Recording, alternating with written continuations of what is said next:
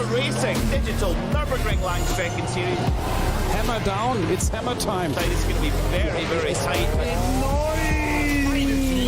Side, but they're Dutch. Daneben setzen, geht der Flap out daneben, das macht dann vorne, wird das Auto leicht. Kleines Kausel, doch mal reintauchen. Fährt der da in den Diffusor ran, dann springen die Autos wieder raus, schön zu sehen. Here's the muscle from Munich. What a drive. Sehr, sehr spannendes Rennen. Good afternoon, everybody, and welcome to the Nürburgring once again in 2026. The Digital Nürburgring Langstrecken-Series is back underway for the second half of our season after 2 rounds at the back end of 2025. 2 more races of 3 hours over the next 2 weekends will decide our 4 champions in our 4 classes here at the DNLS this season. I'm Ewan O'Leary alongside Sumal Arora for this round of the championship, round 3 of the Digital Nürburgring Langstrecken-Series. Here this season. Good to be back alongside you, Sumo. Another 3-hour race for us here this afternoon to look forward to. And we were just before we came on air here for the English stream, watching some highlights from the previous race. What a great race all the way through. Some great finishes in there as well, and a lot to look forward to in the second half of this season. Absolutely. Thank you so much, Ewan. And there's no better way to spend a weekend than watching some racing at the Nürburgring. Only one thing can make it better, and that's driving it. And so many people are going to be lucky enough to be able to drive and compete. It's, by the way, the first race of our entire season, of the new year in this season. So for 2026, it's a fresh new start, a new year for everyone, and a new opportunity even to get back in the season if the start has not quite been as good for you. Well, yeah, exactly. If in terms of winning the championship, that might make it a little bit difficult, but you can definitely get a race result, and that is prestigious in itself in the DNLS. Over the course of the season so far, we've got 2 classes where the race winner from both of these races so far was the same in the M2 class, the BMW M2 class, and also in the Porsche Esports Endurance Trophy Nürburgring. Although at DNLS 2, it was very, very close in that battle for the win right towards the very end. In the other classes, SP9, we've seen a race 1 victory for Falcon Sim Racing, and in race 2, it was BS Competition in the number 1 car trying to defend their title, who won the second round of the championship. They're now 5 points apart in that championship as a result. And in SP10, as we go through the championship points here, we've also got a split race winners. But here are the official standings in SP9. It is Falcon Sim Racing SP9 leading the way because their other race result, other than the one they won, was better than that of BS Competitions, because BS finished 4th in the first race.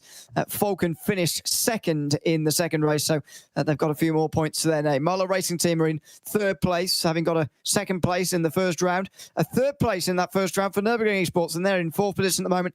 A podium for HRT Esports by Coanda in DNLS 2 gets them to 5th, in front of Chesney Esport, the first team to have not finished on the top 3 for any of our races so far. Manfield team by WWR and Line GP round out the top 8 in these standings. But it is so wide open in SP9.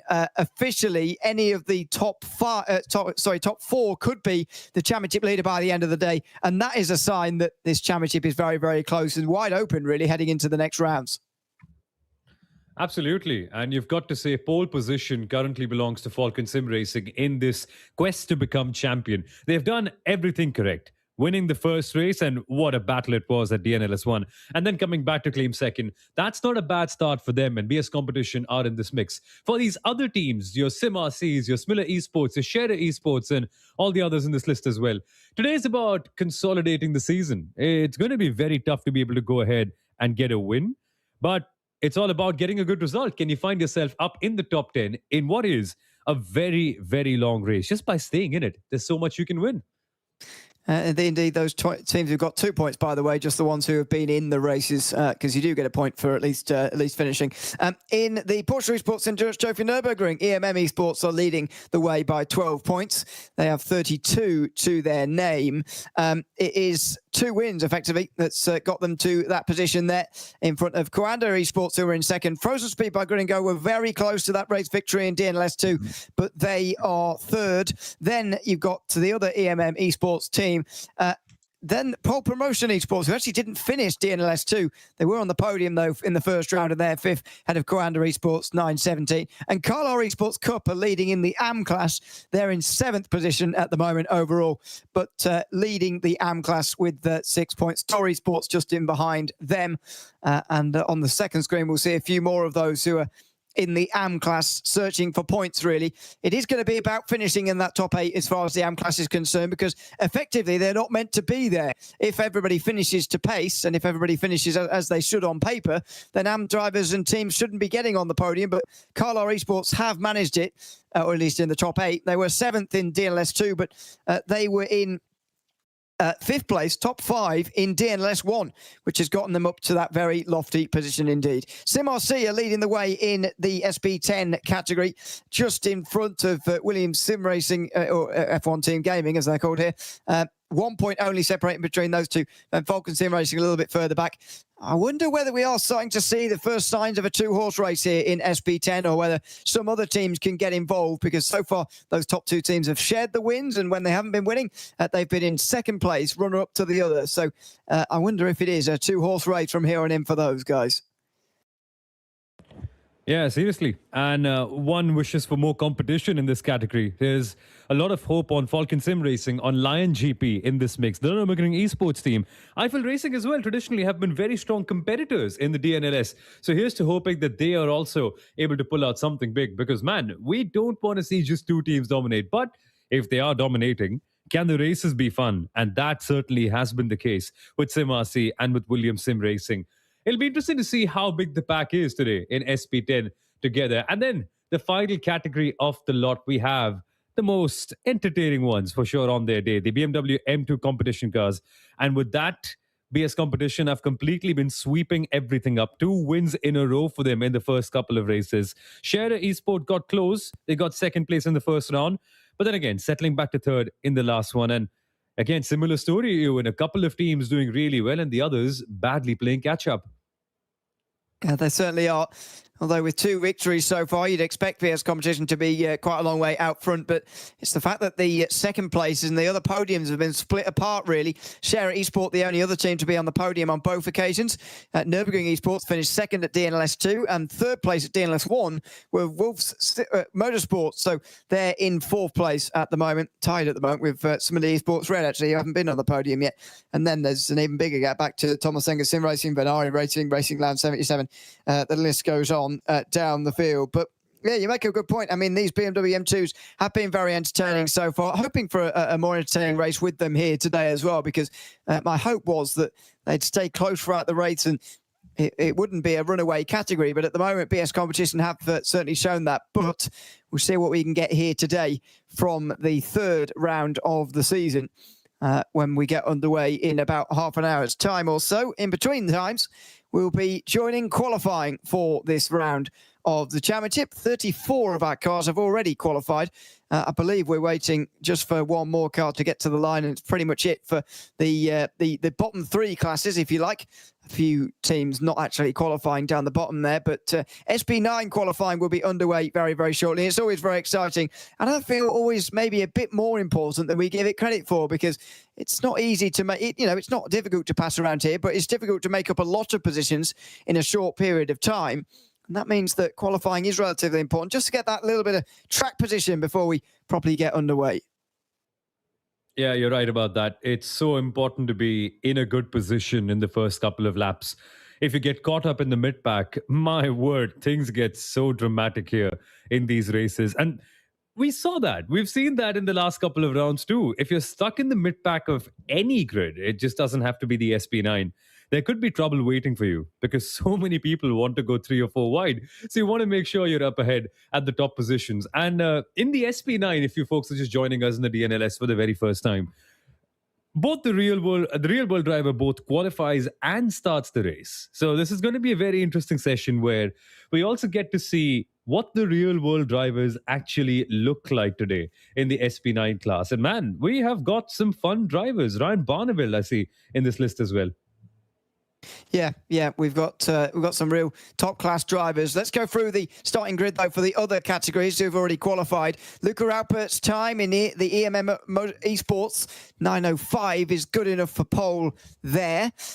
Semilius Racing are alongside. What a great performance that is from them. Second place in the qualifying session is a very, very good performance indeed.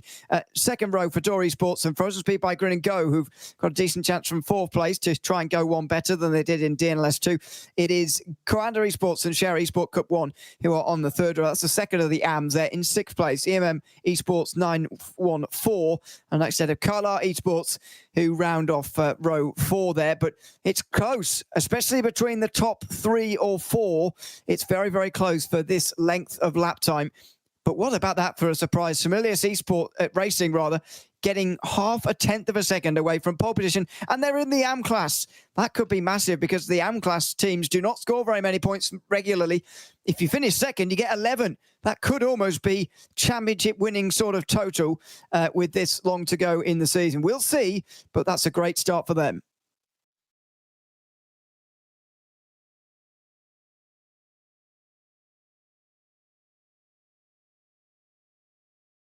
What a performance has been for them so far. The best result for them this season in a race was P6. So to come and qualify second as an AM team is a big, big performance. Interesting to see what happens to Coanda 918. They've been on the quest for victory a couple of times, and both times have been on the podium, but have not quite converted it into a race win. And Frozen Speed by GNG, the number 901 car, watch out for them from P4. They were second last time out. Just hoping that they can challenge even higher. Team Nitro in P10, Share Esport Cup in P10 following them. Coanda Esports 197 in number 11 with Avia WNSC Motorsport in P12. Fosotec by WMS in P13 and GHD Motorsport rounding off in P14 for the Porsche Esports Endurance Trophy.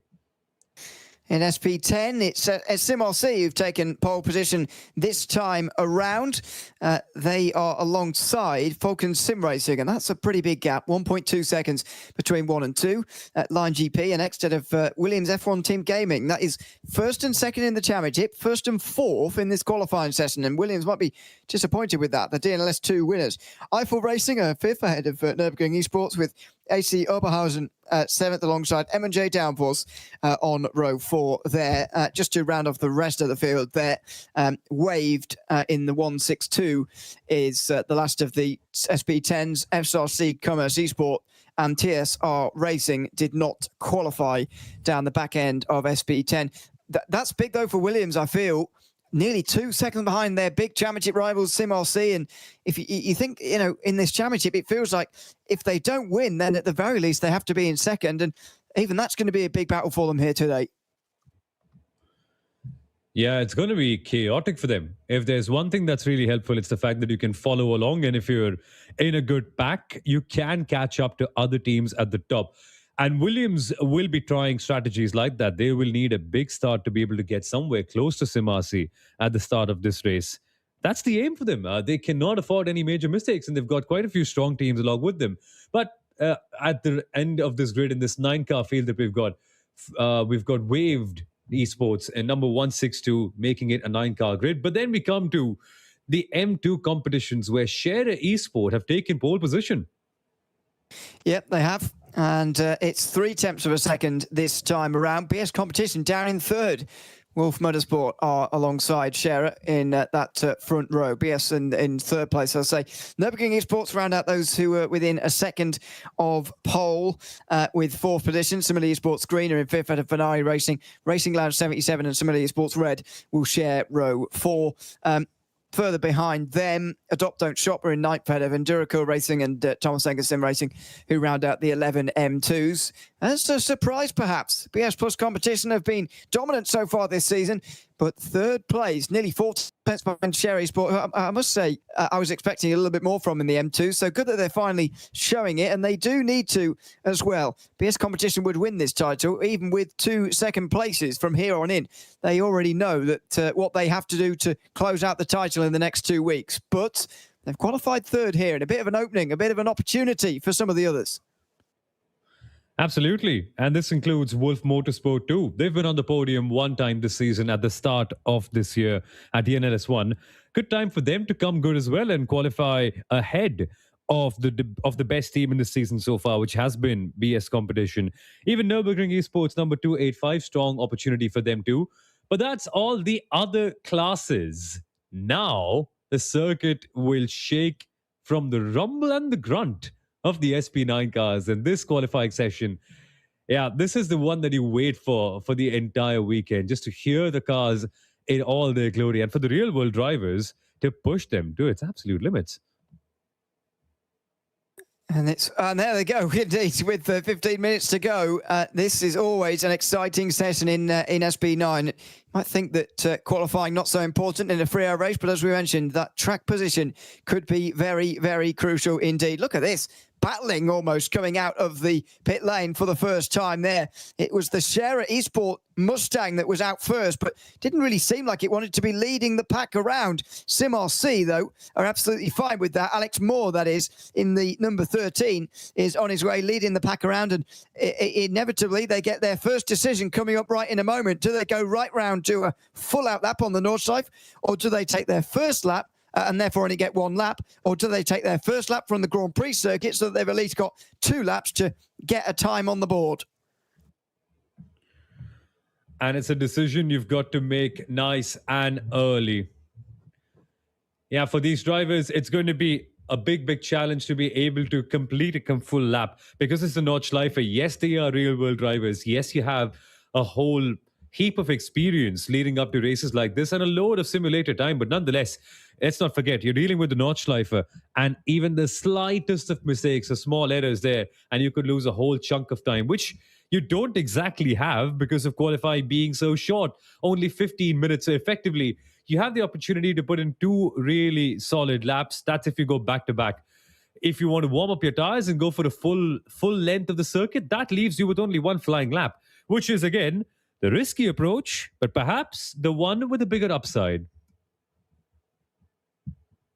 I must say I prefer the going through the Grand Prix circuit first and then doing a whole lap, just to make sure you've got one on the board, really. But not everybody is doing that, so I'm going to go for the full out lap first before they set their time. Some of the teams haven't even left the pit lane yet, as far as I can see.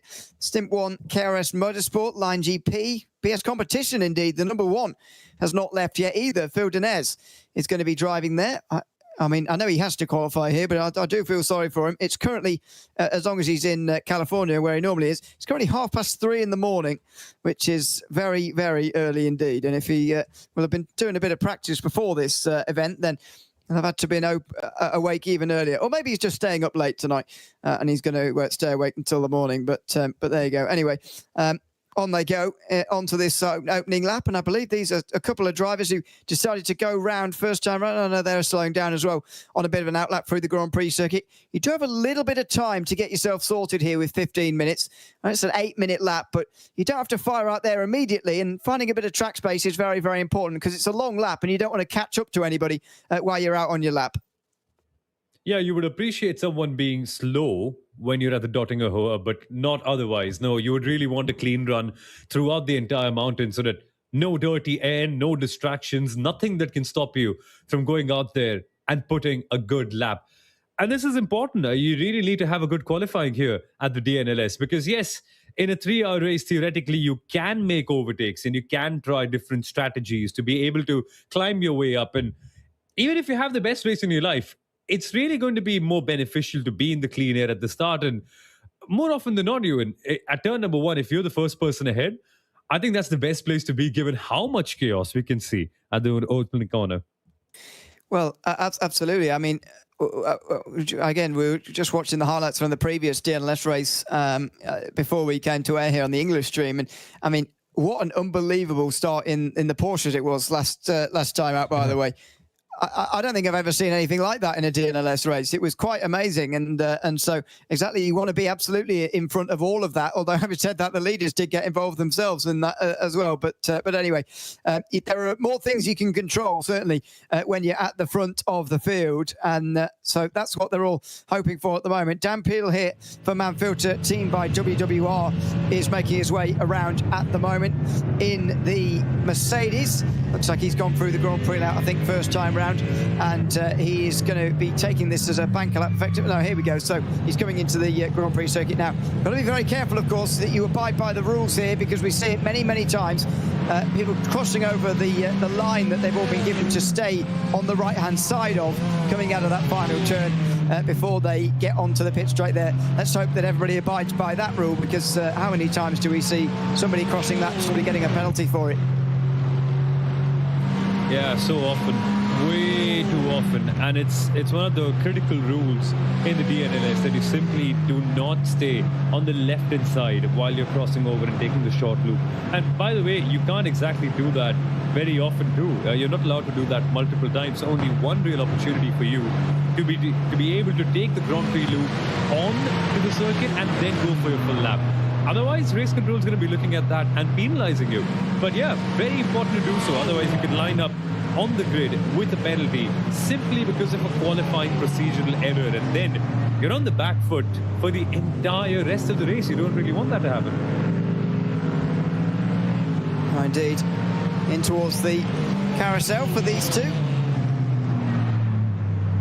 Just going a little bit slower on this outlap. Just make sure you don't crash or anything. Just make sure you get these tyres up to temperature. Of course, that is something to worry about in the GT3s these days, and maybe that's an argument for taking the full outlap here and just doing the one lap, because it gives you a full chance to get the tyres warmed up. So we look at Norby Kiss here, one of the DNLS greatest drivers, you'd say, as far as the professionals are concerned. They have such a role to play in these SP9 races in the DNLS, the real drivers, because they have to qualify, they have to start the race as well. And Norby Kiss has been so good at that. It's down the years actually for BS Competition, but now has started Chesney Esport and is looking to get this team off to a flying start here in this round of the championship as well. They're currently 6th place in the championship, so I don't think he's going to be getting another title to his name, but it's good to see him back out there again, starting another round, and who knows, we might even see him on the pole here in a moment. You never know, and Norby Kish coming in from his truck racing days to become such a stalwart in the world of sim racing. We have seen him win so often at the DNLS, and it's a scary task to see him in P1, and that's what the other teams will want to be avoiding. Similar case for this guy as well, Alexei Nesov, a driver who we've seen develop in front of our eyes at the DNLS over the last few years. And it's always good to see him come back with whatever team he's racing with, constantly giving it his all. This time with the Nürburgring Esports number 42 team. Going to be an interesting race to see where they rank up with the Aston Martin, which is a car with which we haven't quite seen a lot of success in this category. Up towards the very fast left-hander of the mud curver for the Aston Martin. Just pushing on this lap here to get that good time on the board. First car over the line in a moment will be 35, which is German sim racing, Luke Schneider. But I believe he'll be ending a outlap here. Still, we've not seen Stint 1 KRS Motorsport actually out there on the racetrack yet. Looks like they may be starting from the back. In fact, they don't have time to get round for a proper lap, starting from the Nordschleife itself. As we go on board with Nesov here at the top of the hill, the highest point on this racetrack, Horakt, over the top of that rise there, and then back down the other side here through this final section of racetrack, really left and right again. So challenging always through here. And Nesov is pushing, and you know, we talk about pro drivers sort of just as almost sort of getting through it, but actually Nesov is someone you absolutely want on your team, because he's a very, very good sim racer as well as a real life driver. We've seen him time and again in this series and many others go very well. So it's absolutely a driver you'd want starting the car for Nürburgring Esports. Yeah, and he can be nice and aggressive at the start if he has a good qualifying position. Just doesn't want to be caught in the mid-pack, and this corner will certainly help out as he jumps through over Flansgarten and then heading towards the final and the most fun part of the circuit, towards the Stefan Bell of S's. A good qualifying is necessary, and Nesov looks committed in this Nürburgring Esports Aston Martin car. They need a big result in this race to get back up towards the championship fight, and so far Nesov is pushing towards a good qualifying. Looks strong for the moment as he comes up now towards the Klein Carousel. Staying towards the left-hand side there, not clipping the curb on the inside. Now up towards Gavenkop. Over the top of the hill here, just missing that apex on the right-hand side. Really opening this out for a run then onto the back straight, and there you go, getting to the left-hand side, but not getting into the grass, otherwise that would give you an off-track, which obviously makes your lap not count. Next Level Racing Esports go over the line for Alex Gardner and sets the first time on the board really. That's 12th place overall for Gardner. And Andy Gordon goes in front of him. We're going to start to see those times pop up on the left-hand side, but as I mentioned earlier, we're not going to see those best times until very, very late on in this session when everybody's been coming from the Nordschleife, gets that better run onto the front straight. These are just banker lap times really, just to make sure you've actually got something on the board before you can go for the proper push lap in a couple of moments time, and that's what Nesov is going to be seeing here in a moment as well. As long as you cross the line with seconds remaining, you can still complete the lap, and we've still got 4 minutes for guys to get over the line and start a new lap. It's a lengthy qualifying session here at the Nürburgring Nordschleife. You have the opportunity to be able to do one banker and then understand what the circuit looks and feels like. Again, grip keeps on changing, and for the drivers as well, momentum's a very, very important thing to keep in mind. A lot of them will be doing a lot of practice sessions leading up to the race, but on the day, in the actual qualifying session, what kind of feeling do you have? How are you feeling at one with your vehicle, and are you as dialed in as you were in the practice sessions? Lots of questions for the drivers to be able to answer. It shouldn't be too complicated from keeping the lap clean point of view, because these drivers have done hundreds of laps. But then again, when you come to finding the last couple of tenths, when you're searching for that final extra bit to put you on pole, that's when the errors can potentially come in. Here's Storm Gierström back at the line in Duocore Racing, getting to 5th position with this lap time. Dan Peel will be over the line very soon as well for Manfilter in number 48. He's one of the final ones who's going to be able to get a time in actually here, or at least get to the line in time. The first of the proper lap time is going to come from Sim RC, who decided to go on for the full out lap with Alex Moore. Will very soon be at the line with that full lap time. But Dan Peel up towards the line now as well for Manfilter in car 48. Currently 7th place in the championship after their best finish last time out of a 5th position in DNLS 2. Now up towards the line here for Peel with 2.5 minutes or so remaining. Where's he going to get to here with this lap time? Anywhere near the Mahler Racing team. Not quite. 4th place, over 5 seconds away. There is BS Competition as well. The number 1 BMW defending its title. Phil Dinez on track here. He took a while to get on track actually, and I believe this will be, oh no, he will get his second lap in as well, but this is a big race for BS Competition if they want to hold on and win this title again in the Digital Nürburgring Langstrecken-Serie. The number 1 on their back. They are 2nd in the championship though at the moment, needing to gain points on Falcon Sim Racing. And Phil Dinez seems to be sending it in. This seems to be a rapid lap, at least visually, from Phil Dinez. Look at the way he's entering the corners. The car looks planted. Dinez looks pretty focused in that machine too. Last couple of corners before you go down in towards the long run at the Dottinger Hohe. 2.1 kilometers of just purely driving straight and waiting for when you get towards Tiergarten. Dinez on his screen right now can relax a little bit at this part of the circuit, but it's going to be looking at the timing screen later on and wondering, well, where does that one big lap time from BS competition put them? There is Phil Dines. Doesn't look too tired at the moment. I do wonder what his strategy is for sleeping today. Oh, well, that might be the strategy. He's taken on a drink down the straight. That is the advantage of the Nürburgring Nordschleife. I know it only comes around once every 8 minutes, but you do get a chance to sit on that back straight for a very long time. Into the final corners for Phil Dines. He's got seconds remaining. He'll be able to go again here if he's got the fuel on board. But the number one car of BS competition needing a good qualifying here in DNLS 3. Up towards the line for Phil Dines. It's a 53.7. He's going to have to go again here in that number one. He's fifth at the moment. He's got a banker on the board. Now it's time to go even quicker here as the seconds run out. These are the last times coming up, starting with Simossi in a moment, also including HRT Sports by Coanda and Mitchell de Jong, the very multi-talented sim racer and real-world driver in the final sector right now as well. And Mitchell de Jong's not going to be able to do one more lap. This is it for Mitchell de Jong and the HRT Esports by Coanda team. They are in need of a big result. It's been a rough couple of races for them, finally getting on the podium in the last round. But for de Jong, it's a big qualifying time. And look at the way he's pushing near the exit, almost on the edge of the white lines.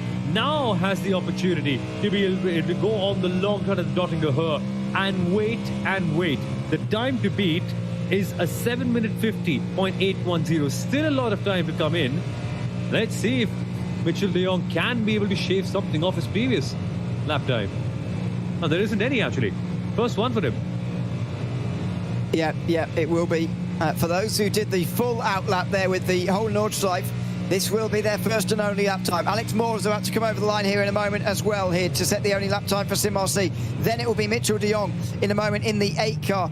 We'll see where Sim RC get to when they do go to the top. That's no surprise because they're the first team to be coming from the Nordschleife, I believe, to start their lap time. Mahler Racing Team did not, although Elias Seppenen's time was very good actually. Mitchell de Jong's time is coming towards the end as well right now, and he's going to be pole for now. He's actually 4 seconds in front of the rest. That's the time for everybody else to beat.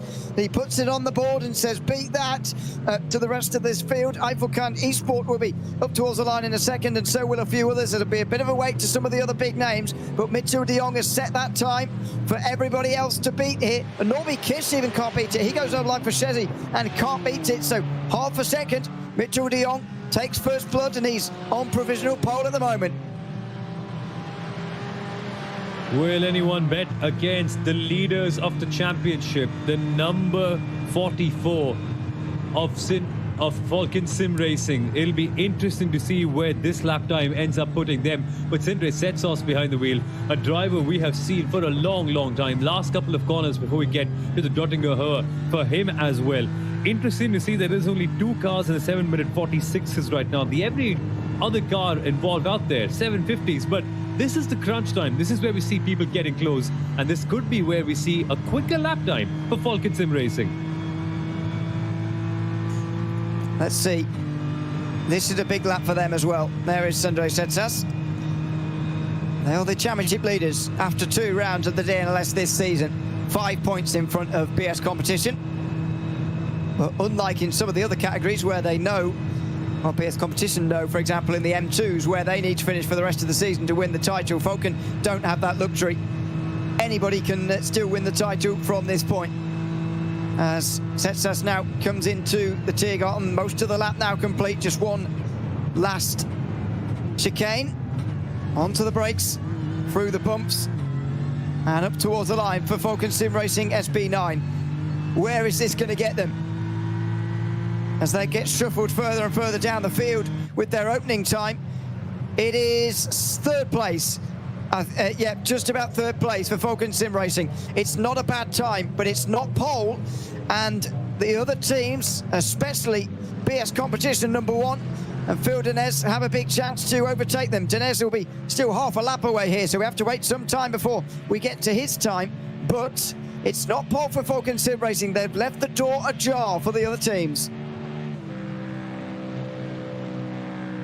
Could the Lion GP team end up being the dark horse in this mix? They seem to be a little bit off, though. I'm not quite expecting them to get on pole position, but nonetheless, late laps, they've taken their time, they've understood the circuit and got their hands clean as much as they possibly could. Last couple of corners now, approaching Tiergarten, need a really brave entry there. How late can you brake? Getting on the curbs, that seems to be quite clean for them as the Mustang dances around the final couple of corners, going over the curbs, and then it's time for the Lion GP machine to cross the finish line for qualifying. Where will this lap time put them? Clearly not in pole position. It's a 7-minute 49. It's not bad. Puts them, I'm assuming, in the top 5. It should. Yeah, I would assume so as well. Maybe it didn't count. Maybe there was an off track in there. It doesn't look like it's counted. So, yeah, that would have been a top 5. In fact, it would have been 5th place, I think. But it doesn't count, so all that doesn't matter. Jochen Krumbach now for Scherer will be up to the line in just a moment. He's going to be after the man filter car comes over the line. Dan Peel still to come, but Vildeneuve is going to be the last driver to cross the line here.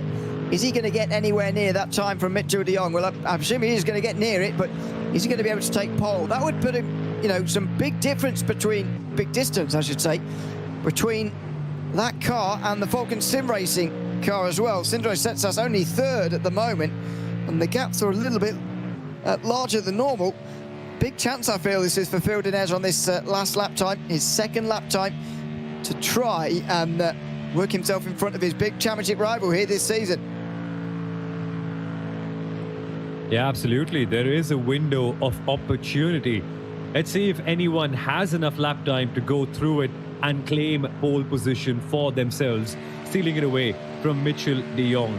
For Scherer Esports SP9, they need a good start to this race. They need something. They've only gotten 2 points this season so far, and a good qualifying will make things handy. Committed as ever, just as everyone's been, to be honest, at Tiergarten. Not dancing as much as the Lion GP car, so hopefully they've kept it clean in this one, and hopefully their lap time counts. They need a 7:46 for pole. That's not going to happen. However, it's a 7:49.775. That would put them in 5th place for Scherer Esports and Jochen Krumbach. Not a bad lap, in a decent position for the entire race. It's not a bad lap, and especially when you compare it to some of the other times that we've got through the field, it feels like the field's a bit more spread out than it is normally. Next Level Racing Esport come up towards the line now next. They have not got really a very good time on the board at the moment at all. Going to improve on that with this time for Alex Gardner. He comes up towards the line and only does improve a little bit.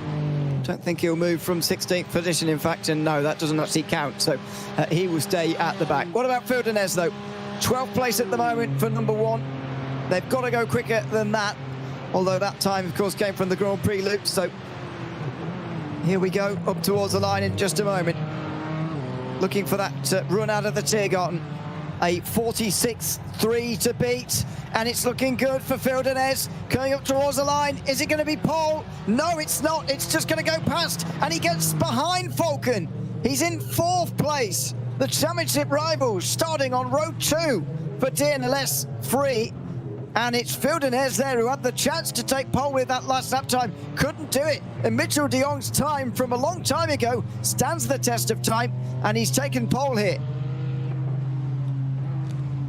Some qualifying we have seen in the SP9 category. I did not expect that lap time from Mitchell de Jong, which went in so far early in this qualifying session, to remain. A 7-minute 46.384, enough to take pole position for HRT Esports Baiko, and with Norby Kish, unsurprisingly, on the 2nd row of the grid with Cheza Esports and the number 26 machine. Falcon Sim Racing and BS competition, as Ewan mentioned, the championship rivals in row number 2. Followed by Mahler Racing Team, good enough to put themselves up into P5, looking for another podium this season. And Scherer Esports rounding off the 3rd row of this grid, with SimRC and Nürburgring Esports closing the top 8. The rest of the field will have the other Nürburgring Esports car at the front of it. Andy Goulden setting that time. Nesov, the one who gets to 8th. Dan Peel for Manfilter by WWR will be in 10th, and of Line GP, similarly Esports Pro will be on row 6. Then it'll be Eifelkern Esports in 13th in front of German Sim Racing.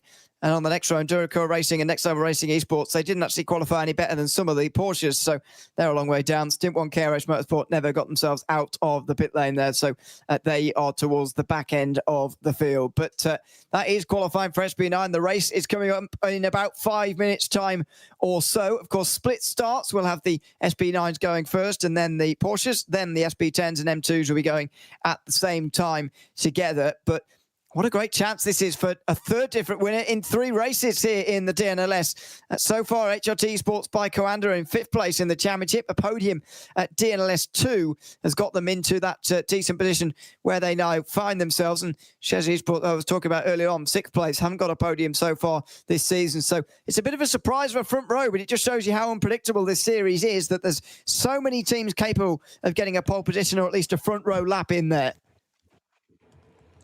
Absolutely. This is the quality of SP9, one of the most competitive fields you will see in any sports car sim racing league. And on any given day, anyone can win. It's just a matter of keeping it clean at the start and getting a decent qualifying lap to put yourself out of that danger zone. I'm very interested to see, honestly, how Nobby Kish tackles the start against Mitchell de Jong. 2 drivers with very different careers, actually. Both of them, in fact, going from sim racing to real life racing and then competing in both disciplines.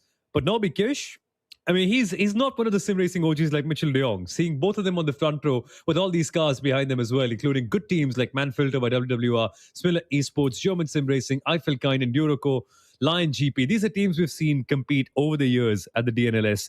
Makes it a very, very strong grid, Ewan. Makes it a very exciting race to see at the start of this as well. Absolutely.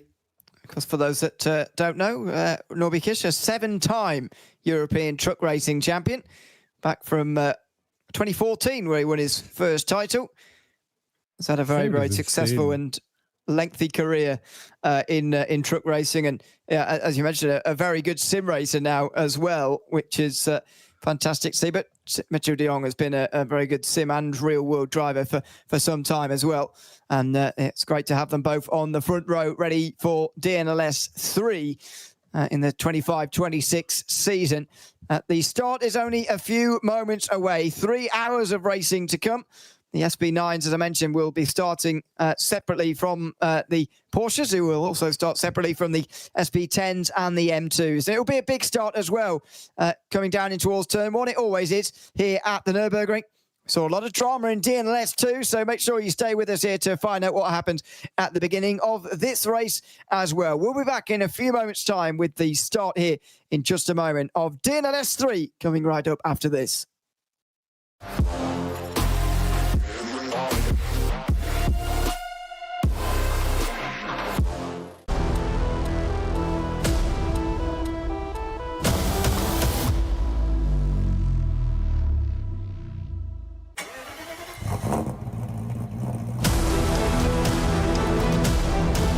Hol dir jetzt dein eigenes Motorsporterlebnis nach Hause.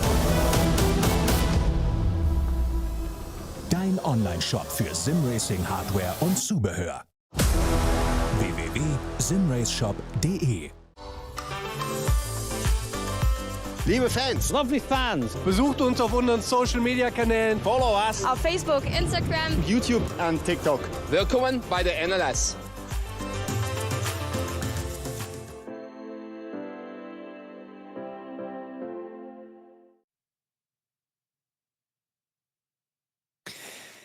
Well, the start just a few moments away for DNLS 3 in the 25-26 season. Myself, Ian O'Leary and Sumal Aurora taking you through the action from this 3-hour race, and at a very important time in the season.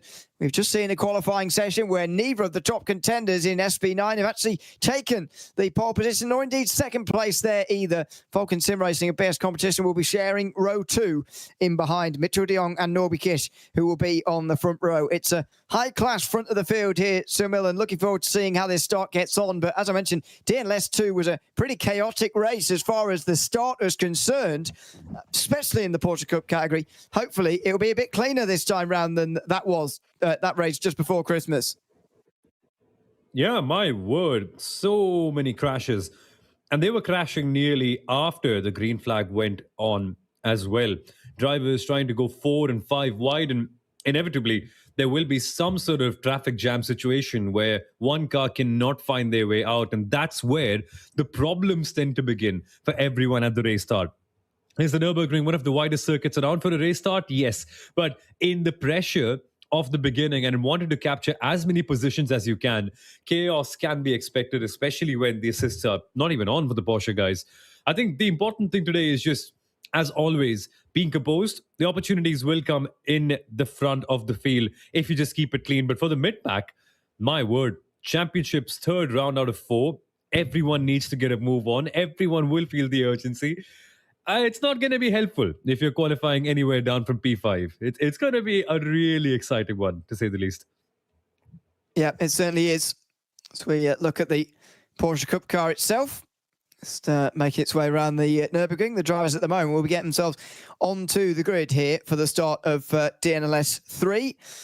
Just talking about the penalties that have come through from qualifying, because there always are a few. Penalty points to Somalia Sports Pro and Stint 1 Karas Motorsport. They're both SP9s for their wrong start numbers, but just 3 penalty points for the both of them might be crucial later on, to just mention it for now. 5-second time penalty for Julian Raymer of the EMM Esports 914 for impeding the Coanda Esports 917 at Hohenrhein in the qualifying session. We won't have seen that. It was actually very, very early on before we came to air here in that qualifying session. Of course, they get a little bit longer, the other 3 classes, because they're out there together. But Julian Raymer getting a 5-second time penalty for that. A drive-through penalty for the SP10 Nürburgring Esports car, which was for using the pit entry coming from the Nordschleife, which is not allowed in qualifying for those cars.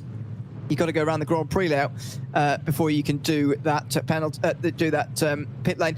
And a warning only for using the wrong pit lane for Alex Gardner coming from the Grand Prix course in qualifying. That's for SP9, so obviously different rules and different sessions and so on. Just a warning for them, though, at the end of that qualifying session. Just the 2 penalties then, and they're for one of them in Porsche Cup class and one of them in the SP10s. But the SP9s now making their way up towards the Tiergarten and up towards the end of the formation lap here. Just, of course, the back straight. And as always, the Porsche Cup cars will be out there in 2 minutes' time as the field is staggered here in this series. And it will be Mitchell de Jong who's in control of this field with Norby Kirsch alongside. And all BMW second row with Falcon and BS before another Mustang, all Mustang row. There might be somebody missing there in the midfield. Looks like one of the Nürburgring Esports cars is not there to me, but we'll see in a moment when this race actually gets underway what the order looks like. But anyway, they will try and close that up just in time for the beginning of this race. Very soon the field will be under the control of Mitchell de Jong for this latest 3-hour race in the Digital Nürburgring Langstrecken-Serie. Here we go, out of the final turn. And it's Mitchell de Jong now in control of the field for DNLS 3 at the Nürburgring once again in 2026.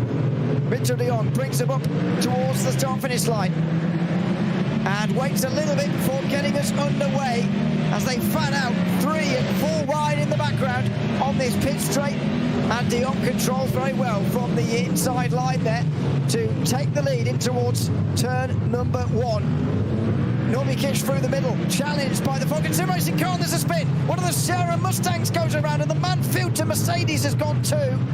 The 48 spinning to the inside of the Mercedes, and that Mustang was collected and T-boned by one of the cars on rushing as well. But for the leaders, it's been clean, and for the top 4, they stay as they qualified. And behind them, Lion, GP and Mahler fighting for P7 and P8, going side by side, both the Ford Mustangs heading in towards this long right-hander. Mahler with the upper hand as of now, and the all-important thing is to be ahead before you get to the mountain. Rubbing is racing, and Mahler holding on to that position, keeping 7th place for them. Elias Sepanen fighting Phil Weiberhalhaus. What a crazy battle at the first lap of this race, and both the Mustangs leaving nothing on the table. Absolutely. It's a bit of a break in the field being left by some of these opening battles here. I mean, a gap there in front of the Nürburgring Esports car of over a second already. It's a Williams car, and Nestov has got a black flag next to his name already here, by the way. I'm seeing in sim, so I'm not sure what that's all about. We'll try and investigate that in a moment. But down the bottom right-hand side of your screen, the Sports Endurance Trophy Nürburgring is ready to get underway here. So far, EMM Esports have led and won both races. Raphael Renhofer will start this time round, and he is in control of the field now with an AM team alongside. Similius Racing, something we did not expect to see at all, and just short of the 2 minutes that they should have been at the line, they are. And Raphael Renhofer here has been jumped immediately. He's been challenged in towards turn one. Look at Coanda there, making it 4 wide, I think, towards turn one here for the lead. Certainly 3 wide. Similius Racing just back off here in the AM team, although they are going to dive down the inside. They are 4 wide for the lead, and right down the inside of everybody. Frozen Speed by Grin and Go are going to take this race lead here, and they're going to go one better, or at least try to, in this race compared to what they were able to manage just before Christmas in the second race of the season. They're in the lead here comfortably. Similius Racing trying to hold off and get into second here, but it's side by side for them at the moment with Share Esport and George Tyler, who's in that card here to begin with. 3 wide as Tyler gets knocked back here, and EMM try and regain some of those places. From the pole, they've recovered to third at least, but it's not been a good start for Raphael Renhofer. No, completely got jumped before we got to turn number 1. Frozen Speed by Grid and Go. Adrian Guricke with an amazing getaway. Both the Coanda cars over there in a tussle as more cars go out wide in the gravel. Lap number 1 claiming its victims as there is more contact. The Coanda car touching with the Dur car. That was very close to a very high-speed contact there through the kink as the car's getting back underway there. Here comes 914, and I'm going to dive down the inside there. That's the AM EMM car looking for a dive there. Through onto the Nordschleife they now go, but what a start by Grid and Go there, and Frozen Speed. Absolutely fantastic from Edin Groeker to get into the lead of this race. Nicholas Last then is in second, and then Raphael Renhofer, George Tyler, Julian Soden rounds out the top 5 in the Porsche Esports Endurance Trophy Nürburgring. Into the now start of this race for SP10 and M2. They both start at the same time, of course. So let's get both of these races underway. It's the biggest starting group of them all, just about. Just seen the smallest, starting group 2. And exactly 4 minutes after the start of this race, we're underway for the SP10s, and Sim RC immediately pulling to the right-hand side there to defend here. Falcon Sim Racing tearing up the outside at the moment, trying to take this race lead away in towards turn 1. 3 BMWs for the lead. And Falcon, oh, there's contact! Wow, that was close. Falcon Sim Racing were very close to going all the way around there, right in front of the pack. And in the end, there's more contact. Williams now go out wide. It's a disaster start for them. They need to try and get close to Sim RC if possible here today, because otherwise they're going to run away in the championship. There's a spinning Aston Martin in the midfield, and it's causing havoc in the M2 class. They spin right in front of all the M2s, and there's havoc, and now Williams go around. Big moment for this championship as the Williams BMW goes around and goes to the back of the field. They were second in the championship heading into this race. Now Williams are facing the wrong way around and have a big comeback drive to execute to find themselves anywhere near the podium today. Crazy scenes in the SP10 and the M2 start as it stands. Sim RC holding on, but my word, Falcon Sim Racing, one of the biggest losers, making contact, they're getting sandwiched, and then the impact of that was evident, falling back down in this pack. Man, crazy getaway at Falcon. They nearly had it. They really had people for themselves, but too much ambition, and that's pushed them back down in this grid. Well, that could be a championship-defining moment that we've just seen there in SP10. Meantime, in the M2 class, they try and pick their way through this. Share Esport are leading in front of Smiley Esports Red. BS Competition have dropped down to last in M2. So I'm not sure whether, we saw it and I just missed it, or what's gone on there. But the championship leaders in M2 who have won both races so far this season and know that with 2 second places in the next 2 weeks, they'll win the title. No matter who wins the race, They're now down at the very back of this field, and a huge opportunity opened up for some of the other teams like Scherer and Simile Sports Red Venari Racing, who are now leading this M2 class on the opening lap. This could be a big day. This could really open things up in the M2 class.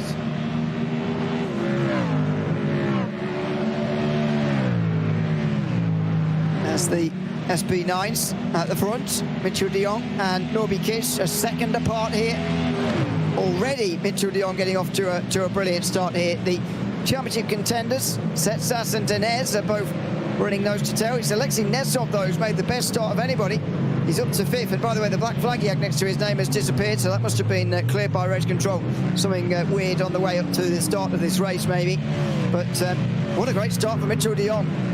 Over a second in front of Norby Kish, who's also got a second over the two championship contenders as well. So maybe there is a different race winner on the cards here this afternoon, although it is very, very early on, of course, in this race. There is a possibility. It is still a long race, and a lot of drama is still yet to unfold. Although the start had a lot in all the other categories. In SP9, still very much nice and clean, and there is a good chance that Mitchell de Jong should be able to hold on. Again, there's a breakaway.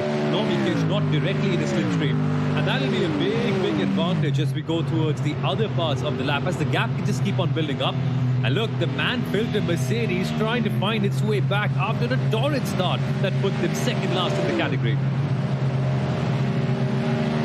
Yeah, they've got a dual slipstream on the way towards the Tiergarten, and here they come on two Aston Martins, and they're not going to get through there. And into the Tiergarten, they all single file out. Thankfully, a calmer start through this section than what we saw at DNLS 2, where there were big crashes in SP9, taking a couple of cars out of the race early. But thankfully, nobody has had to return to pit lane yet. Nobody's had to tow to pit lane anyway so far in this race, which is a good start. End of the opening lap, though, and here's the battle between Simossi and Marla Racing Team. Elias Sepinen was very quick on his opening lap of qualifying, but didn't get a second one in. I wonder why that was. But that means he's got a bit of work to do here on the start of this race. It is very close across the board in SP9, as it is in the Porsches, where we've got an AM team leading the way. Similius Racing, if they were to win this race, would be one of the upsets of the season, one of the upsets of the past few seasons, but it would also put them in prime position to win the AM Championship as well with a race victory. But they've got a long road ahead of them here in this very unpredictable race. They have, and for them, it will be a momentous occasion to be able to beat such proper racing organizations who we have seen compete throughout, like EMM, like Frozen Speed, like Pole Promotion. To be able to go ahead and beat them would be incredible for Similius Racing, and it's sort of come out of nowhere. This is slightly out of the blue. We didn't quite see this level of pace, but today something really has clicked, and they're ahead of all the other pro teams as well. Meanwhile, riding on board with Coanda Esports number 918 in a Porsche. Good choice of numbers as he's finally getting the draft. Should be able to get a better run on the outside line using the slipstream. Julian Cernan heading towards the Tiergarten could gain one position. Can it beat two as he approaches the braking zone? Goes towards the outside and has to settle for one. Although he got very close in there. Incredible racing. He certainly did get very close indeed. That's the penalty, by the way, adjudged from qualifying, so don't worry about that. It's not another one for 187. That's the Nürburgring Esports penalty from qualifying that I mentioned a little bit earlier on. Stuff under investigation so far from the opening of this race, but no penalties or indeed decisions just yet. Sonen's not done yet. Down the inside of turn 1 on the Frozen Speed Grilling Go-Car. This has been a magnificent end to this lap from Julian Sonnen, and the start of the second one, he got past Rafael Renhofer. He was almost falling over himself, trying not to pass Edin Garaike in front of him, and now he's trying again, although it hasn't worked this time. EMM go down to 4th position here, but they're so good on strategy, they're so good at saving the fuel. I don't think Renhofer will have minded really be pushed down into 4th position in the way that he was. The important thing is staying in the slipstream, making sure that this leading pack of 4 or 5 cars remains intact. If you break away, getting back is going to be very tough. And at the moment, it seems like the biggest possibility of a breakaway will come from an AM team leading the pro category. It is insane what Niklas Last and Sprinters Racing are doing right now at the start of this race. Coming out of nowhere, in spite of never having finished on the podium, leading the pro category drivers. What a mind-blowing achievement it is just to accomplish what they've been doing in the last 12 minutes. But this is where things get tricky. Going towards the mountain with these well-run organizations with very experienced drivers behind you. What a compelling story we have in the Porsche Esports Endurance Trophy. We certainly do. As these guys come around the Galvenkopf corner in SP10 and make their way up towards the end of another lap. Here's Sim RC leading the way here in front of Lion GP. And then you've got Falcon Sim Racing next in line. The i4 Racing team are after that, but Williams being all the way down in 8th and already 15 seconds off the lead is a big story in SP10. Normally the leading group in SP10s are much closer than this, but actually it isn't this time round. Sim RC leading and Williams down towards the back of the field could really be a championship-defining moment this season. Those are the two who are going for the title. They were tied on points at the start of the day. They are miles apart after just the opening lap here. Yeah, a proper breakaway has formed in the SP10 category. And this is not good news if you're anywhere behind the top 3. As it stands, it's really good news if you're Sim RC. Adam Isaacson, he's got some company with the Lion GP car behind, but this fact, what the Williams is going through, yeah, life is tough if you're stuck somewhere here. Certainly is. Hopefully this is going to be a close M2 race though, compared to some of the others we've seen. Scherer have gotten away a little bit compared to the others. This is the group led by Nürburgring Esports for 4th on back. Fierce competition, not even with this group though, so they've got an awful lot of work to do here as SLC Commerce Esports come into the pit lane after the opening lap of this race. That's probably too of an early stop from them, if it is a stop indeed at all. There's a damaged Aston Martin as well. That's the waved car, it must be, I suppose, with a little bit of damage on the front end that certainly won't be helping them come down the straight. And actually, yeah, Scherer have been really hocked by that at the front, so Scherer Esports and Ben Elias Reimer had a gap of at least a second at the end of the opening lap, but that damaged Aston Martin getting in front of him has really slowed him down, and now it's getting the front 3 very closed up together. And how beautiful is that for us? We get to see an even bigger battle. Yep, tough times if you're Scherer. They still have a couple of arms distance in the middle, but what we're seeing right now is the battle for P4 in the M2 competition class. Nürburgring Esports in their number 285 with Daniel Wood driving that car, getting a bit of a margin ahead, and then behind we have the Racing Lounge number 77. It's this bright machine that we have right now. So with the M2s, not always a good sign to see the cars break up and open up, but then again, this is a category where lots of driver errors can sort of come up and things change it on. And that's the damaged Aston Martin we were talking about, the waved machine. It's been running a race of its own entirely, and it puts a little bit of pressure on the Scherer Esports car, and now that gap is coming down and the troubles begin for them. Yeah, indeed. And look at the SP9s, by the way, getting towards the end of a lap. The reason why that's such a concern early on, of course, is because they're going to catch those M2s very, very soon here. And they're going to be into traffic for the first time in DNLS 3. I'd imagine a couple of laps maybe away, but still not very far until we get to that point. Seppänen and Alex Moore in the background side by side. That's very early in the straight to be side by side. Lars Seppänen has either got a very good run or Alex Moore has got a very bad one on the Dutch Hut this time round, because otherwise you wouldn't see that side by side so early. Tucking into both of them at the moment is Finn Wiebelhaus for the Line GP team, so he's going to try and get past them both as Vulcan lead these two down. They're going to stay single file, but look at this in the background. Wiebelhaus doesn't know whether to make it 3 wide or just stay behind them. He probably makes the right decision in the end. Alex Moore getting back alongside Seppänen. Bit of contact. Seppänen backed out of that completely there. He's had the side-to-side contact and thought, well, I saw what happened last race to some of the others into this section of corners. I'm going to back away, and he probably made the right choice. And in the back, Wiebelhaus constantly trying to find his way past somewhere or the other, trying to get something on him. Seppinen making the wise decision. Behind at this moment then goes Andy Gulden for the Nürburgring Esports number 32 team. He's also joined this pack. And then even more fighting. Seppinen, Wiebelhaus, Gulden in this fight to make it towards the top 6. Well, what a crazy battle. And there comes the move then. Lion GP sending one on Sim RC as we go towards the Grand Prix section. That puts Lion GP on the outside line as we head towards the hairpin on the right-hand side. Both Mustangs dueling it out against each other. It's a daring move by the Sim RC car, and one that's defiant, pushing the other Mustang out of the track. Wonderful. That was, yeah. Well, I'm not sure that's the word Finn Wiebelhaus will use for it, but it was quite good to watch. I enjoyed it. There was very, very close side-by-side racing between the two of them in these first 20 minutes, and well, it was aggressive from Alex Moore. There's no other way of putting that, but in the end, he keeps the position just about over the Lion GP Mustang in behind. It's a great battle. They're nearly 10 seconds, though, now behind the leader, Mitchell de Jong, who's continuing to extend that advantage, actually, out the front of this field. Just look like it has got a little bit of damage. I noticed it on the back straight last time round. It didn't pick it up in that bit of contact there, and that little bit of argy-bargy for that position. 6th place, 7th place, I think it is now.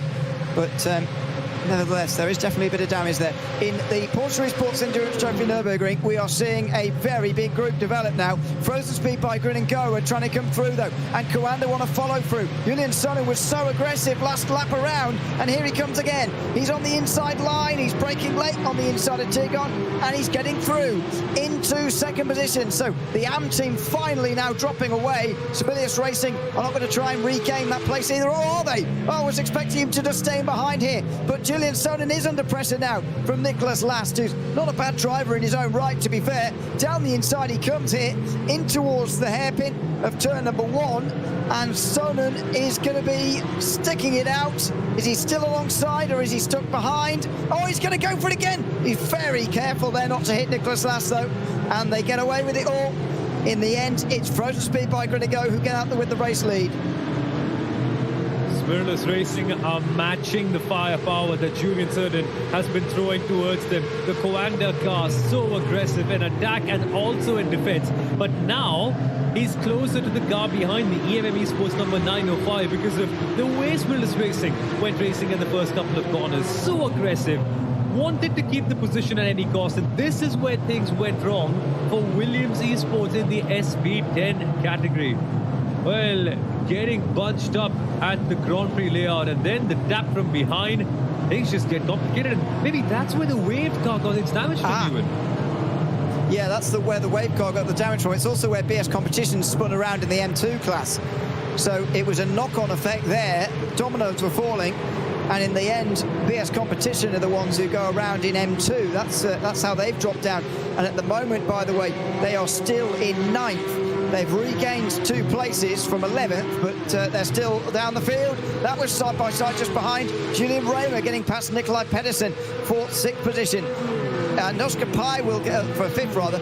And Oscar Pai now is joining. So there's 7 at the front of this very large group now at the beginning of this race. And it's wonderful. The cars are flying off with their tires going over the curves. This is classic Porsche Esports Endurance Trophy racing. And the category, by the way, which gives you the most amount of prize money, 3 times of what you win if you become the team champions in the SP9. Surely, more bravery and more driver feel must be rewarded, right? Yeah, well, meantime, this is in SP10. What's going on? The leader, Sim RC, the gap back to Williams, now 17 seconds.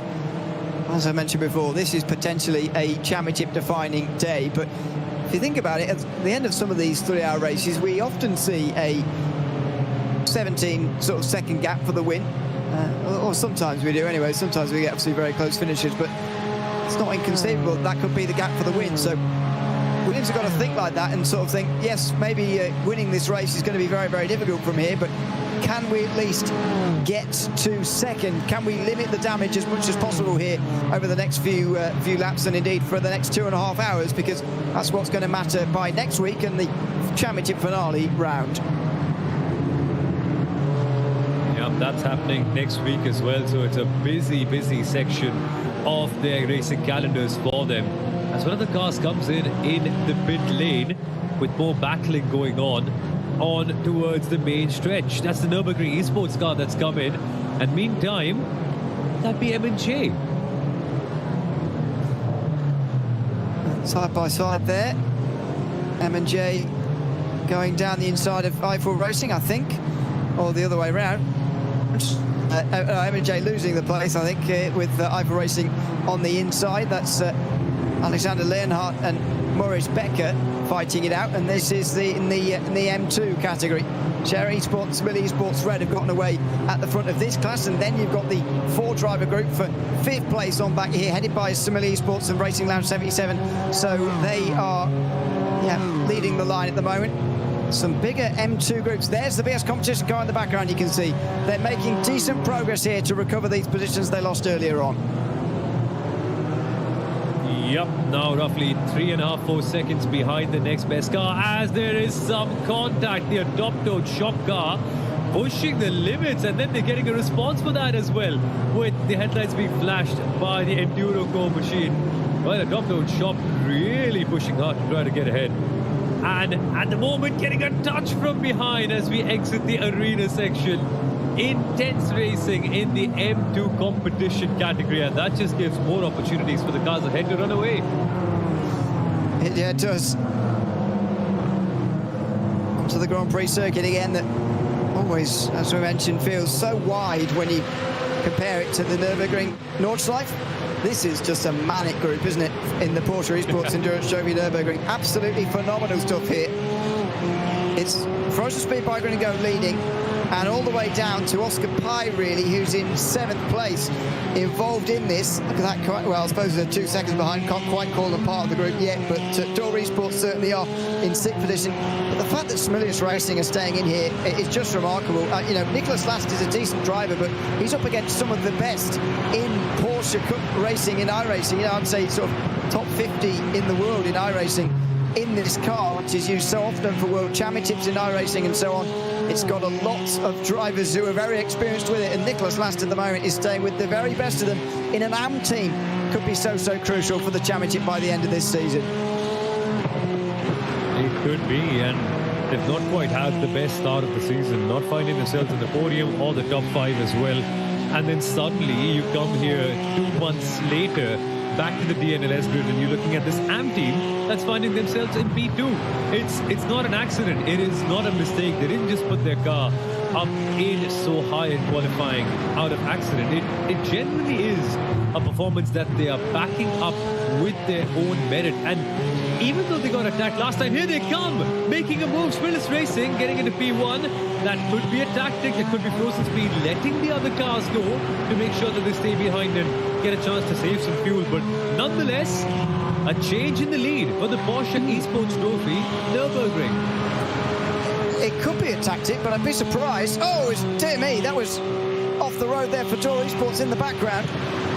They were all out of shape. Yeah, maybe it is to go back and save fuel, but it's a strange place to go and let them through, because you're making it so obvious, really, that that's what you're doing. I mean, yes, the others will be saving fuel behind you and have been for a while here, especially EMM, who really haven't worried about what's going on in front of them at all here, which is concerning, I think, for the other teams, to be honest. Their pit stop, their first pit stop of the day, could be very, very short, and that might well cause a bit of a stir. But let's see. It was just made so obvious by Frozen Speed Bike going to go there that's exactly what they were doing, that I think other teams are going to start to become very, very wary of them here. Nicholas Last is going to lead this field. I think he'll be pleased to just lead here as an AM team, but maybe the other pros in behind just going to save fuel, stay behind one another. Now let's see what Sonnen does here, because he was very aggressive in getting to this second position. Now he is going to be aggressive in trying to take the lead as well. He's going to be followed by the 905, which is still going to have a car in front of it to save fuel. This is very smart driving from these two, and they get straight through into the lead of this race. Stoner now the new leader of this field. It keeps changing again and again in this Porsche Cup category. It does indeed. It's Sprinters racing P1 to P3 in a matter of a couple of corners.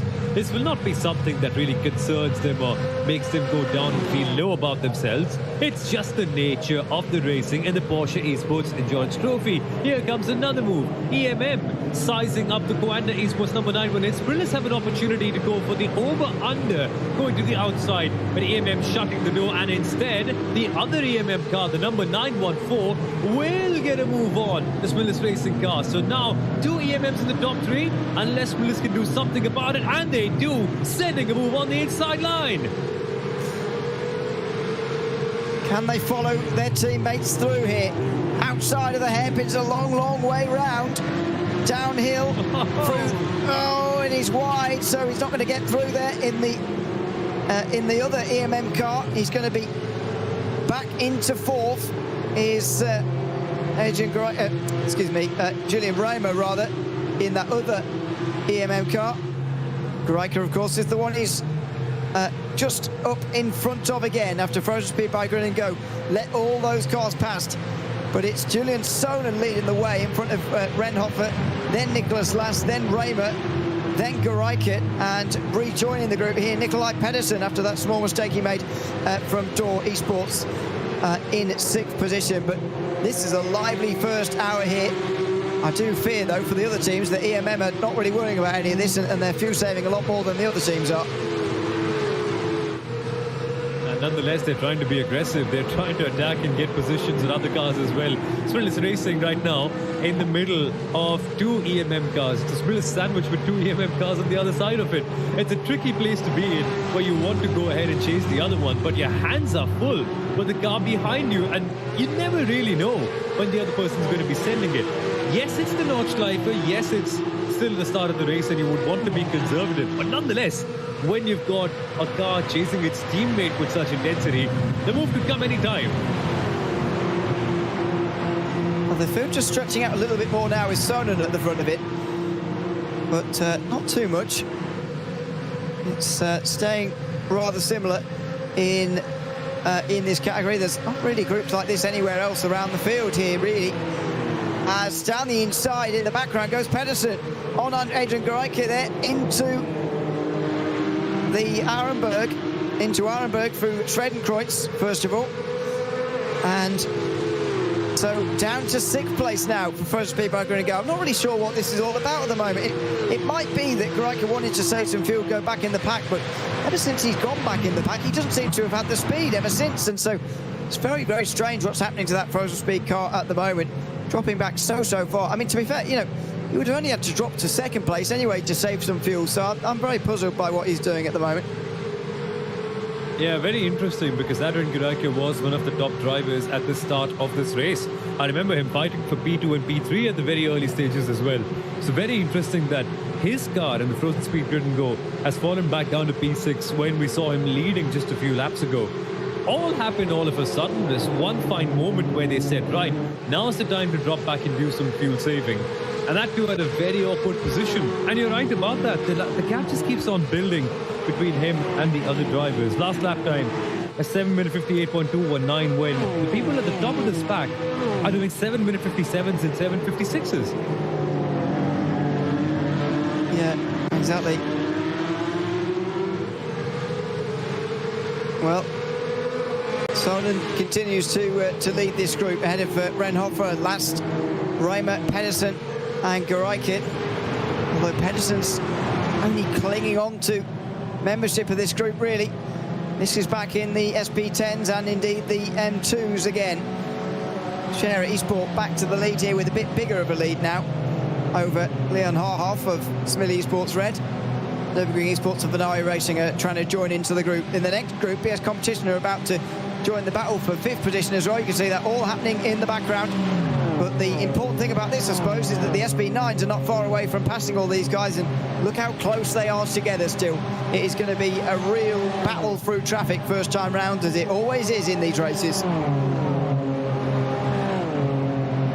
It is, and in the meantime, the M2s will continue to go racing with Adopt Don't Shop in the number 289 ahead of the Smiller Esports green car. Racing Lounge number 77 in the 288 machine. They were involved in this fight with Adopt Don't Shop a couple of laps ago, but now Adopt Don't Shop going ahead, getting past the Smiller Esports green one, which you can see through their mirror. That's how they're denoting which one of the Smiller Esports car it is.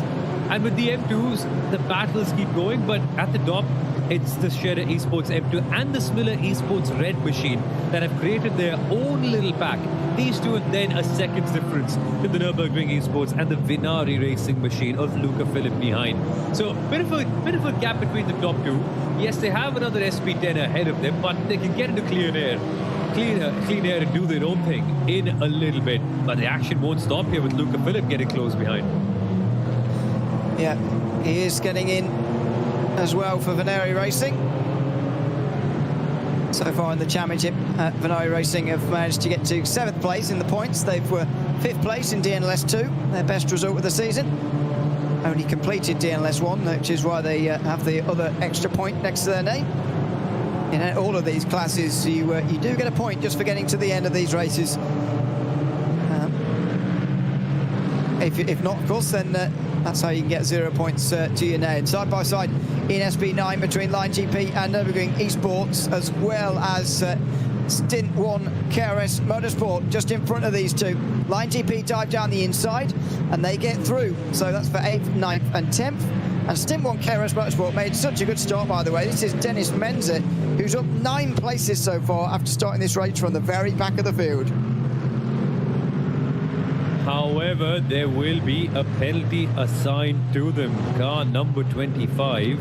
Yup, drive-through penalty has been given towards them. Yes. Well. Oh, I've seen it's a stop and go 60. A stop and go 60, interesting. Maybe we're seeing different ones, but I'm seeing a stop and go 60 at the moment. Dennis Menzer not classified as a real driver and has taken the start of this race. Who else is supposed to be driving with them today? Oh, I don't actually see them on the entry list. They might have been oh no, sorry. Marvin Scheider was supposed to be their real driver. I'm not sure whether he's had problems this morning or what's gone on, but he is not starting this car. You know, it might have been a misunderstanding of the rules, because yes, they might have seen, oh yeah, we just have to have a real life driver, that's fine, but there are additional rules to that. You have to do qualifying with them, they have to start the race, and they have to do 4 laps of this race as well, and so if they haven't done all that, then they'll be breaking the rules. Yeah, you're right. Stop and hold 60, and now they're in the middle of this fight as well in the cup category. The AM team, Sprinters Racing, still at the front, but here comes Coanda, aggressive as ever on the EMM car, who will fight back, and that opens up a window for both the EMM cars to be able to get past the Coanda. This is a brilliant opportunity for the 905 and the 914, which they have taken with both hands. The positions are constantly changing in the Porsche Esports Endurance Trophy, and Coanda now looking to get something to the outside line of turn 1. Oh, the aggression as they're trying to get into 2nd and 3rd here especially is amazing between these guys.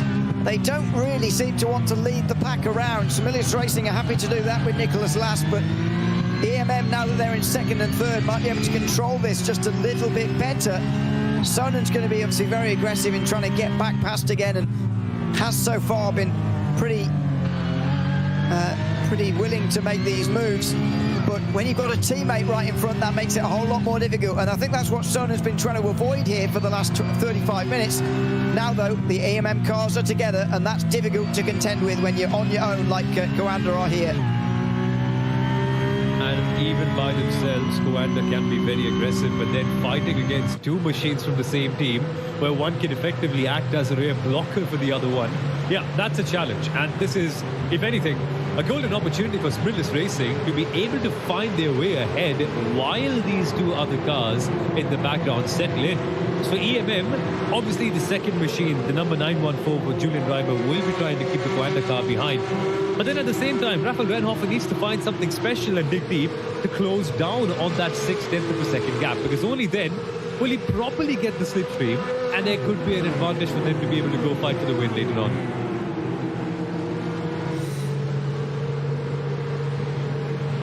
That's what it's all about, being there at the end of one of these late or long races, I should say. Frozen Speed by Grin and Go and Dory Sports are back involved in the group, by the way, now in 5th and 6th position. But what a start this has been in the Porsche Esports Endurance Trophy Nürburgring. And in the M2s as well, to be fair.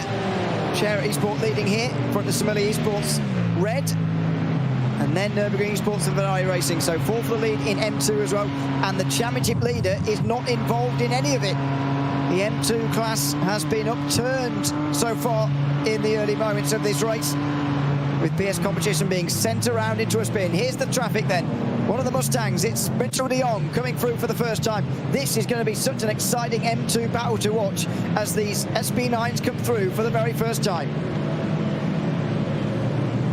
And it's a battle within a battle. While everyone else is going to be fighting their own respective classmates, they've also got to contend with the big issue of traffic. And here we come, first time passing the M2 cars. Not a major issue for Nobby Kish, who's done it 100 times before. And so many races he's won in this very similar situation. Catching another team, catching another driver, and finding time in traffic. It's a great variable, traffic. As much as it could give you, it can take away from you as well. And all the time, the drivers will be on the edge as it gets even more chaotic. Look at this. Side by side, right the way through. Nose to tail right the way through, indeed, perhaps more accurate. The two championship contenders, Falcon Sim Racing and BS Competition, nose to tail here into the final sector, and they follow one another through, with Nürburgring Esports Alexei Nesov coming through there nicely as well. So that's Setsas, Denez and Nesov, 3, 4 and 5, getting through nicely on the M2s, but it's always the most dangerous part of the race. It's always the most exciting part of the race, this first time through traffic. And they might end up having to do it again, because in just 2 laps' time, the SP9s will have to come in to make their first pit stops of the day for sure. We could see pit stops, though, even earlier than that, if they're maybe changing up the strategy a little bit early on in this race. Yep, normally people tend to pit around lap 6 to lap 7. 6 could be a bit early. Lap 7 is normally what everyone would like to do. 7 laps with the real-world drivers, get them out of there, and then just put your simulator drivers in the car to manage the rest of it. In cases where the real-world driver is slower than your simulator driver, which are some, but not too many. Like Mitchell de Jong, Nobby Kish, Sindre Setsas, Phil Denez, Alexei Nesov, Alas Stepanin. I'm not necessarily counting them as your traditional real-world driver who's not very good on a sim. Put them in any situation, I think they're going to be fast. So might as well elongate for how long they are on track. I mentioned the minimum drive time for everybody is 4 laps, but for the real-life drivers it's 7 laps here, so they will have to go on for a little bit longer if they want to make an earlier pit stop here today, but let's wait and see on that front. This is Falcon Sim Racing in the SP10 category, chasing down SimRC with Line GP at the moment, but that's not quite happening for them.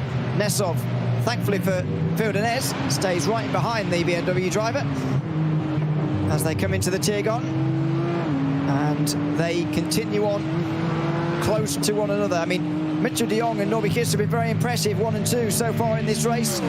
So far, the championship contenders do not have an answer, and these two are in 3rd and 4th position, with Alexei Nesov of Nürburgring Esports down there in 5th. Yup, at this moment in time, Falcon Sim Racing and BS Competition also maintaining proximity with each other, given the championship situation and given where they are on track as well. Only half a tenth between Falcon and BS. And this is the similar situation in the championship as well, with Falcon coming into this round with 26 points and BS following them with 21. That's the battle you're seeing on your screen right now. And don't count out Alexei Nesov in the Nürburgring Esports number 42 as well. They were good enough to get a podium in the first round of the season, and they could be the dark horses in this three-way fight. As once again, we shift our focus to the Porsche Esports Endurance Trophy, where cars are flying, and still no real answer to sprintless racing. It's just remarkable, isn't it? Absolutely remarkable. Obviously, you need 2 drivers to, well, for most of these rounds, more than not, you need 2 drivers to get you through one of these events. And if your second driver can't keep up with the first, then that can be a problem. But what a remarkable performance this has been so far from Nicholas Last. This will be the first time we get a chance to see these guys coming down the long straight with EMM nose to tail here. They haven't been like that so far.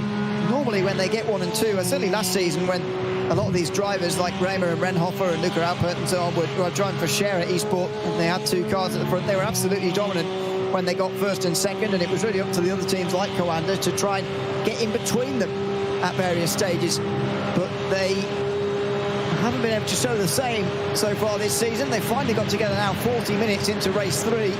And here they come. Oh, they're going to go either side of Nicholas Last. Goodness me. That was a late move there. That was not very well coordinated, considering their teammates.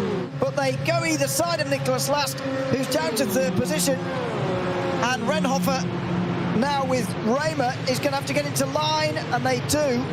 But you would have thought they'd go the same side there and sort of bump draft one another, help one another. But they went either side, and I believe in a bit of a miscommunication between the two there.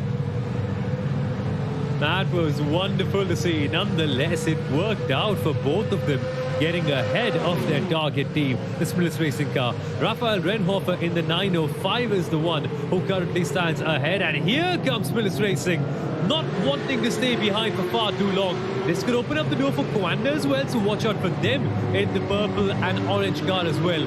But nothing doing as it stands as we come towards the second part of the arena section. Coanda now closer to Smillis Racing, and this is the part and parcel of this racing. It's constantly swapped around this way between the top 3 teams, and that just does not seem to stop. We, touchwood, have 2 big trains forming up, this lead one and another one behind as well, hopefully. Yeah, there'll be other groups further down the field, but it's this top 6 who are fighting for the win at the moment. The other parts of the field, to be fair, quite spread apart at the moment. The SP9s are well in traffic now. They're into the SP10s now. To be fair, there's only 9 of them at the front now, with Wave having dropped behind the M2s. They've just pitted again. Well, I say again, for the first time, actually.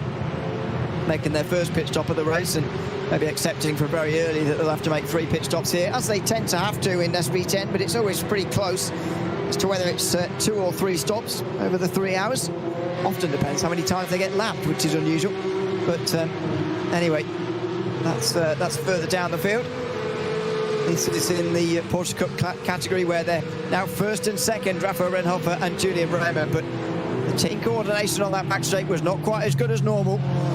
And you never know what these other teams are going to be able to do throughout the remainder of this race. This is the other main group for the lead in one of the categories. A bit of a tie-up there as they came through that chicane for Smillis Esports Red and Nürburgring Esports right in behind them here. A chance for Share Esport perhaps to get away from the rest of this M2 field. And they will want to take that with both arms. They will want to run away with it. A 1.4 second gap has emerged over the last few laps, which wasn't quite there early. Smillis Esports Red were right behind them at one point. But this is a golden opportunity for Ben Elias Reimer doing his 5th lap. And Smillis Esports Reds have been the big winners. They've been gaining positions left, right and centre, especially at the start, where they went up from B8 to B2. But now that this gap has opened up, they're on their own. No real slipstream. Have got to punch a hole through the air to take Daniel Muth and his Nürburgring Esports number 285 along with him as well. Look at this now. This is a real show of intent from Porsche Esports drivers, EMM, of Renhofer and Raymer, with Nicholas Last trying to get away from the others here. Julian Sonnen has got to put in an effort now to try and catch up to these 3. Otherwise, they could be gone again, EMM. And, you know, you often look at the results here from the likes of, you know, Renhofer and Alpert, who are so often, as we have a look at the replay here, this is the moment where Smillis Esports really lost a lot of time here to Share it. And so... and I didn't realise they had to grab the wall as well, excuse me. So nearly 2 seconds the gap, partly because of the actual slowing through traffic, but also they hit the wall pretty hard there as well. They seem to be carrying on okay, though. Yeah, no real visual damage on that Smillis Esports Red car. It looks all right, and since we've seen that replay, they have gained some time on Scherer Esports to bring that 2.4 second gap to 1.9. So clearly, Scherer also losing time in traffic as almost bump drafting between the Porsche Esports and George Trophy Nürburgring top 3 cars. We are seeing Sprintless Racing in third in their yellow machine, constantly trying to pressurize Julian Reimer and the EMM 914. Ever since they've lost the track position, Sprintless have become even more aggressive, and they're just waiting for that one opportunity at the Dottinger Herd to be able to do what the other two cars did to them. Yeah, indeed. It's Rafael Reinhardt who's starting to get a little bit of a gap now, although Julian Reimer is going to get the assistance here from Nicholas Last, and they'll catch up, or will Last try and get in between them maybe? Might not be the worst idea in the world, but it's not a very easy place to make a move here at the Muck Curve. So he won't try it this time round, but look at the gap now, 2 seconds to Julian Sonnen. This is massive as the SP10s start to come in at the end of lap number 6. They sense the SP9 traffic coming up behind them, and instead of getting overtaken by the ball, they think, well, better come into the pit lane instead and make our first pit stop of the day. So they're trying to coordinate that amongst themselves. But if they're stopping right now, then they're definitely accepting that 3 stops are going to have to be made, although generally they end up having to accept that 3 stops have to be made anyway because of these SP10 fuel tanks. We do see a few teams try, but normally you see them eventually having to make the 3 stops. Also, Mitchell de Jong is in with Norby Kiss. The 2 leaders from pretty much the beginning of this race are both now in. Yep, nice and solid stint for Mitchell de Jong. Comes in with a 4.3 second gap to the car at second place, Norby Kish. So let's keep tracking that and how it goes for our leader, Mitchell de Jong. I wonder if they're going to do a driver swap. That would be the conventional logic to get the other guys ahead in as well, since have they done 6? They've done 6 laps, so they won't really be done with their minimum driving time. So there's a possibility they either carry on or stay in the carry on or come back later on. So let's see what each of the teams have chosen to do. But yeah, 30-second minimum stop time. Everybody adheres to that, and out they go with Coanda ahead. The 4.5 second margin, is it still maintained? We shall find out in a short bit when they come back around. There's an SP10 in between them as well here. There's lots of those guys come down pit lane now. 3 only carry on. Sindre Setsas, Phil Denez and Alexei Nestov. So all of that group battling for 3rd earlier have carried on, but nobody else in this opening stage of the race. So that's a little bit unusual. But the championship contenders carry on. And maybe carrying on, to be honest, isn't the worst idea, since most of the SP10s came in anyway. In terms of avoiding traffic, look at these guys. Absolutely no traffic around them at all, and because they've gone a lap further, they might end up actually skipping out on lapping some of these SP10s who have come into pit lane along with the SP9s, and maybe are making traffic bad for those who have just come into pit lane. It does also mean that de Jong and Kiss are going to have to carry on, and actually all of those guys, indeed, who've just pitted, they're going to have to carry on as real-life drivers because they need to do 7 laps today, whereas Setsas and Denez can get out at the end of this stint if they want to. Yep, very interesting strategy. This is going to be lap number 7. So let's see, they will inevitably find a way to come in. I don't think you can do 8 real laps without properly being on pace. You'll have to do some crazy fuel saving. And even then, I wonder if it's worth doing so. But Falcon and BS, I suppose with both of them, it's a case of do what the other person does, because you don't want to leave sight of them, considering the fact that these two are significant championship rivals, with Falcon Sim Racing at the top of this field and the top of this battle as well as it stands. They have gone longer, so provisionally they are P1 and 2.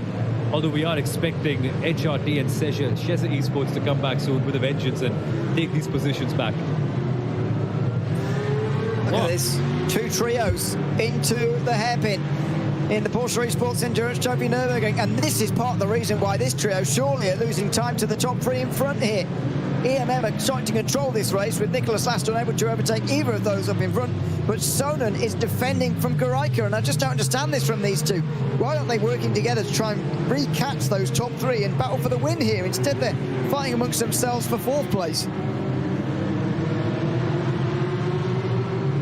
This is not productive at all. The gap just keeps on growing between both these trios, and when we get to the hill, it will only elongate if moves like that keep on coming and the other teams get surprised by what the others are doing.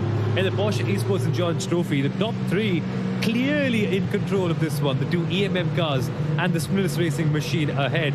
Then it's 2.7 seconds, Ewan. That is a long time, and that's a lot of time that they've lost just by fighting each other. Dirt Esports get closer to the Frozen Speed machine, and I must say, Frozen Speed have just not looked the same since they've dropped those positions in the first 20-odd minutes of the race. No, not really. And, you know, you mentioned the potential strategy that they were employing about letting some guys in front so they could fuel save. Not sure it was in their strategy to actually lose contact with the front of this race completely, and I'm still at an absolute loss as to what they would have been doing there, because the only other thing I can think of is a slowdown that they just tried to serve there very quickly. But, I mean, where would you have got it at that stage in the racetrack? I can't think of anywhere. You particularly jumped over curves and gotten a slowdown. It's not really one of those circuits where you're likely to get one because of the fine margins for error here. Normally, your bigger worry is crashing, but that is a real puzzler for me. I can't understand what's going on there really at all. And as I say, it won't have been in their plans, whatever their plans actually were. It can't have been their plans to lose contact with the front of the race, but that's where they've ended up now. And it's EMM who occupy two of the top three positions in that leading group now. And the other team in there are an AM team. So EMM in total control again here. And they have such a hold on this race, especially with having two cars at the top of that field. It just makes life so much easier. Such a variety of strategies get unlocked just by having that one option. That you can save with one, attack with the other, try to create a bit of a gap, play rear gunner and slow the other cars behind down as well. A million options that the teams then have if they do have two machines, and that's what EMM have earned. But the number 9.4 coming from as far back as P7 to find themselves in second place in the Porsche Esports Endurance Trophy category. Some getaway for them. Yeah, indeed. So it's absolutely fixated, concentrated. Still not even 5 o'clock in the morning over in California. But the real-life driver has to start the race. According to TeamSpeak, Phil Dines is indeed in America. I'd imagine he is at least in California. I mean, even in America, to be fair, it would still be before 8 o'clock in the morning, even at best. So, anyway, it's a very early morning, but he'll be used to this by now, and he's very good at it as well. Here's Dines, experienced sim racer, as well as real-world driver these days too. So we go to SP10, where this is the battle for second place. These are amongst those who've stopped already. Simon C of 7 seconds up the road here, and these are the nearest chasers. What a gap that Adam Isaacson already has over the rest of this field. 25 seconds over 4th position. It's absolutely incredible. And they, of course, are going to take the championship lead if indeed this carries on. Williams Sim Racing are the ones we're really going to be looking out for here. Williams F1 Team Gaming as they are here. They're 33 seconds off the lead already. So is Zambra now the driver. They've got to limit the damage here today after that lap 1 spin. Yeah, and so far they are back up into 6th place in their category. They were dead last in this class of 9 that they end up competing in.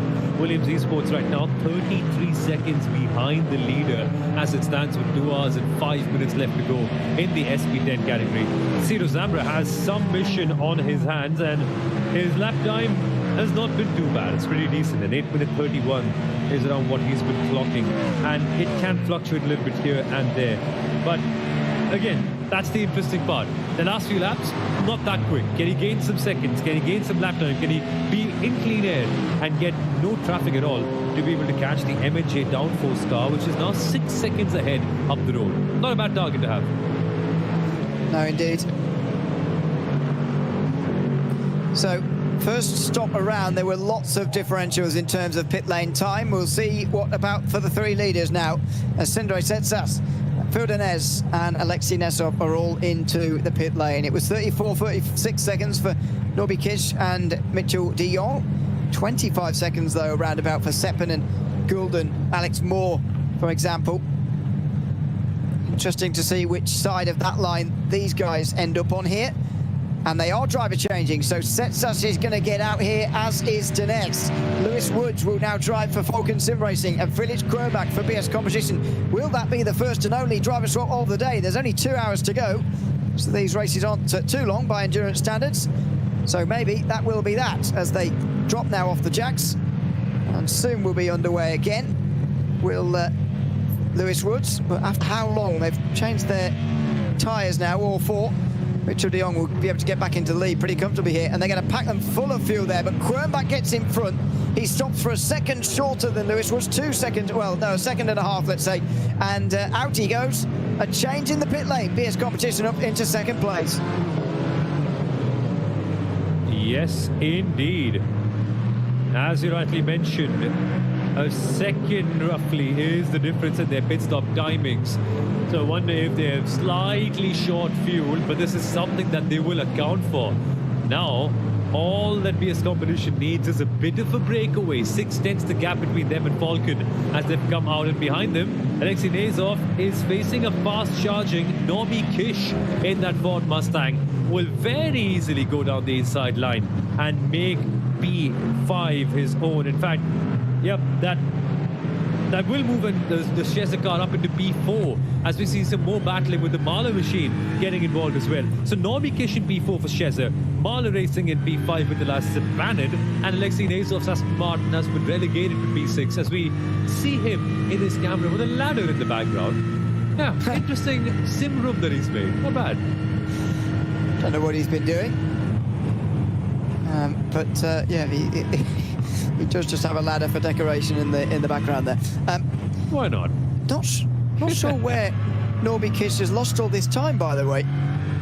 Considering he's down to fourth, but anyway. Meantime, Nesov continues on from sixth position. Norby Kish is down to fourth position at the moment. Kroenbach and Woods ahead, but the pit stop times are the same, so I think Norby Kish has had some sort of problem somewhere around, and also Elias Seppänen right behind him. Seppänen had a shorter pit stop, so that makes sense, but Norby Kish has definitely lost some time on the racetrack somewhere. Yeah, it's very interesting as to how much time he's lost. Comparatively, he is 9.5 seconds behind the HRT Esports commander, Mitchell de Jong. Yeah, indeed. Here are the Porsche Esports Endurance Trophy Nürburgring cars. They are all in. So, do we see shorter pit stops, different pit stops to try and get up to those leaders? Or do we see all these drivers and teams sticking to what they were planning to do in the first place here? As Door Esports are out first. So, we've got Pedersen doing something different here. Something a lot different indeed. And he's going to lead. Renhofer tried to take a shorter pit stop than most to try and get ahead of a few of them, but the other extreme for Julian Reimer, who has had a much longer time through pit lane now, although the same amount of pit stop time. So it's all changed in this Porsche Cup category, and the group that we saw earlier on has definitely now disappeared. Yeah, it's completely broken up. Door Esports were fighting between P5 and P6 at the pit stop time. So EMM number 905 have stayed back for 31 seconds, slightly shorter than the Smillis Racing car, the AM team that were fighting up there. They are now down to P3. The other EMM car of Julian Reimer, even though they had a 30.7 second stop, I don't know why they've gotten back down to P7. So maybe the timing screen is not reflecting everything properly, or something's really up. But the number 914 EMM car that was in P1 has suddenly lost a lot of time. They were second at a certain point as well when we entered this pit stop cycle. So P2 to P7, big loss for them. Yeah, indeed. It's a long race though. A long way to go in this one. Still 2 more pit stops to come for most of these categories here.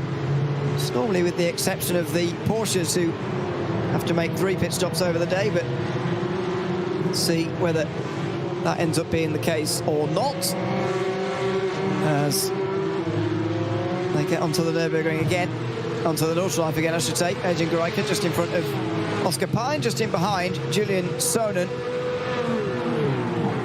Oscar Pine's pit stop was very, very short, just 17 seconds to get himself back in this group, but Pedersen only 20 seconds, so very interested to find out over the next hour or so what he's done with fuel and tyres so far.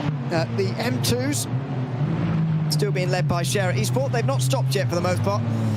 It's just over a second that Scherer have got now over Nürburgring Esports and Similia Esports Red, and this has been rather the same across the board. It's been a pretty close race so far in the M2s.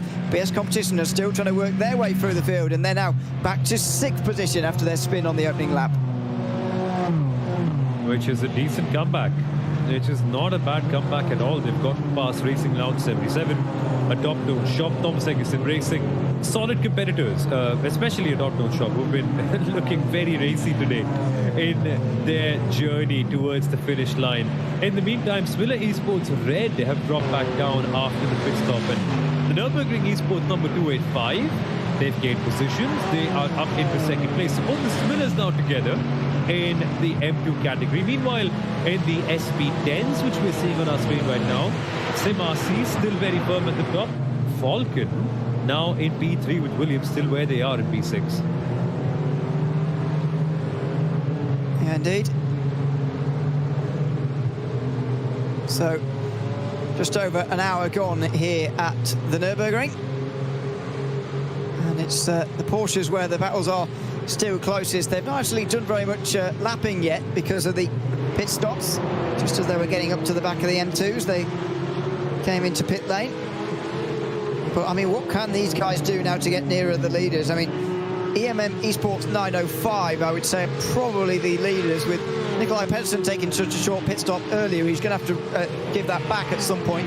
Smillis Racing have not kept up with EMM through that latest pit stop phase, so you'd say they're the leaders, but so far I'm not sure I've seen the sort of startings of working together from these guys that would actually get them back to the leaders again. No, they need something special. The gap has really opened up and no longer in the slipstream range now. So somewhere something special must be coming in, some pit stop variety or something to upset the order, because as it stands, HRT are in a league of their own. BS Competition are 5.8 seconds behind. Falcon are close to them, and then Schezer are 10 seconds behind the leader. Like, how did they break this? Well, that's all to find out in the next 2 hours or so. Stay with us here on the Digital Nürburgring Langstrecken-Serie. It's our first race of 2026 as we get into the second half of our 25-26 season. It's DNLS 3 here this afternoon from the Nürburgring. Nordschleife, HRT Esports by Coanda have led from the pole so far, and they're leading by about 6 seconds right now on the Nürburgring. Stay with us. We'll be back with the next 2 hours after this.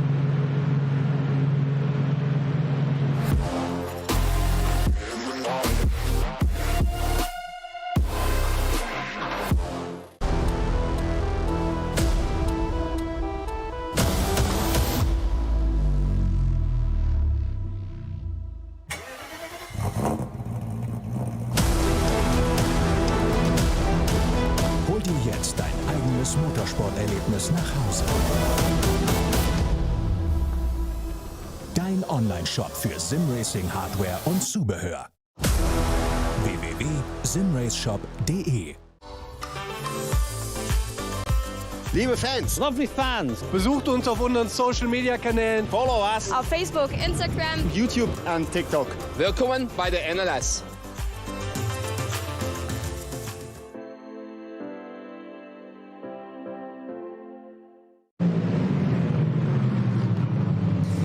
Well, welcome back to the Nürburgring Nordschleife for the third round of the Digital Nürburgring Langstrecken-Serie for season 2025-26. Sion O'Leary and Sim Aurora here on the English stream for you this afternoon.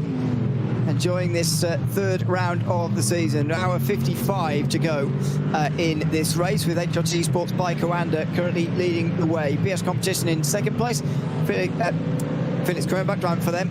Then it's Falcon Sim Racing just trailing their championship rivals, still nose to tail. They're in second and third position though, chasing the leader down. This is on board with Norby Kiss as he chases Elias Seppänen as well. The top 6 at the moment, covered by 13 seconds in the SP9 category. There's Norby Kiss's trophy cabinet, which I'm surprised isn't bigger, to be honest. He's won a lot of stuff in his life, and he's chasing Seppänen at the moment, but not that far away from the race lead overall, to be honest. It's a very, very close race across the board, Sumil, across this first 65 minutes.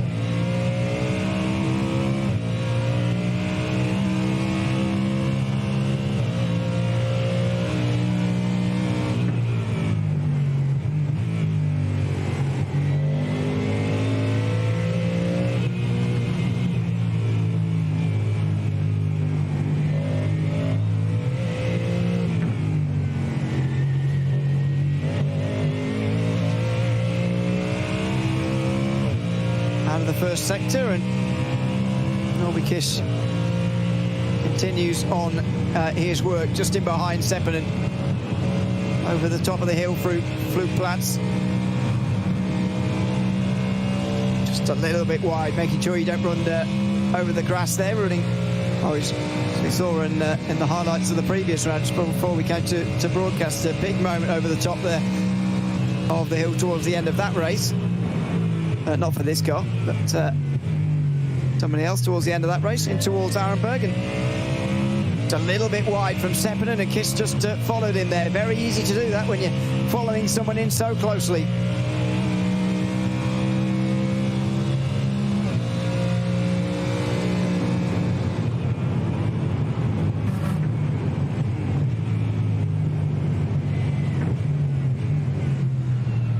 Very interesting to see that Norby Kish now on the chasing pack. He's not the one ahead. He's not the one leading this big pack going towards Mitchell de Jong. He's fallen behind. No longer in the top 4 now, Norby Kish. And instead of being 9 seconds behind, he's now 11 behind the leader. So even tougher times over there. Meanwhile, in the M2 category, the entire lead pack has come into the pit lane, and BS Competition recovered up to come to P2 ahead of the Smilla Esports Red and the Green Machine as well. So interesting times in that category. Let's see if there's some differences in strategy as the cars roll out. Scherer still goes out in P1 after completing 8 laps. Nürburgring Esports 285 and Smilla Esports Red is your order. So BS Competition in P4 as they come up ahead of 2 machines, Smilla Esports Green and Vinari Racing at the end of this cycle. And now a fresh battle as faster cars are coming from the back. Yeah, indeed. Lap traffic. I saw earlier mentioned that the Porsche Esports Endurance Trophy Nürburgring drivers and teams had not had to negotiate too much traffic so far. Well, now they do. And here they come. Although the leaders, to be fair, have already done all this. This is in those battles just a little bit further down in the M2 categories for 5th and 6th place now after those pit stops, which did not work out so great for these two teams. BS Competition up to 4th place now with Ruben Bonga. Team closest to them, by the way, in the championship, Scherer Esport and Nürburgring Esports are 1 and 2 though, so that's still more work to do for BS Competition. Here, meantime, is Coanda versus EMM 914, so it's an interesting battle, but again, they're a long way behind the leaders. EMM Esports 905, as I mentioned earlier, the leaders for me, and these guys are a long, long way behind that. Yeah, a long, long way behind that. Dirt Esports were able to get the jump on everyone in this pit stop cycle, going from P5, P6 up into P1. What we're seeing right now is the Coanda 917 and the EMM 914, 12 seconds behind the race leader, roughly. And it's very intriguing to see how this happened. They were 4 to 5 seconds behind the leading pack when everyone went in the pit lane. And very interestingly, they've cycled out 12 seconds behind the leading pack afterwards. Were their pit stops exceptionally long? No, they weren't really. 30-31 on second stop, so something's clearly gone up since they've come back from the pit lane. Yeah, I think so. So we go back to the back of the pack. This is Pete Muller and Patrick Schmidt for 12th. Schmidt, oh dear, look at that. Muller there, not as fast as Schmidt was expecting at all through the Flugplatz. I think that's because there's traffic, yeah. It's the Nürburgring Esports M2 car that was right in front of them. The second place to the M2, so they just had to work their way past the BMW for getting in towards Fredenkreuz and then Arenberg, but that's a moment through traffic you'd like to avoid. When you're so close behind somebody like that, it's very easy to rear-end them as they're slowing down for a little bit of traffic. There is the gap, by the way, in the M2s. Leon Closer leading the way in front of Gregor Kinski by 2 seconds now after the first round of stops in the M2 class. And the battle keeps on brewing up. Scherer don't really have a free pass in the M2 category anymore. Comfortable, yes. But now they have two teams within that window. Nürburgring Esports 2 seconds behind, and then a further 2 seconds to Miller Esports Red. This is what they want to maintain. This is just exactly what they need right now if you're sharing Esports. Peace and comfort, while other teams behind like Williams have to fight their way up. Yeah, they're now 6th in SP10. Oh, side by side meantime in the Porsche Cup category. It is for 6th position between Coanda and EMM. It's for 1st position rather. This is the other EMM car with Door Esports rather. Door Esports on the inside into the book curve. We're going to be able to hold on here shortly, and they do. The 905 letting them in, but this is a crucial moment in the race here for Renhofer, because if he gets stuck behind Pedersen, then the likes of Nicholas Last could catch up. Whoa! Oh no! Contact! And this is the other EMM car in the fence hard, Julian Raymer, who was side by side with Oscar Pai, and that was high risk and low reward this time for Julian Raymer, who's in the fence. Completely got pushed aside by that Coanda. The contact, it couldn't have been inevitable, but nonetheless the aggression going over the line, and then it had to happen at that point. Meanwhile, more battling in the SP10 category as we see opportunities open up. Nürburgring Esports, is there something cooking for them as they try to attack the Aston Martin of AC Oberhausen? Yeah, this is SP10, where there are a few battles, although we saw the one a moment ago with Williams. That is one of those fights that we're seeing at the moment.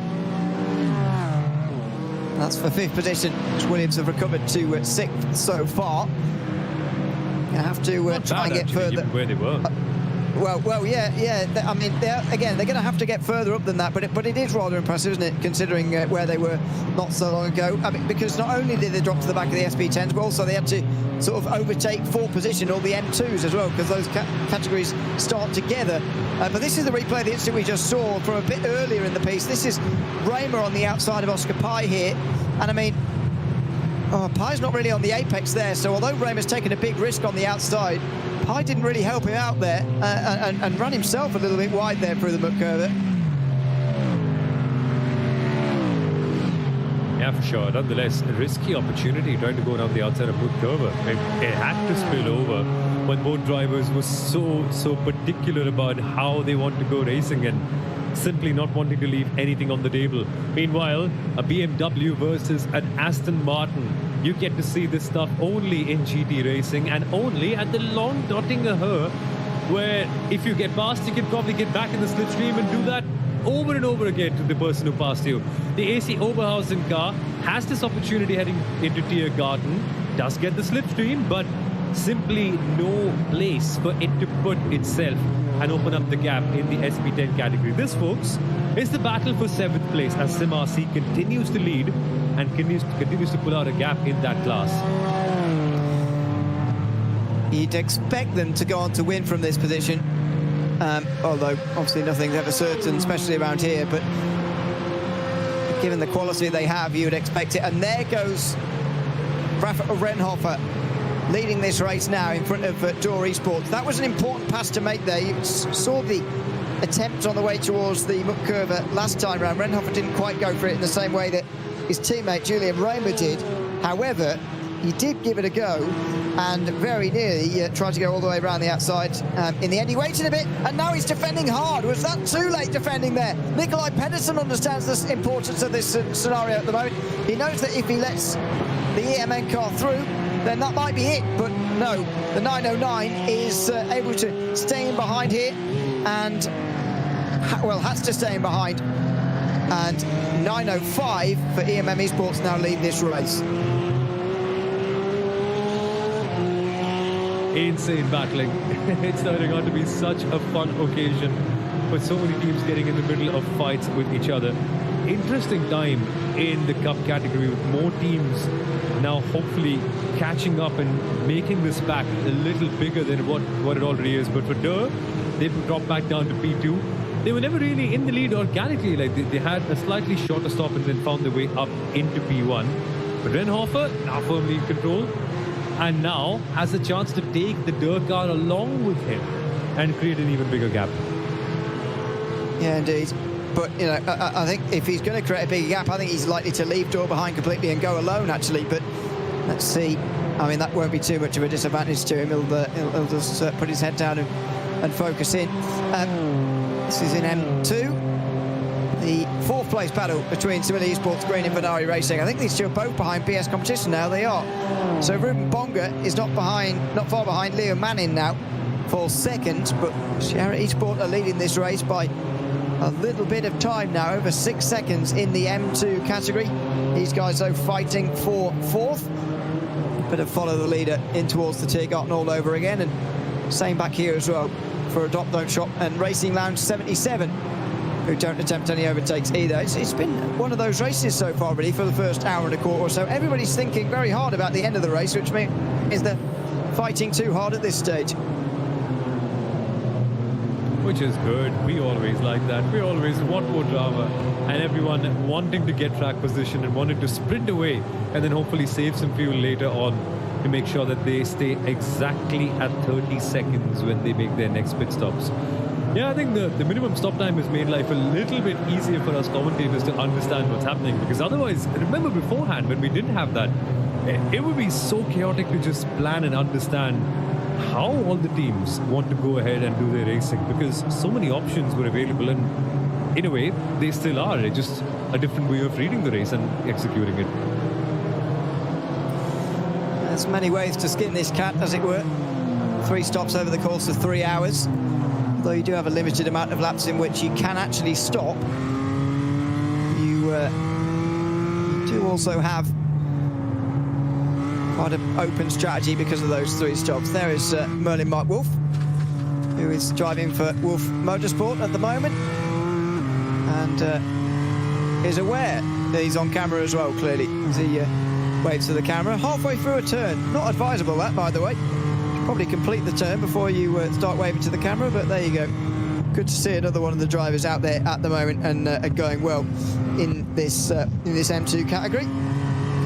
We'll now focus in on the Nordschleife itself, because even in this car it's pretty intense. So again, good to see a few more of the drivers even in the M2 category. They've got a little bit of time to think about and consider what they're doing here on the Nordschleife. Yeah, they do. It's a long lap if you're in the M2 category. It just keeps on going and going and going. 8 minutes and 52 seconds for the leaders, although there are other cars who have lapped a little bit quicker than that as well. Interesting to see. And for BS competition, catch my eye with the best lap of 8:49, which is roughly 2 seconds faster than what Smilla Esports Red 3 if you're compared to the Sierra Esports. They didn't get done very positively at the start. Now 7.8 seconds behind in their category, the M2. I wouldn't count BS competition out. I would still say it's a long race and they still have an opportunity in the N2 class to be able to sit something together and get a decent podium as well. This is a long way back in the SP9 category. Sierra Esport versus German Sim Racing. Fernando Sorelia and Snyder just in behind, and there's the 2 championship rivals again, battling for second here. But look at the gap to the leader now. It was 6 seconds when they came out of the pit lane. They're just about to complete lap 3 of their stint, and they are now 4.5 seconds behind.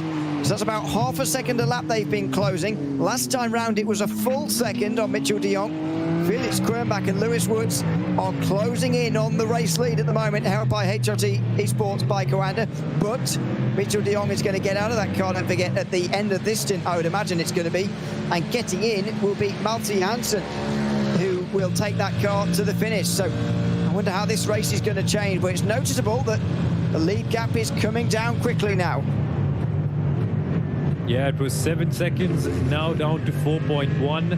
BS Competition and Falcon Sim Racing have been pushing each other, just gaining 1 whole second in that last lap in itself. It's been a solid last stint for Felix Kernbach and Lewis Woods ever since they've gotten into this car. And now, going even further wanting to get that 4-second gap down under 3 and then maybe doing some fireworks. And they've been doing this all alone. It's just two cars punching a hole in the air and driving each other up. No wonder Falcon and BSI are top 2 because of how they're able to make these big gaps become so small.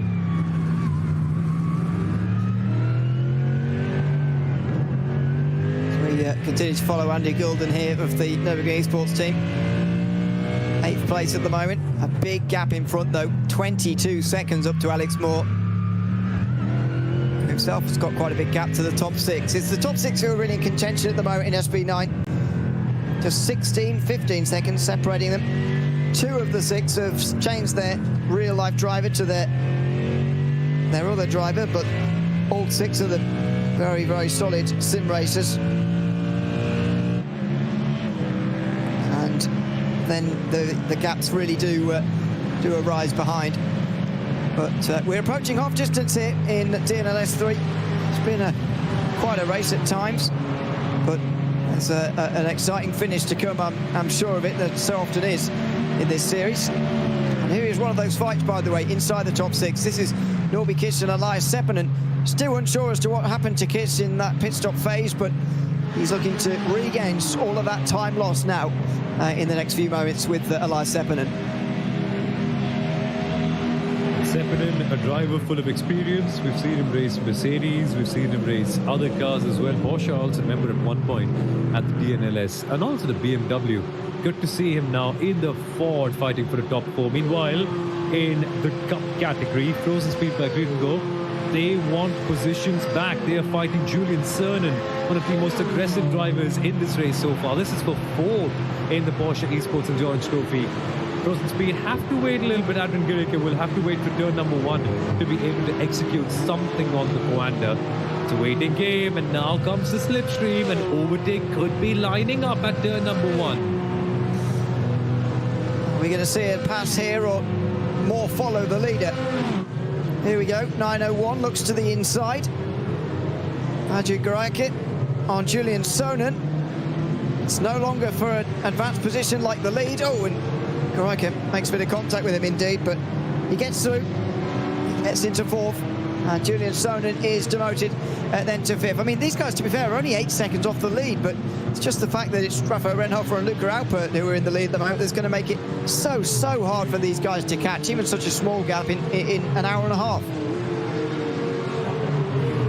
Yeah, that's the challenging bit. What's going to happen to be enabling them to close that gap up so quickly? Even though they'll be pushing at full beans and will be making it so much fun. Every time you put an overtake or every time you try to tackle the other car or try to do anything that intimidates them, you end up slowing both of yourselves down, and that just increases the gap further and further. They've got to take a page out of the BS competition and Falcon Sim Racing book and try to find some way to work together where more time can be gained on the other cars ahead.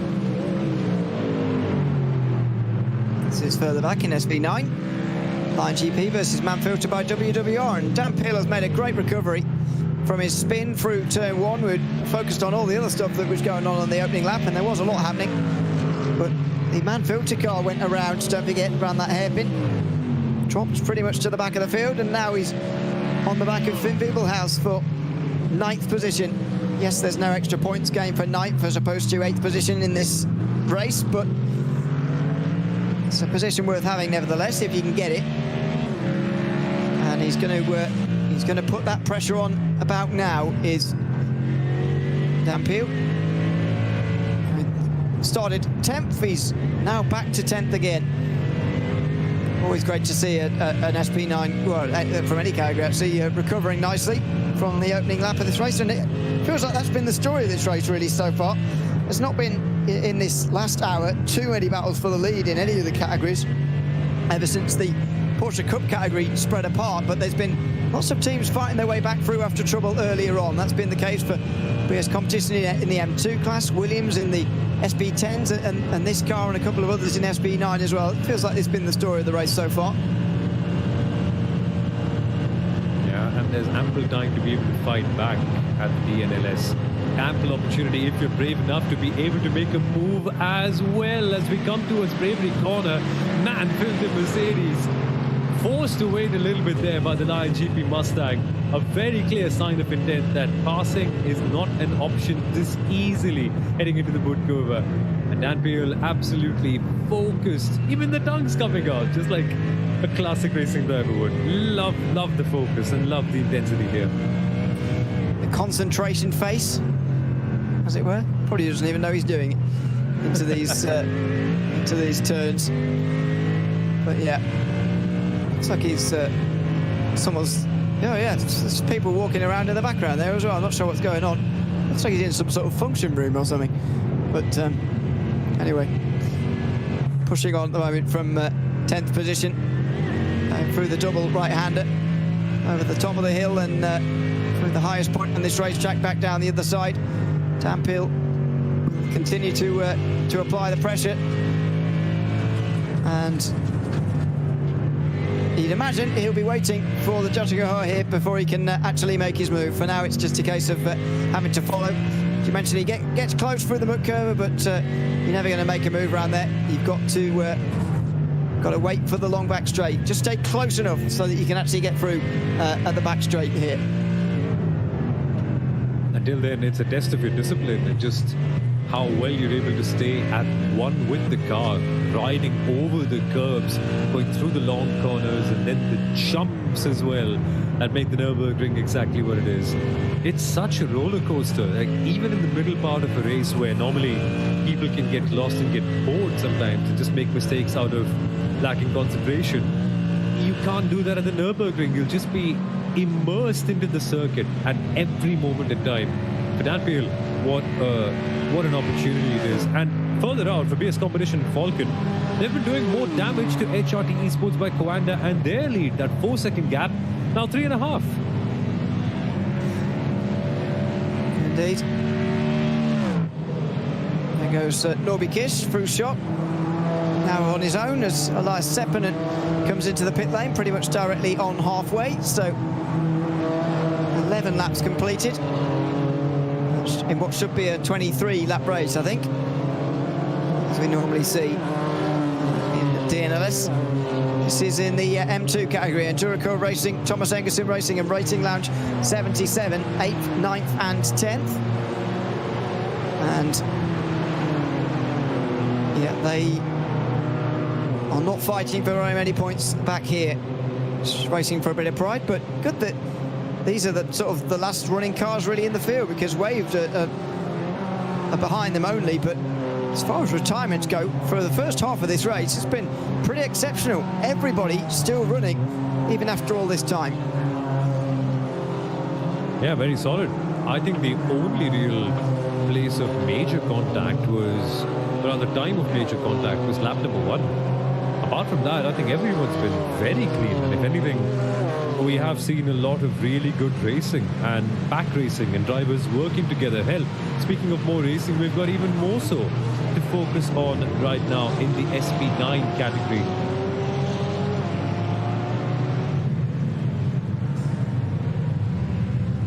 Yeah, indeed. There's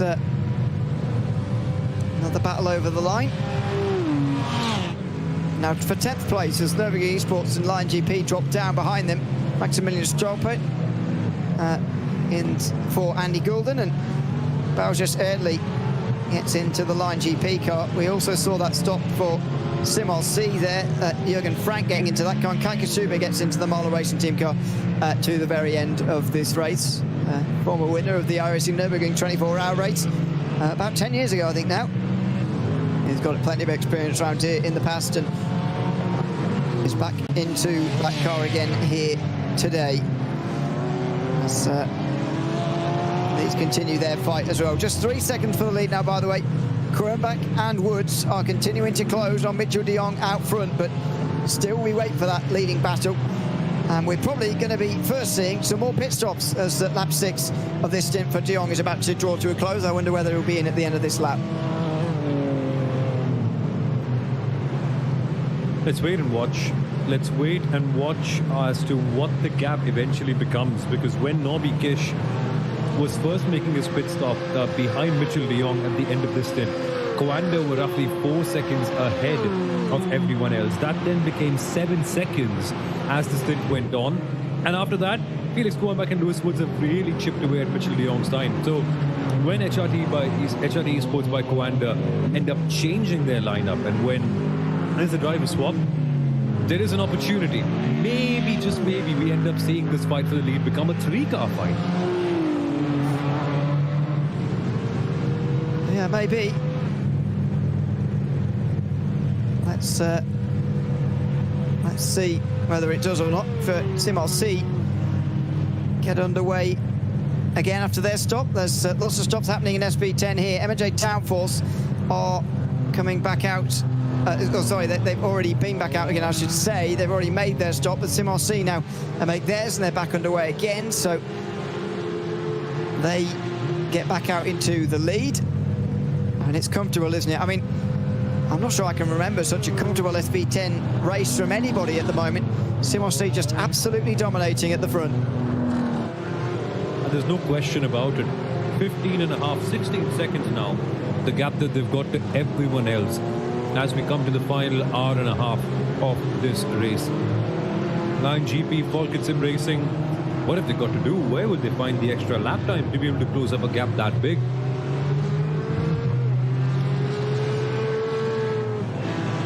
Yes, when you create a gap that large in half of this race or so, it's pretty daunting task to close it again in less than an hour and a half. But here they come out the pit lane. Eiffel Racing 4th, and Williams F1 Team Gaming are up to 5th, so they've gained places in this stint as well. Still lots more to get though. At the moment they are 3/4 of a minute off the lead, but the big gap is coming up next for them. They'll get past Eiffel Racing, I think, at the end, but then there's a 25-second gap for them to close. That's going to be very challenging. 1 hour 30 minutes. I wonder if that's enough of a time to be able to close a 25-second gap without some sort of madness going through. Interesting times going on in this category, but good to see Williams come back and recover their way up to P5 itself. Meanwhile, in the Cup category, more battling all the way through. That, if I'm not mistaken, would be the Dur Esports car, wouldn't it? And they're in the middle of everything as well. They're brought back down to P11 after being in the lead for a long time. Yes, they've made another stop though, this one a lot longer, and Gregory Hofson is now driving for them. So they've made their long stop of the day, if you like. That'll be full tank of fuel, 4 tyres changed, and the driver. So full service, and then they'll take on, I'd imagine, just fuel for the final stint of the race, provided they think that first no tyre stint worked, and I think it probably did. So they get to 10th. They're passed Photosec by WMS. And we'll see where they're going to be in relation to EMM Esports, because it wasn't a big gap between them before. But we'll see what it is after these pit stops have worked themselves out. Could still be a while though before we see that actually happen in this category. And even in the Porsche Esports Endurance Trophy Nürburgring, where we saw such close fights in that first hour, it's really spread apart now. This is one of the only fights. It's for 3rd place between Julian Sonnen and Adrian Greiker, as we've been following intermittently throughout this part of the race.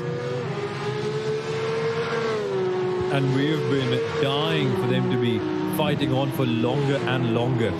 It's been so much fun to see Julian Sonnen and Adrian Greiker close to each other. And look, the Greiker racing team, that's what we're going to call it. Frozen Speed by Gringo. Adrian Greiker has been there for the longest time. We've seen him so often at the DNLS. And you just remember him with his driving, with the kind of aggression he's willing to take, and how present he is at all moments of the race. He's a driver who won't shy away from trying to do something special. But the thing is it worth doing something special now? Because as it stands, EMM at the top have a 7-second gap to Smillis Racing, and then 2 seconds between this pack of the Coanda 918 and Frozen Speed Grid and Go. Realistically, there is a chance that if they work together, a better result can be taken in, and especially when you consider that Smillis Racing are an AM team, maybe on paper at least, there's an opportunity for them to go get 2nd place for themselves. But Smillis have not been behaving like an AM team. They have schooled both these teams so far, and these are experienced competitors in the DNLS, mind you. Yeah, indeed. It's great now that we've gone through so many seasons of the DNLS that we have such a bank of moments and memories from seasons and races down the years now. Coanda very much a part of that, as you'd expect them to be, as they are part of such a breadth of sim racing series. And now the Grid and Go teams as well are starting to become that too. First Speed by Grid and Go so close to winning DNLS 2 in this category. Chasing a victory again here today, although EMM Esports are controlling this race right now. Lewis Woods versus Felix Kruenbach for second position is still ongoing here. The rate at which they're closing on Mitchell de Jong is slowing, but they are still closing. Can we say they're favourites for this race or not? It's hard to say. Whether they're fighting for the win or not, though, they're going to fight between themselves, because this is a big battle. As far as this championship is concerned, these two are the contenders in SP9, and they are the ones to watch. Indeed, no matter what the gap is to the top, it's just been coming down when these two drivers have been working with each other. Lewis Woods for Falcon Sim Racing, Felix going back to BS competition. And there's a reason why BS have that #1 plate on their car. They are the defending champions in this class. Certainly driving like that as well in this entire season so far, after getting a victory in the last round. Very interesting times for Falcon. If things stay as they are, they will end up the first 3 races without going outside the top 2 in terms of results. And that seems to be the most likely result as we reach the final 1 hour 23 minutes of this race. And I wonder, in the last pit stop cycle, if there's any changes and what happens. Will HRT's pace increase or will it go down?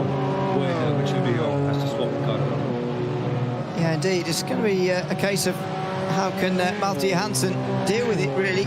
The position he's been dealt by Mitchell de Jong. Hansen, the Swedish driver, who's second in line here behind Mitchell de Jong, the sim-only driver. Felix Kruenbach has already taken over from Phil Denez, and Lewis Woods has already taken over from Sindre Setsas.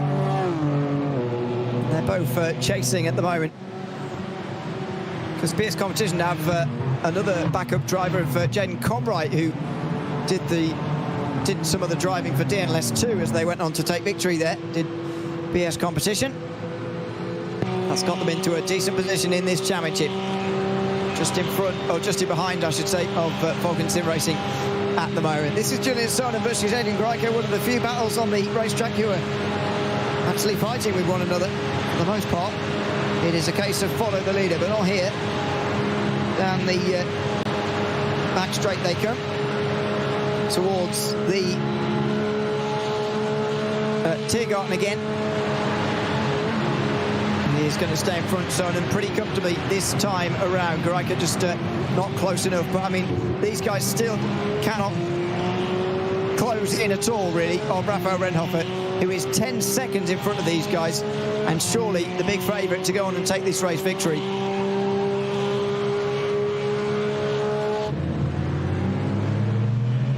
I'm amazed at how Raphael Renhofer has created that gap to all the others.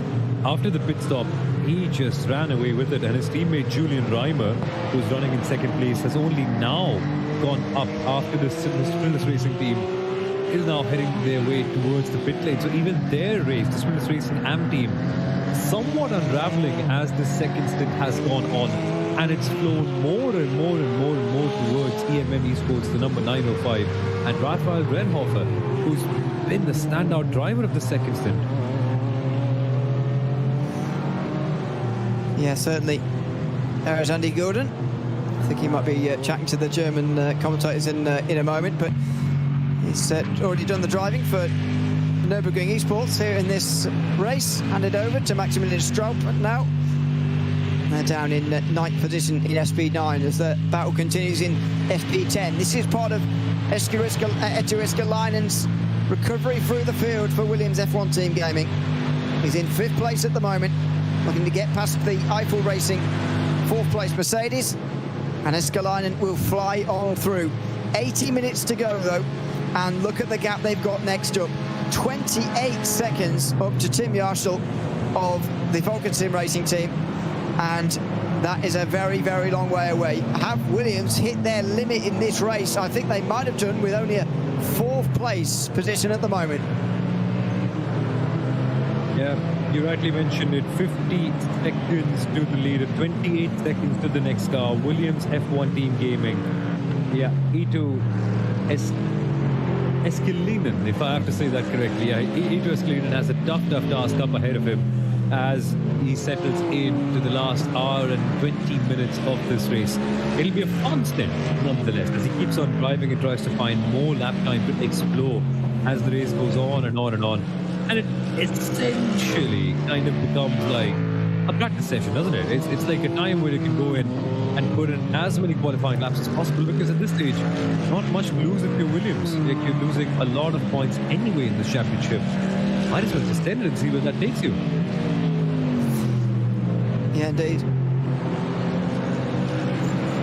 There is that other Williams. Is that? Oh no, that's Nürburgring Esports course, looking very much like a Williams car actually. Number 32. Williams in SP9 are not competing this time round. They've focused in other categories for this season of the DNLS. 1.4 seconds for the lead now for Mitchell de Jong as he gets towards the end of another lap, and he's in thick M2 traffic for the second time this afternoon, and that's probably the reason for the closing gap. We'll get back to the leading fight in a moment, but wow, a second and a half, and it just shows how important traffic is. They're through the final sector at the moment, by the way, right now, and that's why the gap's closing, I think, because Mitchell de Jong has caught those M2s right at the sort of most twisty part of this racetrack. He has indeed, and then it keeps on getting trickier for him. Wow, we have come up to lap number 13 of this stint. Very, very soon we will see another driver change, and de Jong could finally go out of the car, and it could come Matti Johansson for him. This could be the decisive moment. Falken and BS need to work together. Now 2 seconds that gap. Pump drafting as they go towards the Nottingham. They really can sense the opportunity cooking up ahead. Their teammates will be telling them of the lap times that the HRT car is clocking.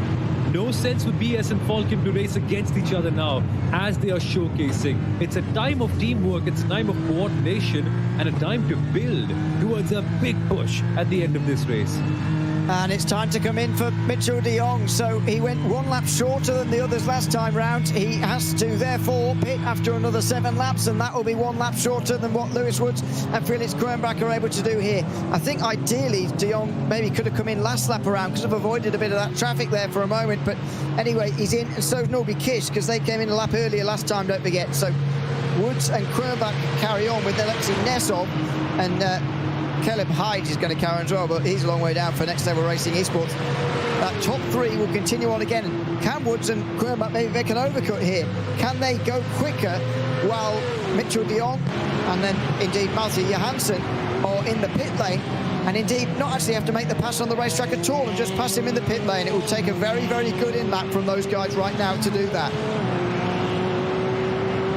Matti Johansson now needs to put in a crazy quick out lap, get in sync with the car. He's been watching Mitchell de Jong and everything he's been doing. He must have been getting feedback on the machine.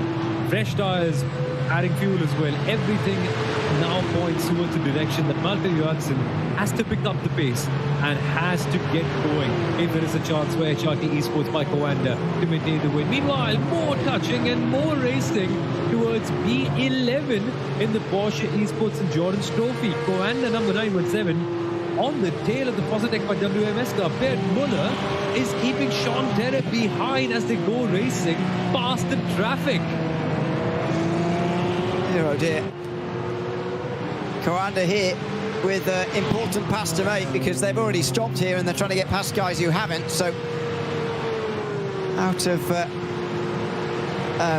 Bergvik they go, and up towards Kesterson they will get through, but maybe cost them a little bit more time than they would have liked. They got caught up in behind one of the bits of slower traffic, as you so often do as a Porsche Cup driver. Matti Johansson is out of the pit lane, by the way. 39 seconds in the pit lane. It's a bit long, though. See, it's the longest stop that anyone's made in this race so far, apart from those for damage in the SP9 category. So I reckon Woods and Kronbach, since they're working together so well, we saw the bump drafting that was going on for them a couple of moments ago. They're working together so well that I think they're going to be in the race lead here in a few moments' time. But let's see if Janssen can do something special on these outlaps. It's a time to push. You get a feeling every single team and driver has upped a gear in terms of their pace now as we come towards the final few moments and the final hour and 15 minutes of this race. Look at these two. Incredible discipline displayed by Falcon Sim Racing in BS competition. The 1 and 2 in this championship are 1 and 2 in this race as well. And it was only likely to happen this way. The kind of lap times that Lewis Woods and Felix Bernbach have been posting in have been so consistent, barely missing the mark, constantly working with each other. And I find it outstanding, Ewan, such a test of your discipline that you've been racing with someone for almost 2 hours now, still not putting in overtakes, still being mindful of the fact that, hey, there's a bigger picture to fight for, and you've been doing so successfully together. The only real duo I remember today who's genuinely closed up time on the car ahead of them. These two absolutely lock in step, and here is that fight in the Porsche Cup class as well again. Karaike and Sonen, who are coming in together now with an hour and 13 remaining. They will have to make another stop before the end. Here is their second stop of the day now for the two of them. Karaike just pulling out there just to try and see where his pit box is. And, it's made very difficult by the fact that Coanda car is right in front of him there, which is why he just had to turn out. And now then, driver changes. So these guys have done just over half the race. Castellan is going to get into the grid and go-kart. There's going to be a driver change here for a number of these teams, actually. Unsure as to who is getting in just for the moment, though. As our time screen updates. Elliot Veyron for Coanda. Luca Alpert gets in for the 905 team. And they're going up on the jacks here, EMM. So are we going to see those other teams in the Porsche Cup class get anywhere near the race leaders? Or is it going to be Luca Alpert with a clear road to the win here at the end? It's an important time in the Cup category. This is where things changed around, and that's how the number 905 EMM car was able to get such a big run out of the pit stops. Scherer Esports Cup are the team leading, but they've only made one pit stop, so expect them to come in at some point too. EMM Esports number 905 maintaining their lead at the top of this category, but now Frozen Speed Grid and Go, interestingly, roughly 7 odd seconds behind. Smrillis Racing now, in fact, in second, with Frozen Speed Grid and Go third. So there has been the status quo maintained. EMM from Smrillis, from Frozen Speed, from Coanda. Similar order now, 7 seconds between EMM and Smrillis, and then a further second between Smrillis and Frozen Speed Grid and Go. Here comes the Don't Shop in time in the M2 category. Wolf Motorsport. Just in the right place there, because if they were to get alongside by Kesselschön, then the Don't Shop car would definitely have got through. Now they've got to sort of regain their momentum and get the slingshot again on the way towards the Moot Curve. And they are able to get alongside, but are they able to get through? No. And Wolf Motorsport doing a good job of holding on as a result of that bit of fortunate timing with momentum, but nevertheless a good bit of defending to stay in 7th. Further up the field, BS Competition are back to second, by the way, and they're closing on Scherer Esport at the front. What a statement this would be for BS Competition to win from here, even though they spun on the opening lap of the race. With more than an hour to go, they're only 2 seconds off the lead, and that, I suppose, in itself is quite a statement. That is phenomenal. Ruben Bonga, a driver with a lot of experience racing in the Nürburgring over the last few years. He's made it count, driving with such pace, and their lap times are also interesting. Taking a second, almost second and a half out of the lap time of Scherer Esports in that one last lap by itself. Some comeback drive for BS Competition in the M2 Cup class. And over there as well, Smiller Esports red and green, they have faded away, Ewan. They were so close to the lead. Now both of them roughly 12 to 14 seconds behind. Somehow something's changed big time for them. Indeed. Side by side for the lead suddenly.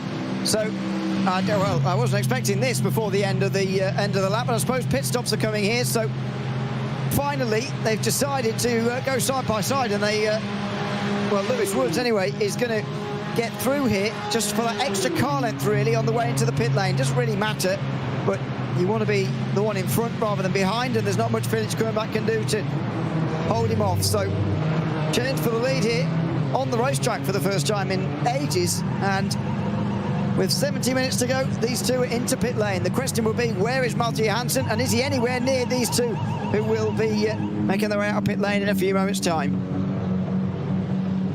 Now we shall find out. Malte Johansson, has he settled into this car as well as we hope he has? The other Nürburgring esports car behind as well with Alexei Nazov. Time for him to come in the pit lane too. Malte Johansson was 52 seconds off when these guys came into the pit lane. A normal pit stop would be around 30 odd seconds plus 24 odd seconds extra in the pit lane. So it could be close. You could well see Coanda catching up here. It's a waiting game. Falcon BS, is there going to be an undercut between either of the two? Anyone looking to go for a short stop and then get an advantage? We shall find out. Service done. Still waiting. The 30 seconds to complete. Yeah, and indeed for all the fuel to get in here as well. So tyres done, but you're waiting on the fuel now, over 30 seconds, so they can go. And Krumbach goes earlier. Woods is going to pack this car full of fuel by the looks of things. Krumbach does not. So out of the pit lane, where is Johansson? He's nowhere near these guys. Absolutely nowhere near them. His stop was way, way longer.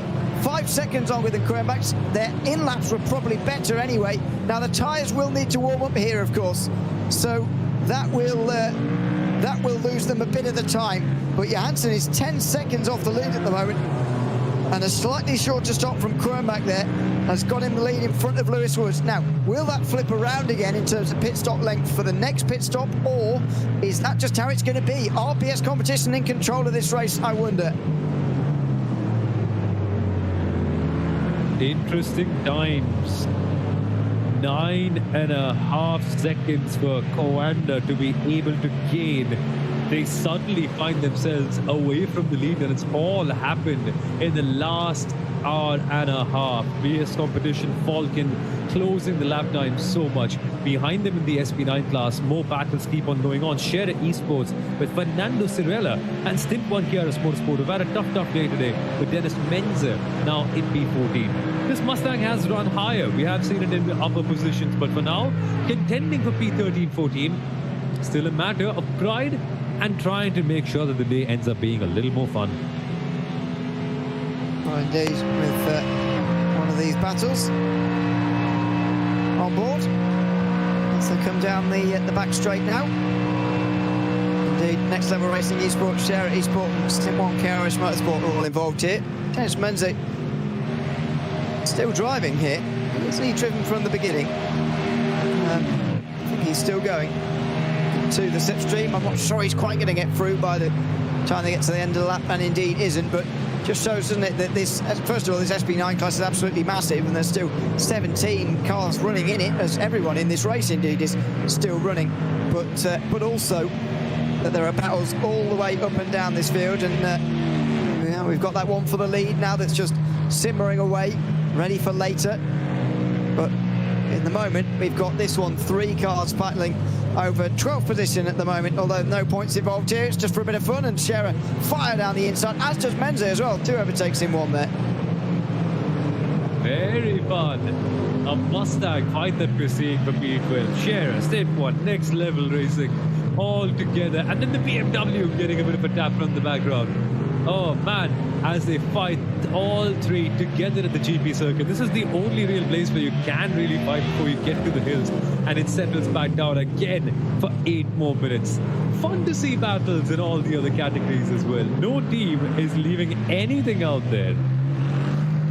No, indeed. Still 65 minutes remaining, so the final pit stop's not able to be made yet. A battle for the lead in the M2 class, by the way, is on its way in the next couple of moments. There's BS Competition, of course, Share Esport there. That'll be one to watch as well. These some of these fights just simmering away. But as I mentioned earlier, what a statement it is for BS Competition to have spun on the opening lap of this race and still got up to the back of Sherry Sport and potentially go on and win this race. I mean, you do not see that very often in terms of a recovery from so far down, but we're seeing it right now from BS Competition pretty comfortably coming back through the field to maybe go on and still win this race. That is the spirit of endurance racing. Just keep on pushing, keep on going on and on and on, and you never know what may happen. I remember us discussing that early on in the race, like, how's it going to work out for them? Is there any scope of coming back? Just staying in this race has put them in a position where they can at least get talking about it. And then it's a different matter, depending on how things go about, if they can genuinely make it happen. Very similar for Smilla Esports Red and Green as well. 14 seconds for these two to be able to climb up if they are to fight for the top two positions. And somehow they've lost time. Like, if BS Competition have been the big winners of this last stint, Smilla, both these machines, yeah, they've lost the positions badly. Yeah, they're third and fourth now in the team. Benari Racing just in behind them in this fight. So, not what you want to see, isn't it? Speed Sim RC Mustang has to work its way past. That's Jürgen Frank now, who's very much driving away from the rest in terms of finishing in 7th place, but catching the top 6 is going to be very, very difficult for him from there, unless there is a mistake up in front, or indeed drama up in front. Plenty more drama, I'm sure, to come in the next hour of this race. It's the Digital Nürburgring Langstrecken-Serie here from the Nürburgring Nordschleife. Round 3 of our 25-26 season.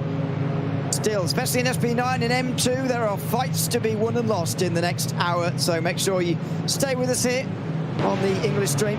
We'll be back in a few moments' time with the final hour of the race coming up after this.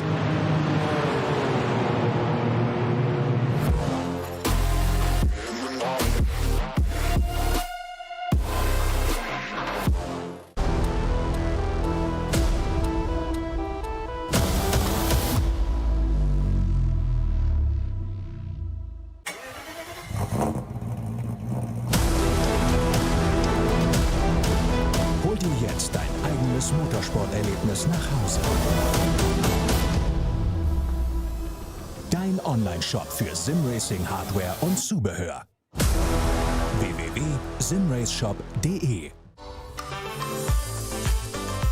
Liebe Fans, Lovely fans, besucht uns auf unseren Social-Media-Kanälen, follow us. Auf Facebook, Instagram. YouTube und TikTok. Willkommen bei der DNLS.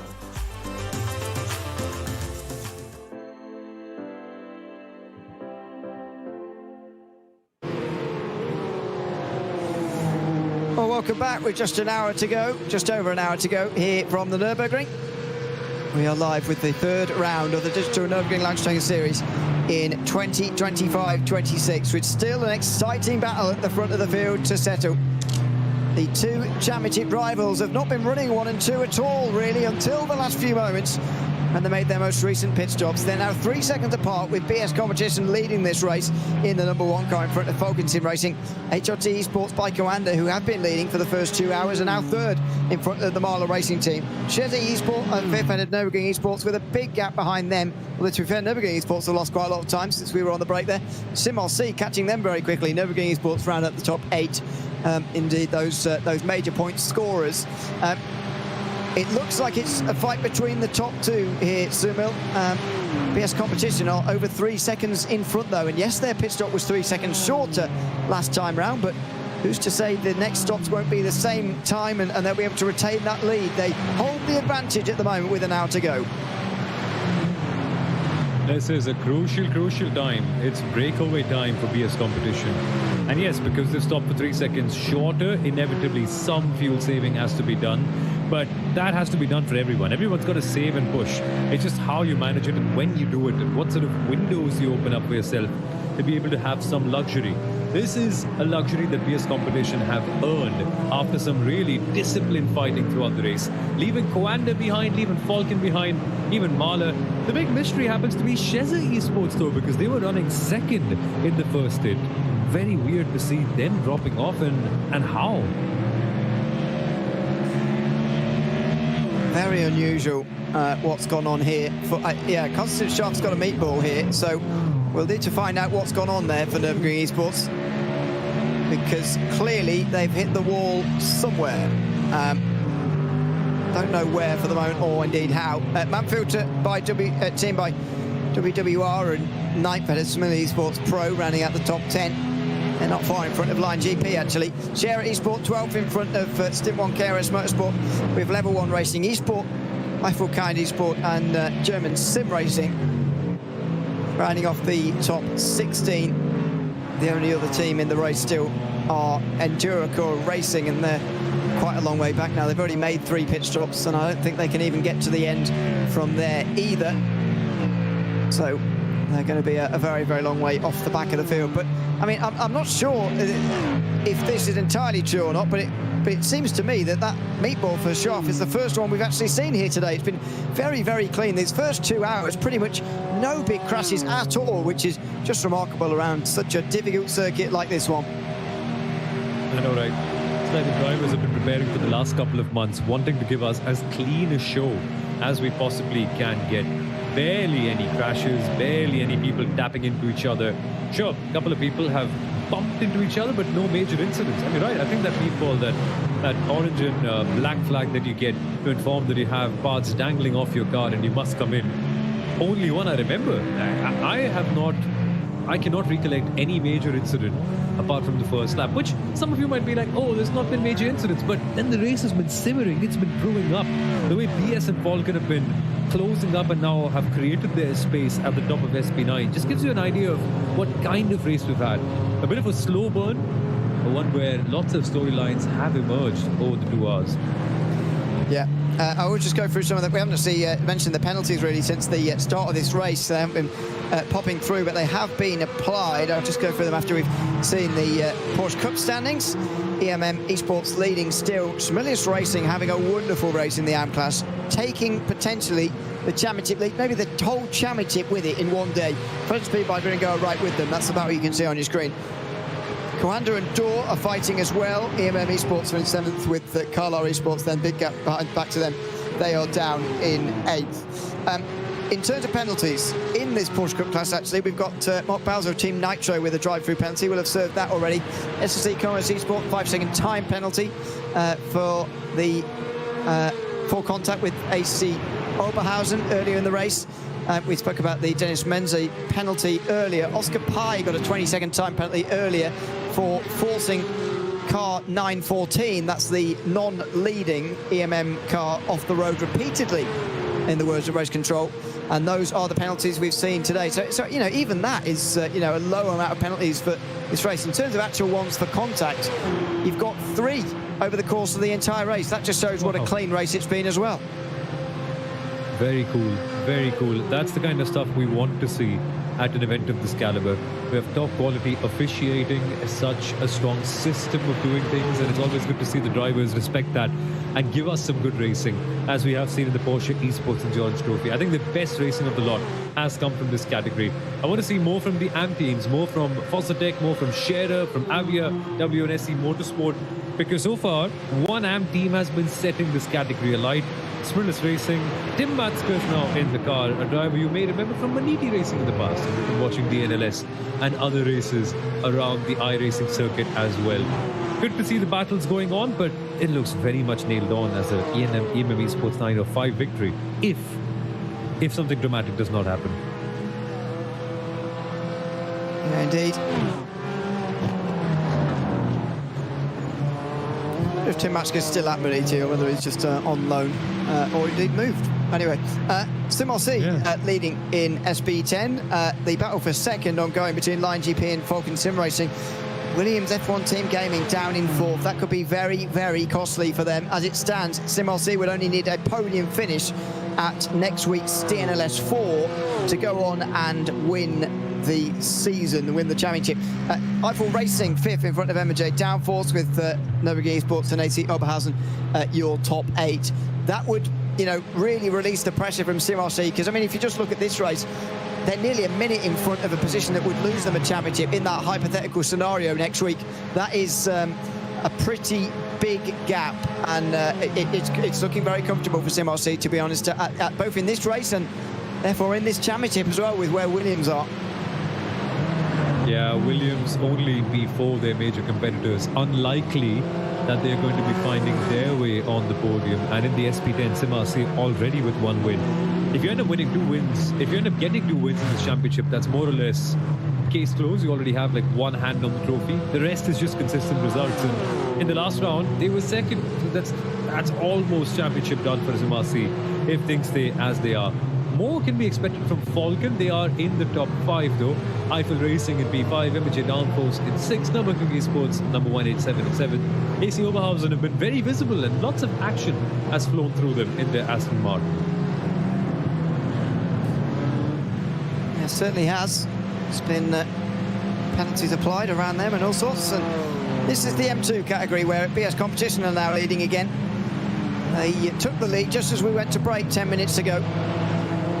And the pit stops mean that they've now got a very large lead. Similarly, Esports Green are in second in front of Endurocure Racing and Adopt Don't Shop, who are only just in front of Thomas Engerson Racing, and that's about what you can see on your screen there. Sierra Esport, Minari Racing and Racing Lounge 77 round off the top 8. Yes, there are pit stops involved in this, but what an impressive drive from BS Competition here. The Sierra Esport team came in time round. Ben Elias Reimer trying to do something clever to make sure they can get back in front of BS Competition, which is going to be difficult, but they need to try something at this stage in the season. And I wonder what it will be. I wonder how you're able to close up a gap this big in the final stint. Sure, at some point you're hoping for things to go your way, but nonetheless, 18 seconds in an M2.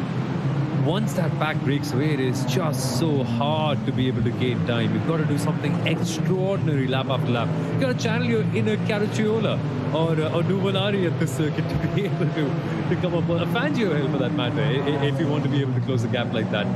But no, otherwise, very clean racing here. Benari, Adopt Don't Shop, Scherer, they've been in the thick of things consistently. As Racing Lounge 77, Nürburgring Esports, Wolf Motorsport, and the Smiller Esports Red Team round off this category. Interesting to see the Smiller Red car so far back. Something's gone on in the last few minutes. Yeah, indeed.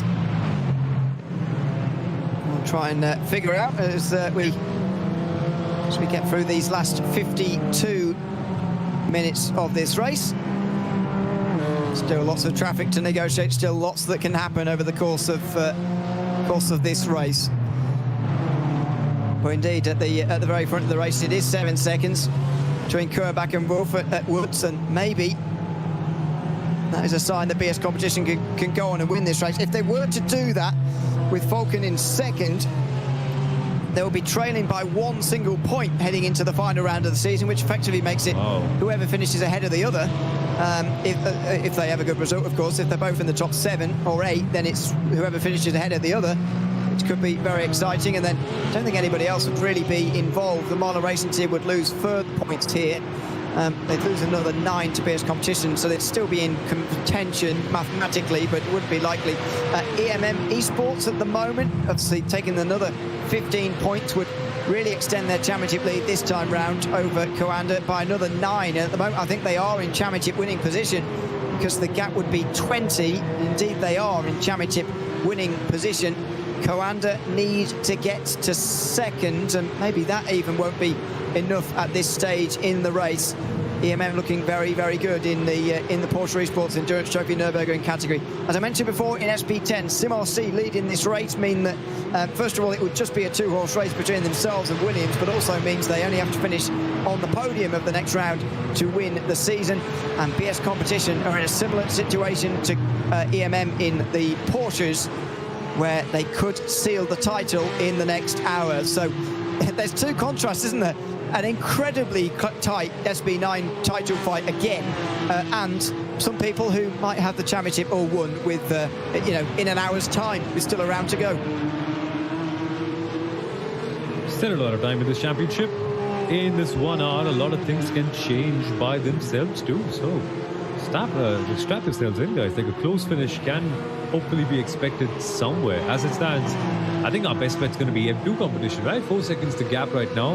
Even BS and SP9 have sped away from Falcon. They've really taken off in the last few minutes. If there's any place to expect some sort of fun, I think it would be M2. And you're right, yeah, we could see championships being decided today. We very much could do. As Sean Ter continues his quest to get up into 6th position here. Jerome Fisher just up in front. Ter still has to stop again here. Jerome Fisher may probably does have to actually as well. He's on lap 3 of his stint already with still 50 minutes to go. So both of these having to stop again, although Fisher probably for less time. Not battle I was expecting to see actually pop up at any point in this race. This is in the M2 category. Oh, sorry, in the SP10s rather. Just 2 BMWs instead. It's for 2nd position between Falcon and Lion GP. It's a long way in front of Williams, and look at that bit of artwork in the background there. Anton Jemish has got the right poster up for this broadcast. Has waved slow up right in front of them through the carousel there. Yeah, that got a bit tricky there, nearly bumping into the Falcon car up ahead. That would have upset a few people and a few conversations would be had for sure after getting so close. Falcon being one of the top teams heading into this round as the 3rd fastest. You don't want to be upsetting those, especially when you are 4th in the championship as it stands. Yeah, tough, tricky times for Lion GP, and since then they've lost a bit of time to the Falcon car ahead of them in this category.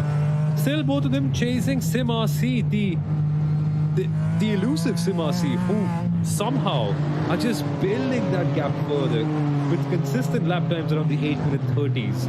Sim RC, DNLS team with Adam Isaacson behind the wheel, 27.5 seconds. That is a gap that is not closing down.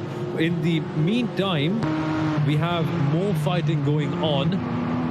This would be the M2 category, the Smiller Esports green team, trying to get ahead of Vinari Racing and then almost tapping them as we head towards the Nordschleife and begin the run around the hill. Yeah, they've been overtaken by them here for Similia, and so they'll have to get themselves back through again if possible. But they're about to get onto the Nordschleife section, which is not particularly conducive to that kind of move. As the pit stops have been made here, 4.5 seconds is the gap for BS competition. As you can see, it looks like in the M2 class, they're on their way to another victory and perhaps a championship as well. That's unconfirmed at the moment. They'd have a 15-point gap, which probably would be too much. 15 points the value of 1 race win. So, and they'd be able to win the tiebreaker with most races won, having won the first 3. So they'd be on their way to a title, as EMM Esports would as well. If they win their races, then they will be champions with still 1 round to go next weekend, by the way. We'll be back same time, same place next Saturday with the final round of this championship in, as I say, 7 days' time. Here comes Ben Gallett for Similia. He looks like he's just staying behind on the way towards Schredenkreuz there. He didn't want to get past there, or chose not to. It looked to me like he chose not to get past.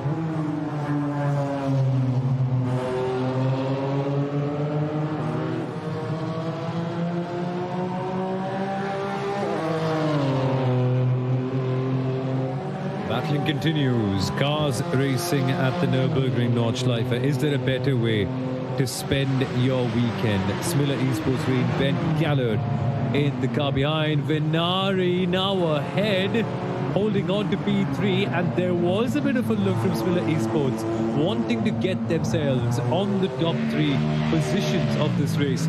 It's a bit tricky there, could not be able to find their way past in the hill.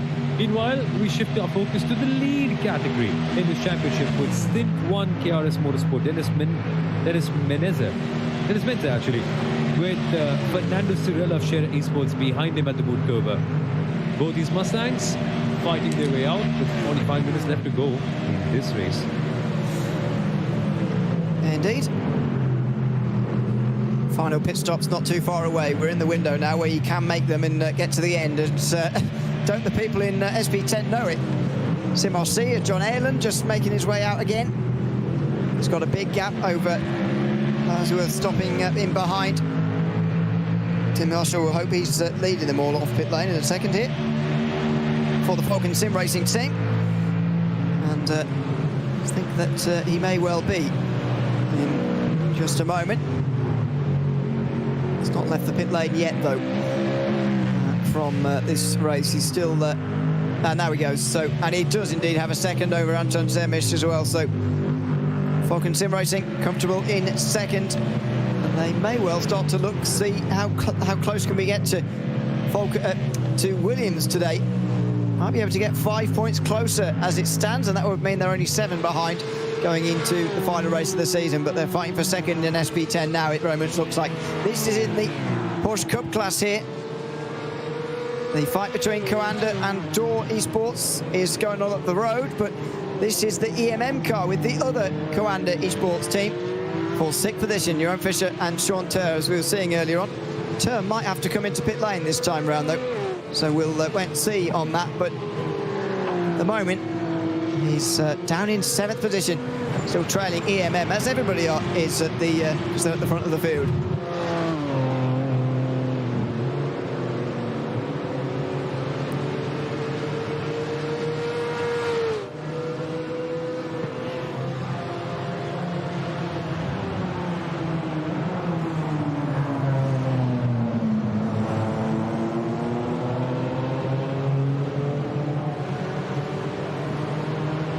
Here is the M2 category, and it's for 3rd again. Venari Racing was looking like they were having to defend there into the carousel,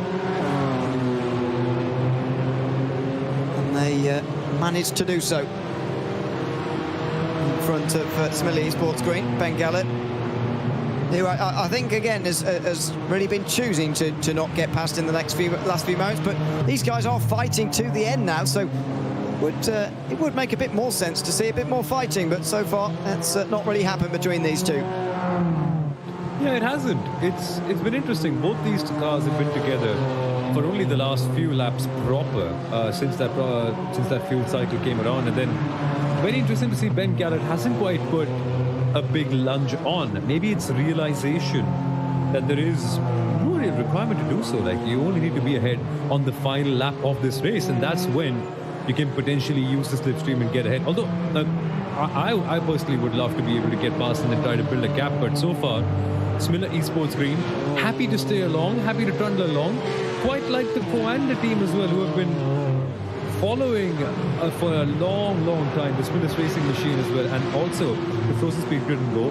This is one place where we are seeing some racing. Frozen Speed chased by Smillis Racing, who want to hold on and get their first podium of the entire season, not just in the AM category, but in the Pro category against the big dogs, making sure that there is a place for themselves. And then Coanda in the background, roughly 5 seconds away, with Durr also not too far off. Yeah, indeed. Just trying to work out where this would put Smillis Racing in the championship. They only had 4 points going into this. Good race for the opening round of the championship. They finished in 6th, which is very good for a for an AM team. Sorry. Carlo, though, with 2 appearances in the top 7, 1 in the top 5 in round 1, getting them the championship lead so far. So they're trailing by 2 points coming in. If they were to get the 8 points here, Smillis, they'd be on 12 overall. Carlo at the moment, where are they? I think they're in the top 8, so they're going to get some decent points. Yeah, they are indeed in 8th place, so well, they're going to get 1 point. So they would lose their championship lead, and they'd only be on 7 points compared to the 12 of Smillis Racing, and so suddenly Carlisle would be sort of requiring themselves to get a 4th place finish overall next time, and that would be very, very tricky. If Smillis Racing can even get into 2nd here, finish in 2nd in this race, they save a bit more fuel here with Tim Matska, then all of a sudden this AM team are looking very, very competitive to come through and win the title. And the points they're accumulating tonight might get them a very long way. You never know. You never know. They could well end up winning as well. It's still a long way to go in this race, and a gap of just 8.5 seconds is attainable within 40 seconds. It's not over yet. Sprint Racing could be in this. Jerome Fisher, though, the number 914, a car we saw in the top 2 for a long time, now having to settle in behind the other co-anda of Sean Terra for 7th position. Yeah, really tricky for the EMM car, wanting to get into P6 and will get so as the co-anda goes in the pit lane. So final stop made by Sean Terra. And it's just in time to pass some more M2 traffic, because this is the battle they were about to encounter for 3rd position.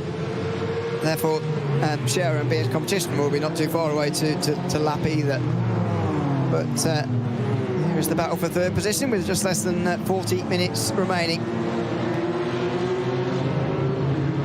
And there are the Porsche Cup cars on board with Gregory Hoefson now for Dory Sports. Oh, trying to get down the inside of the Ferrari racing car. Desperately trying to stay with Coanda, and in doing that has just lost a bit of time, lost a car length or so. He's got to push hard here to get back into the slipstream here, back into an opportunity maybe to try and get past that Coanda Porsche in front.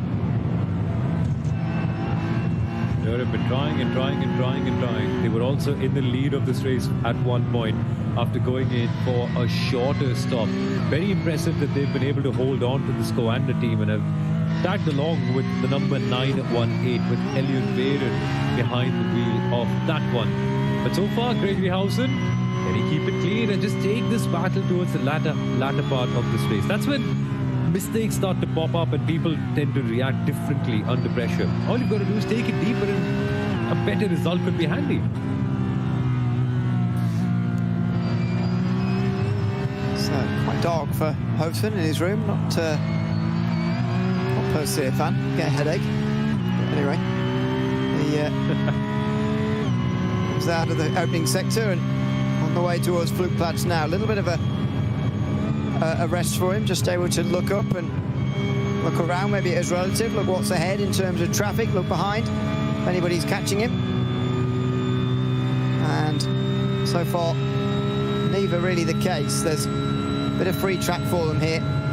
He's done well to get back into the slipstream, though. That was the real thing he had to do here in this car, because that little bit of traffic through the Grand Prix layout just split them apart for a moment. And it meant that he had to get back on terms, but he has done that now. This is a battle that's going to continue on to the very end here. The last time these were in were quite a long time ago. Hoefson might indeed be in at the end of this lap. Veyron might go on a bit further, but they both still have to stop before the end of this race. So maybe that's why we're not quite going to see a fight from them just yet.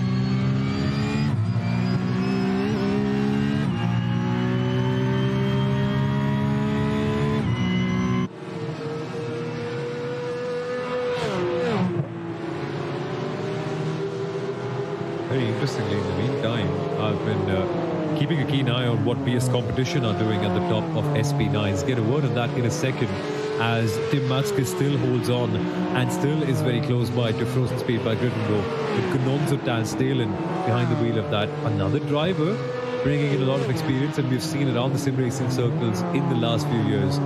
Tazelen has a job to just get the car across the line.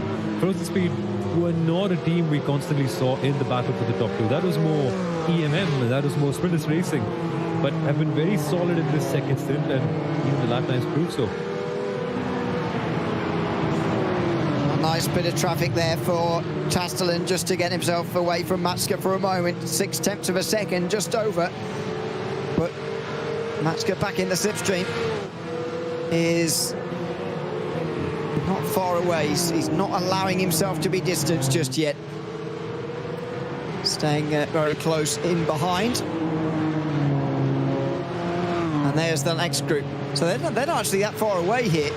So maybe it's smart to work together a little bit more, actually, for Veyron and Hoefson. Last time round, they closed in, especially on Tastelen, who was caught by Matske last lap around as well. But Veyron and Hoefson therefore caught the group too. This is SimRC versus Nürburgring Esports, and Constant Sharp, who's got a new car after that meatball early, was able to drive it back and take the faster pair, and now he's back towards SimRC into the slipstream in the Aston Martin. The first time in SP9 we've seen a pass on the road for some time. as he gets into the slipstream. He pulls over to the left-hand side, and Scharf has rather impressively picked himself up from that mistake he made earlier, clearly, and he's straight back through again onto MRC. Well done, well done. Good to see some racing at the Dottinger after a little bit of a simmering period where we saw all the teams and drivers build up their entire stints. We want to see more of that. Jürgen Frank is a driver we've seen for a long time too. We normally see him in the DCR world. Good to see him in GT3s with the Ford, pushing the limits of that car. Meanwhile, more fighting behind them too. Maximilian Strupp and Scherer Esports SP9 with Fernando Cirella still in that fight for P9 and P10. And now you get a feeling they're going to go gung-ho. Last 35 minutes, what's the reason to hold off? What's the reason to be conservative? Here comes the move. Fernando Cirella on the inside at turn number 1. Gets a good entry, good exit, nice and clean. Yep, straight through. Nicely executed on the brakes down there to get into position. Digitale Sports Pro, by the way, and German Sim Racing both making a pit stop last time round. That'll be their last pit stop of the day. The best placed team so far, actually, Milo Racing Team, to have made their final stop of the day so far.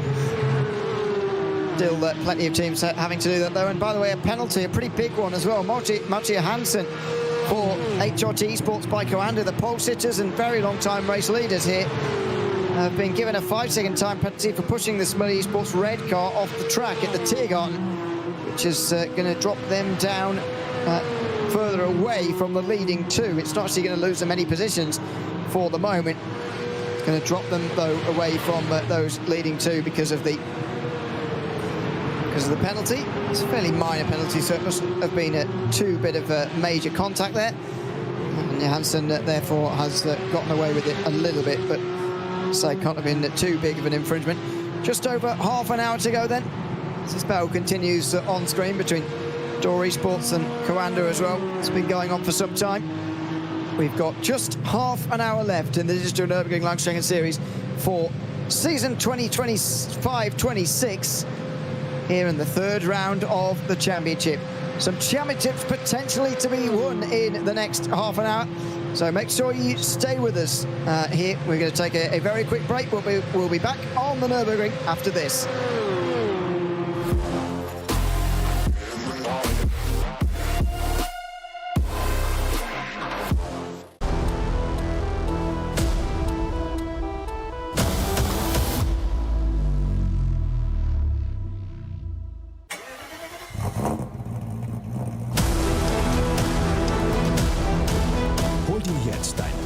Motorsporterlebnis nach Hause. Dein Online-Shop für Simracing-Hardware und Zubehör. www.simraceshop.de. Liebe Fans, Lovely fans, besucht uns auf unseren Social-Media-Kanälen, follow us. Auf Facebook, Instagram. YouTube und TikTok. Willkommen bei der DNLS.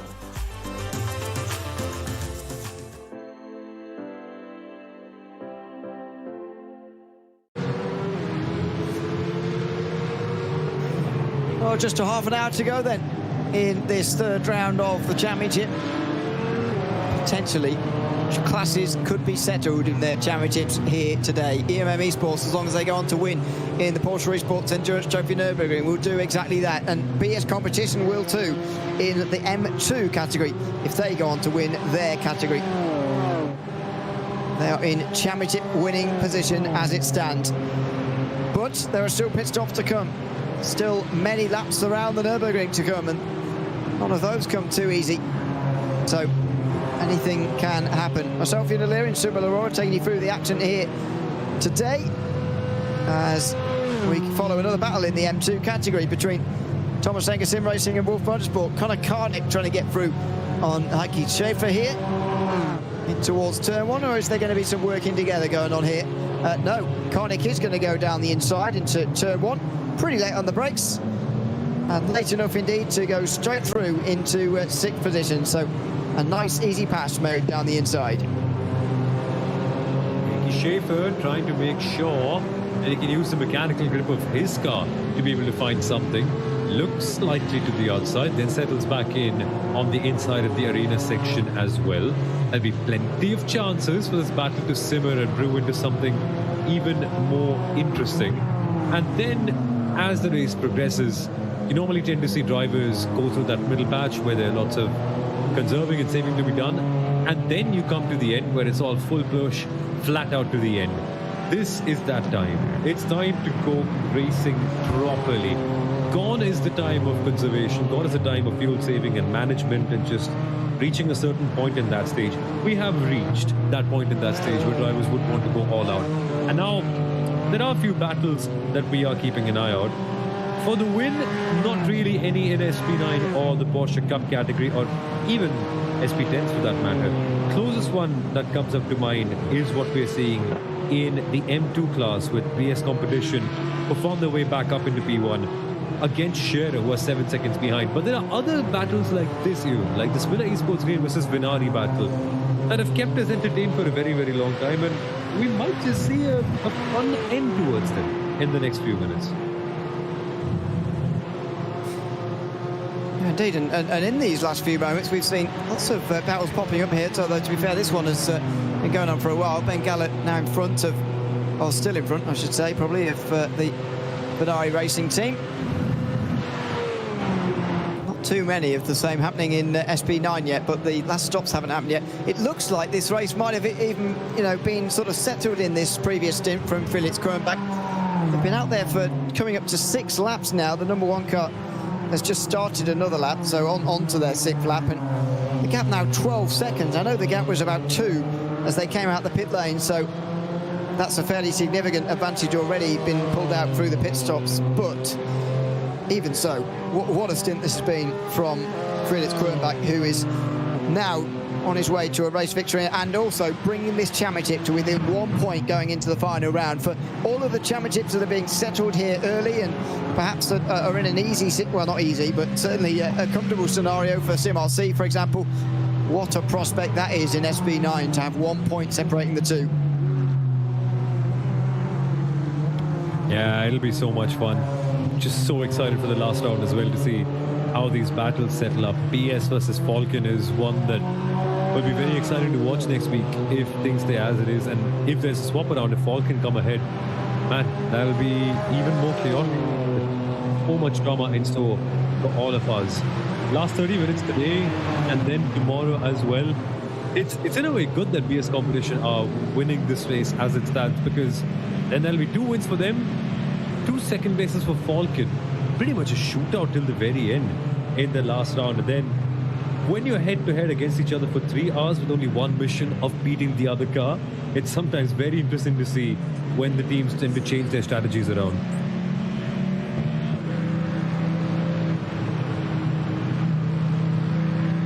This is the battle for 12 in SP9, by the way. Leon Weigel and Bowser Sedley. GP were a bit further up the field earlier on. They're down 2 places on where they qualified now. Biggest mover forward, by the way, Next Level Racing Esports, who are up to 11th now in this race. It's very congested around this part of the field, though, and here comes Bowser Sedley looking to regain one of those places lost over the course of the day. Long Dottinger going to provide the Mustang with the chance to get through here. Should do. He's pulled out the slipstream, though. He's not got anywhere, and look at that. The Aston Martin going round the outside and able to hold on to the place. Now then, stop and go penalty of just 2 seconds here for the Scherer Esports Cup 2 car, which is for a minimum standing time of 30 seconds, not completed in their most recent pit stop on lap 17. Only 28.2 seconds and not 30. You mentioned that as a rule earlier on. It's something you've got to work around in terms of your strategy, because it's very easy to make a stop less than 30 seconds in one of these races, as Bowser certainly gets down the inside. So that's the reason for that very, very short penalty. It's so slam dunk. It's one of the simplest ones out there. Just have to be there in the pit box for 30 seconds. Yeah, that is somewhat inexcusable at a stage like this. That's a basic operational one. And yes, it's a penalty we've had just for this season. It's something new that teams and drivers have to get used to, but we've already had 2 rounds, so it is surprising that a penalty like this is coming out at this time. It's probably just a miscalculation, a momentary brain fade. It's a lot of rules to remember, of course, and so easy to happen. And I think it's happening up and down the field, actually. The Nürburgring Esports number 32 team have done it now too. They are currently 8th. Maximilian Stroop has made a pit stop only a couple of minutes ago, and according to my timing screen, he's made 32nd of a pit stop, but clearly not when race control have looked into it, because they've been given a 1 second stop and go penalty as well. So again, got to be so careful with it as you get towards the end of this race, because otherwise you will get a very hefty penalty. You might as well just, even if you're not actually taking on any fuel or tyres, you might as well just stay stationary for the second in the pit stop and avoid having to come down pit lane all over again. Yeah, it's such a pain. It is such a pain to be able to do that in an active race when everything that you've been doing so far is about building momentum and trying to do saving and managing that with pace, and then all of a sudden race control is giving a penalty and you've got to come in for such a long time. It is not good news for the Nürburgring Esports or the Scherer Esports Cup car.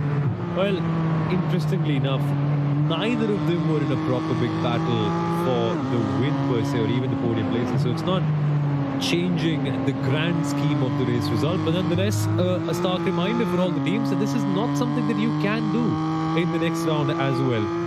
I'm sure these regulations and rules will be properly baked into their minds, as we have 2 back-to-back races in 2 back-to-back weeks. Must be such an exciting time for these teams and drivers, I suppose, when most of their driving work is just happening at the Nürburgring, as we see pit stops for Frozen Speed Grid Go and Sprillis Racing still all together, still not letting go of each other in spite of being with each other for the longest time since the last couple of stints. Now 23 minutes, full push. Let's see which one comes out on top. Yeah, indeed. As Luca Alper continues to lead out front for EMM Esports, though he's still yet to make his final pit stop of the day. Same for Elliot Veyron.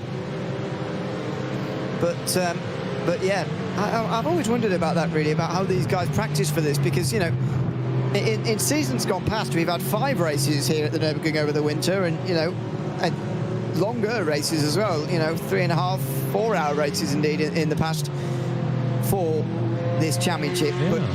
But I do wonder how you practice, though, because you're driving at the same circuit again. I mean, surely they do a bit of practice, but it's not like completely learning it. It's, first of all, not like a series that goes every week for, you know, 12 weeks or whatever, like you do sometimes see in our racing, following the official schedule or whatever, going to a new circuit every time, having to relearn in the week and everything. But not only that, you are going to the same circuit every time. So I do wonder if it takes a little bit less practice than normal, or if they're absolutely on it as normal. I'd guess they're probably practicing just as much as normal, because they're trying to get every last tenth out of these cars at every opportunity.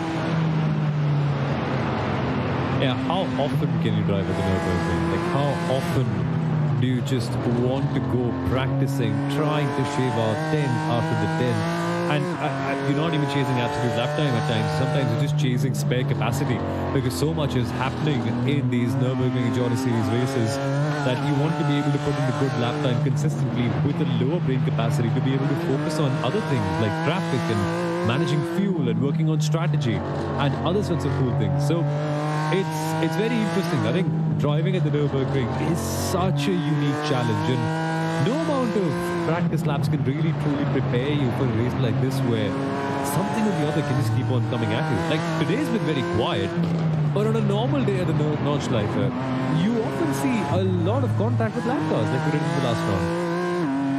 Yeah, we just haven't really had that sort of drama here today, as Felix Kronbach comes into the pit lane, as does Lewis Woods now from the front of this race. There are 3 laps to go as they come in now, so 2 flying laps and 1 out lap to go.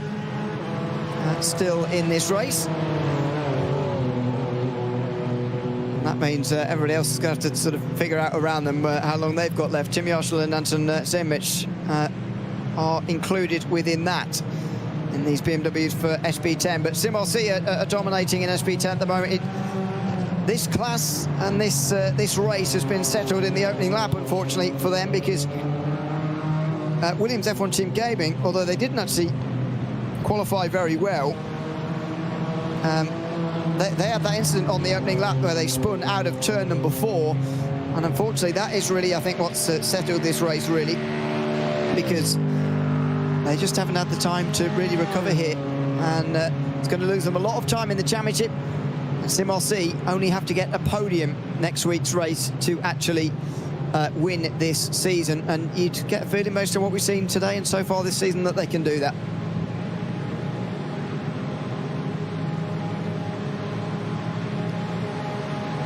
In the meantime, slipstreaming at the Dottinger. Battle goes on. Falcon Sim Racing being chased all along by Lion GP. This is the fight for second place in your SP10 category. Barely anything to separate them. This is a battle I really want to watch. In the meantime, we've also been tracking what's happening to Williams Esports, Williams F1 Team Gaming now, of course. And no real progress there too, even. I think we were right in that front that they have reached a bit of their ceiling. But at least we have this battle to keep us entertained for the final few minutes in the SP10 class. Well, hopefully. And in M2 there are still things going on as well. Benari Racing back in front of Smith Esports Green, so they're back to third now. Oh, wide though, just in the grass briefly. Able to keep it on the road though and get away with that. Smith Esports Green close in as a result. But so often through there, if you're going wide through that first part there, that first left-hander at Metzgersfeld, you can very easily go straight on and straight into the wall at the next turn. But so far in this race, we just haven't seen that. Every single one of the 52 cars that started this race is still in the race, and that is just remarkable, a brilliant thing to see. A show there of just how skilled these drivers are. I mean, even getting close to going off the road and having a pretty big accident, they were able to pull it back in time and get away with that, and they continue on in third place. A battle for a podium this, don't forget. Yeah, stakes are high. They've been building their entire race up towards a moment like this. There's no chance you can let it go that easily, especially when we're at the last 20 minutes. Villa Esports Green, Ben Gallard, we've been constantly saying, when will he pass? When will he push on? When will he give that something a little bit extra? Or the bigger question now is, does he have that something extra too? Because he's been chasing and looking at the back of that M2 car of Benari Racing for the longest time now. Where will those opportunities come around? Dottinger has to be the best place, or perhaps maybe use a faster car and use that to your advantage. But something has to change if Smiller Esports Green have to find their way on the podium with 17 minutes to go. They may well have to wait for the final lap here of this race. They may want to be in second place going on to the final lap of this race. Let's see, there's another stop and hold of 4 seconds, this time for 909. Adore Esports. They've been having a good race actually, but Gregory Hodgson, he's going to have to give up 6th position here as he's been given a stop and hold penalty. That will drop him to 7th at the end of this. Sean Ter's lost quite a lot of time through this final pit stop of the day, unfortunately. And so 9th place for them now, over 2 minutes off Luca Alpert, although Alpert hasn't made his final stop. So want to watch there. This is for 6th place meantime. Wolf Motorsport and Thomas Enger Sim Racing fighting it out right now as well in the M2 category. So again, these guys probably are signing themselves up for the end of the race now. So far, this early stage of the race has been about strategy and saving fuel and all that kind of thing.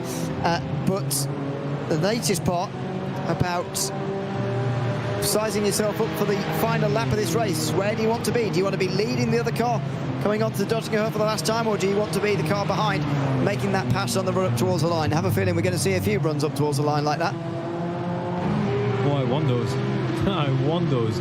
We saw such a close finish in the SP9 category at the first round of this series as well. Quick splash and dash, I would imagine, for the number 918 Coanda in the Cup Championship there. Very interesting. They will cycle back down behind Sprillis Racing, as has been the case. So the top three will still be EMM, Frozen Speed and Sprillis Racing as it stands. Sprillis have been a big surprise though, to see an AM team qualify in the front row of the grid. And on top of that, barely making mistakes, consistently be up there. A fight with a team that was trying to double team them. That was the EMM esports team. At a time, remember, we had the EMM 905 followed by the 914 and then the Sprillis car. And there were occasions where Sprillis were leading and both the EMM cars drafted them to be able to get ahead. We've seen that sort of stuff in this race too. But even then, this AM team with their full spirit have been fighting on and with absolute heart have found a way to be in third place, which you never know in the last 15 minutes if they keep on piling up the pressure, could also materialize into a second place. It by far and away has to be one of the standout results of this championship and one that should be commemorated for sure. Yeah, certainly. It's, they even think and dream about second. Can they possibly? Well, they're on the final stint of the race now. Everybody around them has made a stop. Elliot Veyron's 2.5 seconds behind them as well, so they're in an awkward situation now. Tastelin and Matchka have to work together, I think, for the next 2 laps, while they are trying to distance, and it will be indeed actually 2 laps when they get to the line, because Quirmack's about to get 2 laps, and these guys have got 3 laps, including this one. So for the next couple of laps, they've got to work together here. They can't fight, in my opinion, because that will allow Veyron into the fight, and then when you've got 3 involved, it all gets complicated. But for now, when there's 2 of them on the last lap, you know, that's when it's in a much better scenario for everybody. So let's see what they do here. Do they work together here and try and make sure that Veyron stays away as Quirmack takes 2 laps to go at the front? Or are they going to fight and invite Veyron into the fight for a three-way fight for second position? I wonder. Hopefully you'd expect those 2 to be experienced enough to know what to do in that scenario. Yeah, they will put on a show for all of us. That's what they will do. That's what we've been waiting for. Something to spark it up. 13 minutes to go. You still get a feeling that the pressure is boiling up, and these drivers are just waiting for 1 or 2 of those opportunities. It's not a case of confidence, like competence rather. It's, you cannot be behind the car for 2 hours and not have that something extra. You're clearly waiting for something. You're clearly waiting for the right time to be able to pull out a surprise. And it just keeps on going lap after lap after lap. Similar in this case as well, where Falcon Sim Racing have consistently kept LionGPFenster.com at bay. And LionGP, I'll be honest, I haven't seen much of them in this race so far. We mostly saw Sim RC and then the Williams team and their comeback. But then in the last hour or so, they have been tagging along with Falcon Sim Racing and been putting up such a good duel for us to follow. With very clean driving, barely any tapping, and they've been going through lap traffic as well. Now getting closer on the approach towards the corners, but you can't make it overtake that. Nearly bumping into the back of the Falcon Sim Racing car. Things are getting exciting. They certainly are, and I agree. It's been a good performance from LionGP. I've seen a bit more of them, but you know, I don't think I've seen too many performances where they're sticking it with the teams they are at the moment at the front of SP10. This is a great performance indeed from LionGP. So we ride on board, coming on to the Dottinger again. They're about to see 2 laps to go as well here. We ride with Anton Zermisch, Tim Yarshall just in front of them. They've got about half a minute each side of them, by the way. A long way to the leader and quite a long way to Williams, who are in third at the moment. So here comes Zermisch. Does he want to be trailing here or not as he comes up towards the pitch uphill now, where he has a bit more of a slipstream? And no, he doesn't go for it. So maybe he wants to sit here for the next few laps and, well, that's 2 laps indeed, and then on that last lap try and come through.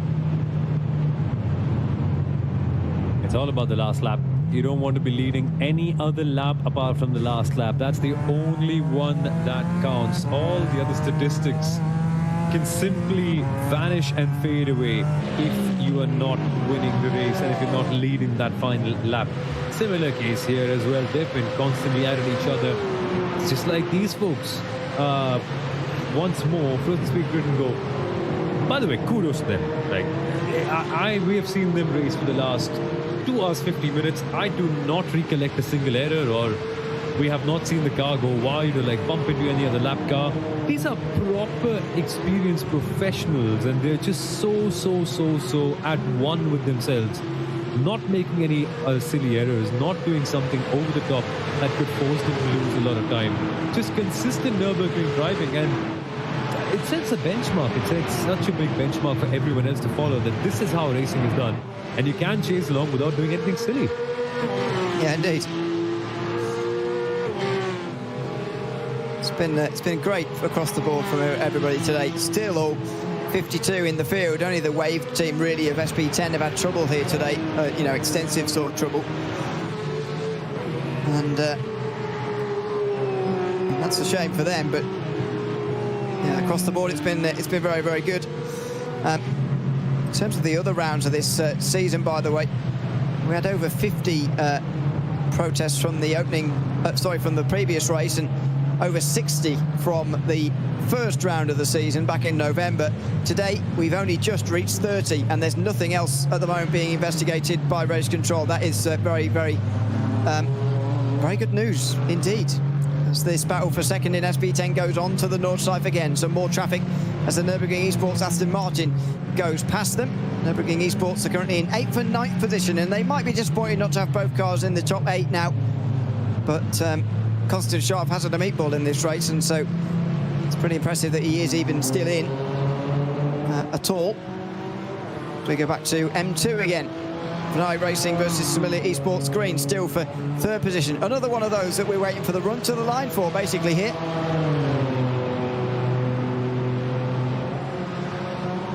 Waiting. Will there be any other variable in the mix? Can it be traffic?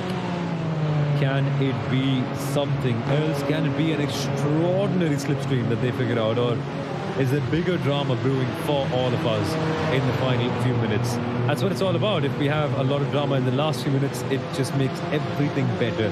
And while this race has been a bit of a slow burn at times, and a lot of times we've just wondered how the strategy is going to play off, it has left us with a few battles with cars nose to tail at each other. And the one thing we know for sure is that at the Nürburgring Nordschleife, it is possible to have a photo finish. This circuit rewards you for that. And the final run from Göttingen, it will be memorable to see how these cars navigate that on the final lap, being so close to each other after such a long time. I get a feeling even their hands might be shaking, like they might get antsy that they've waited so long for this very moment. It's almost like they've got to work double hard to keep themselves calm after waiting for it for such a long time. It is unusual to have such tension and sort of anticipation for which you can do nothing about until it arrives. That is certainly unusual in one of these. It's all going to come down to that. And, I think that there's so much he can do now. There's so much that's been experimented with as far as a run to the line here is concerned between two drivers, as we're about to see in a lot of these categories. Actually, there's 2 driver groups all over the place, and none of them for a class victory anywhere, but some really advanced positions. And Smillis Racing could have a 2nd place finish, which would just be remarkable, and and there's plenty of others as well. But there's so much you can do now from as a leader in the group that actually I do wonder the merits of staying behind like this for so long and waiting to be second, because yes, in a straight fight, if everybody drives normally, then the second driver in the group is always going to pass, probably 80 odd times out of 100, 85 times out of 100. However, the leading driver can do so much now to weave around, to go wide through the final turn and let the other guy pass you early so you can get back in the slipstream, come back past them again. There's so much that can happen here that I must admit I'm a little bit surprised there's just no attempts to pass before the last lap, and they're leaving it all to that very end where they don't get time to really test out anything. Yeah, exactly. It's very intriguing. Like I would have imagined they would have given some try, something or the other, or some push, or just something to see where the other car is very comfortable and where they end up losing their composure. An attempt like that, just give it a go. Like, there's not much happening, but there's also maybe a fear you in that maybe if you do end up trying something risky and something does go wrong, it's just so hard in these cars to be able to catch up and be able to do something without any drafting. Now maybe there is a time for some overtaking and some swapping around in the SP10 category. This battle is getting more exciting. Falcon Sim Racing versus Line GP Fenster, fighting consistently for the last hour and a half. It's just that waiting game. We're waiting for the clock to strike 0 and then the final lap, where we know for certain these drivers will unleash another gear. It is tradition, it is history, it is just the way racing is done at the Nürburgring Nordschleife. Last lap, it is bound to be the most exciting. There's always something on the final lap of the race, that is for sure.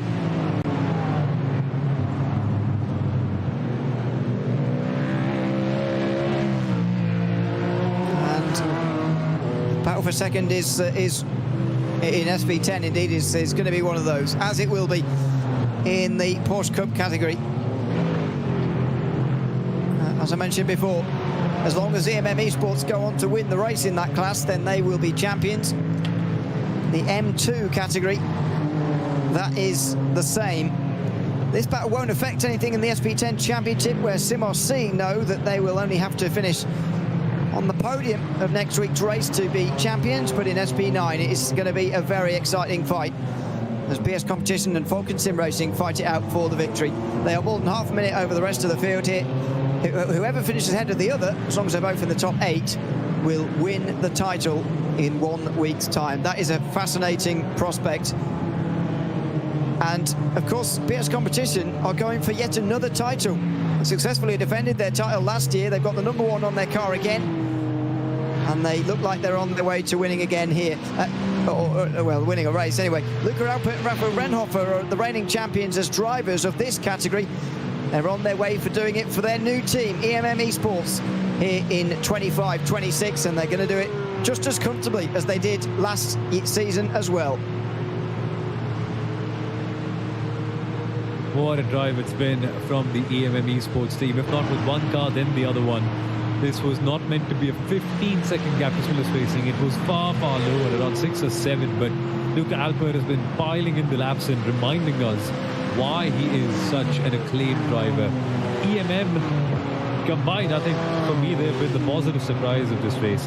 We knew they were good, but like this good to be consistently out there and open a 15-second gap, it needs some proper consistency to make things happen. And for BS Competition, a comeback drive like no other. Nobody's been on their level today, it's fair to say. And now, side by side, I said earlier, I was surprised that these two were waiting so long. Well, they're not anymore. Anton Zimmerich tries to go through, but the Mustang's giving the slipstream back to Tim Yarshall, who in the Falcon Sim Racing BMW is going to retain second. Now, there won't be a helpful Mustang there next lap for Yarshall as they get onto the final lap here, but that was interesting there, that Yarshall was given the assistance on the straight. And that's something you don't think about when you're waiting in behind for ages as well. What if there's a SP9 who's just passed us here and gives slipstream to the guy in front of you? That would make it very, very difficult to overtake. And well, there's another layer to add into this impending battle in the SP10 category. So many variables, so many things that can come in the way and change the shape of the way this race plays out towards the very end. Still not over and done yet, still all to fight for in this class. And now we're just waiting. How can Smith's Racing keep this position ahead? They have now finally made that overtake, gotten the better of closest speed by grid and go. I think the better half of over an hour was spent behind that green Porsche, watching its tail, observing its every move. Tim Matzke picking the right moment, not going for the final lap, and it's fair to say the race is on now. I don't think Frozen Speed by Gringo will be satisfied or be okay just sitting behind. It's almost like you can see the intensity ramp up. And here we see the Coanda 918 sliding around. I know, very nice. But a slow-mo. as Elliot Veyron tries to catch up to the battle for second here. He's only 4 seconds behind, but he's been around that distance for a while, and I think he's going to run out of time here. As we see the slow-mo here, I'm not sure it's highlighting, maybe just the slide. There's the gap, by the way. There are the two just going round through the trees there. Here at the Nürburgring. Ah, there we go. It's the slide we're having a look at. Pretty far out sideways. So cool. I mean, he's pushing hard, isn't he? There's no doubt about that. Yeah, that is amazing. On a direct drive wheel, that might be a tricky thing to handle. Must nearly snap the arm. Well, more battling. Dotting a her. We see positions swapped around over there. They go back and forth in the cup category. Once more, we see Frozen Speed Britain go return to P2, but Smiths Racing will not let this go that easily. The AM team have fought with heart and soul in this one and have to settle behind as we come to the final lap. There'll be one more lap for these two to duke it out and settle which team gets into second place in the cup category. So one more major opportunity, one more run down the Nottingham Her for Smiths Racing to get second place on their AM category day. Frozen Speed have a big lap and a big responsibility for their entire team to be able to hold on. Indeed. So they're back in front to second, going on to the last lap. So, now I, understand it a little bit more. It seems that what they've been doing here, although with the exception, to be fair, in SP10, where Anton Zermish has actually lost a lot of time in the last couple of moments, that battle is going to be well, it's not going to happen for us on the last lap here, but this one will do. And it seems that what they've effectively been doing is just filling each other out right until the very end of the race. Penultimate lap, have a go, let's see what's going on. And then final lap, they're going to properly go for it. And for third, it looks like it's on here in SP9. Malte Jansen's been into contact somewhere. We mentioned it's been a clean race, but there's clearly been contact somewhere for this car. Bowser's Palla has caught up last time round. Palla caught up by 10 seconds. Katja Schube is only 3 seconds behind them as well. Maybe a late change on the podium here in SP9.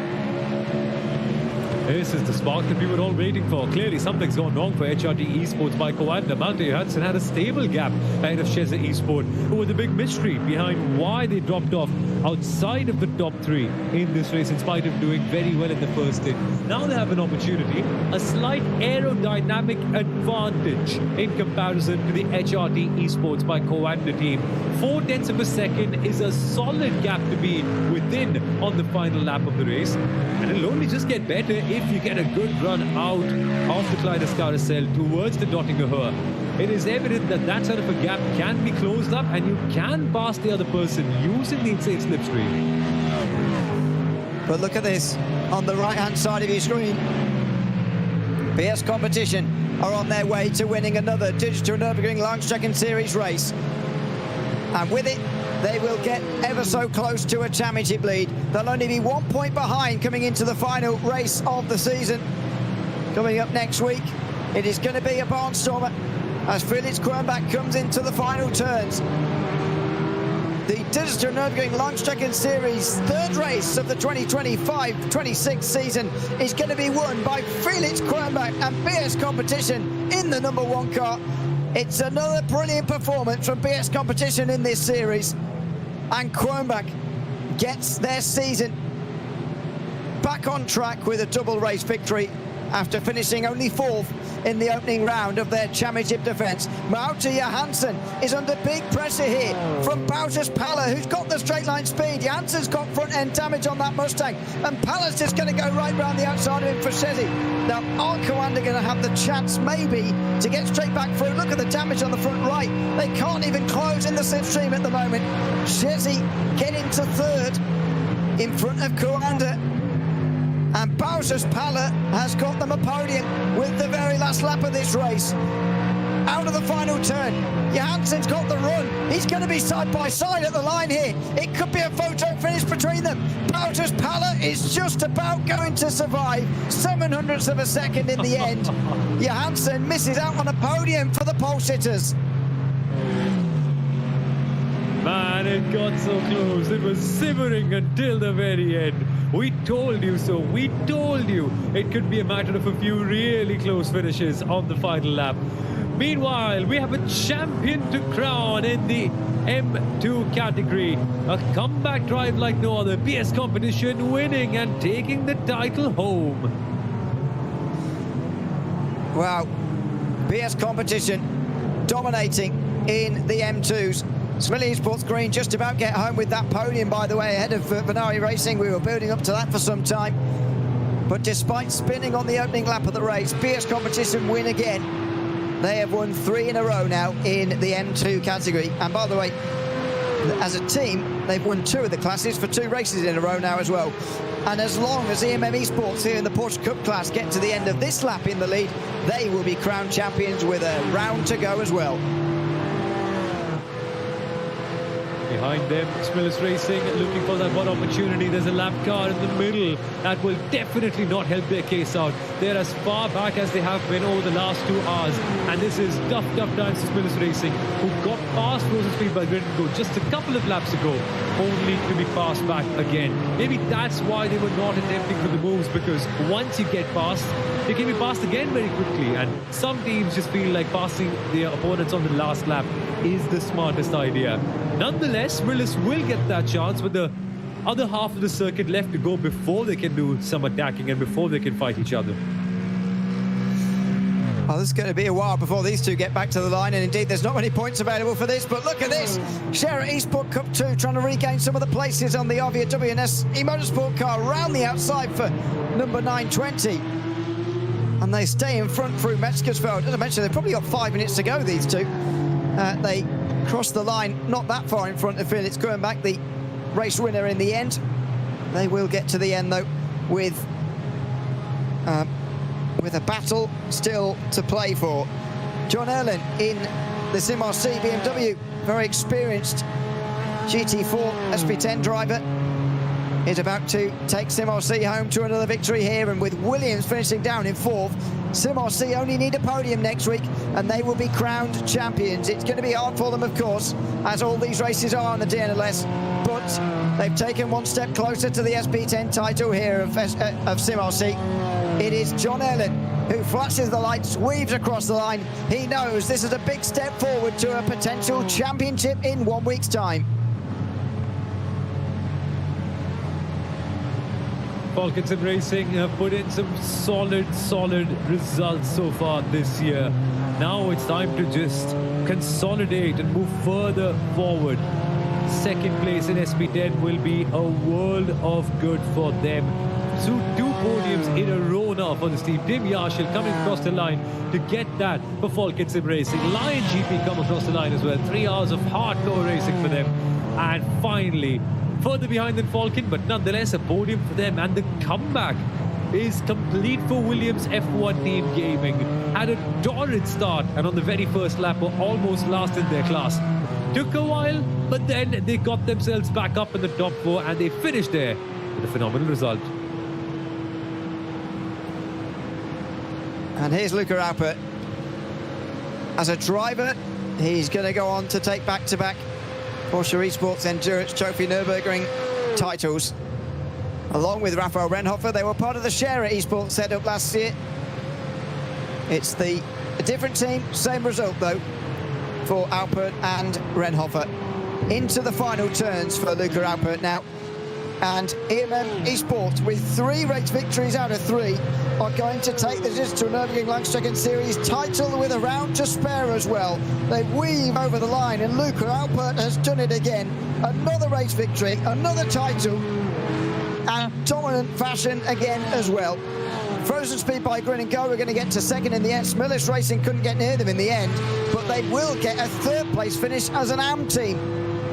In just one day, they will gain 6 points over Carlisle Esports as they got up themselves to 7th. And that will put them 5 points in front going into the final round of the championship in the AM category. But Alpert and Renhofer know they can celebrate a title tonight and have the chance to do the clean sweep in 1 week's time. What a performance it's been.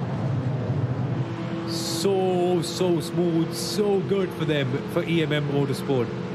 EMM Esports come across and have such a solid result winning this race. It could have been 1-2 as well, Nonetheless, they will take what they get, and that is full marks for them today. Dirty Sports, they've had a good race as well. They were in the leading positions for a little while thanks to their alternate strategy, but will come across the finish line to finish in P6, taking home a decent heap of points and moving forward towards the NLS for the final round of this championship. Here come the final battles in the Porsche Cup class. Henrik Augustin finishing in 7th. There you go. So he secures 2 points, but Smurlis have just secured 8. Which is going to flip the championship there. Now in the background, is that battle for the lower end? Yeah, it's Max Noth and Jonas Hansel who are quite close. That's not there in the background, that's Luka Noduk for Scherer, who finishes 9th, but about 45 seconds behind them. The battle in this category continues on. Indeed, Endurco Racing will get to the line next. Storm Gerstrom actually does not finish ahead of all of the, or many indeed, of the Porsches. Here comes Max Noth trying to retake that 10th again. And down the inside he goes, he does get it. That's an impressive pass at the end. He would have eventually let the Scherer car through initially and had to come back through on him again. He manages it though, down the inside, and he gets into 10th position. That was rather impressive from Max Noth actually. And he manages to finish in 10th place. So we did get our run to the line in the end anyway. We did. Oh, good day. Good day. So many good finishes on the final lap. It's been a fun day of racing so far that way. Fun to see some really clean driving, and these guys had the ability to step it up all along. They were just waiting for the right moment. Yeah. They certainly were. And BS Competition take the victory. 13 seconds in the end in front of Falcon Sim Racing, with Chesney Esport just about holding off in the end, getting past Janssen, of course, for HRT Esports by Coanda at the end there. Marlow Racing Team were just inside 1 minute of the win there in 5th, with SimRC 6th. Manfilter Team by WWR spun on the opening lap, but recovered to 7th. A great drive from Peel and Hoffman, with Nürburgring Esports rounding off the top 8. After their meatball flag, of course, at one stage in that race. Their teammates finished 9th in front of the Lion GP car, rounding out the top 10. Similia Esports were 11th in front of Stint 1 KRS Motorsport, who were the biggest movers forward in SP9. Scherer Esport, unfortunately, the biggest movers backwards. They finished 13th in the end, with German Sim Racing, Next Level Racing Esports, Alphacan Esports, and Endurico Racing rounding out the 17 SP9s in the field. It was dominant from BS Competition, Sumo, but what a scenario we have in the final round next week. We do indeed. We've already crowned a couple of champions. Time to find a couple more. And I am so excited personally for SP9. Oh, they're 2 really top teams. SimRC, my apologies. It's going to be BS Competition and Falcon Sim Racing. Man, my head was over there, the SimRC category. But yeah, it's been so much fun to see these 2 teams. And we saw an extended battle with both of them today, trying to stay on with each other. The last round is going to be even fun, where they're fighting for a title. It's going to be a lot of fun, that final round, that is for sure. In the Porsche Esports Endurance Trophy Nürburgring, it's EMM Esports who secure a title with a victory. 17 seconds in front of Frozen Speed by Grinigo, who are second again for the second round in a row. Samilius Racing round off in the AM class in 3rd. They're in front of Coanda Esports, though not by much in the end.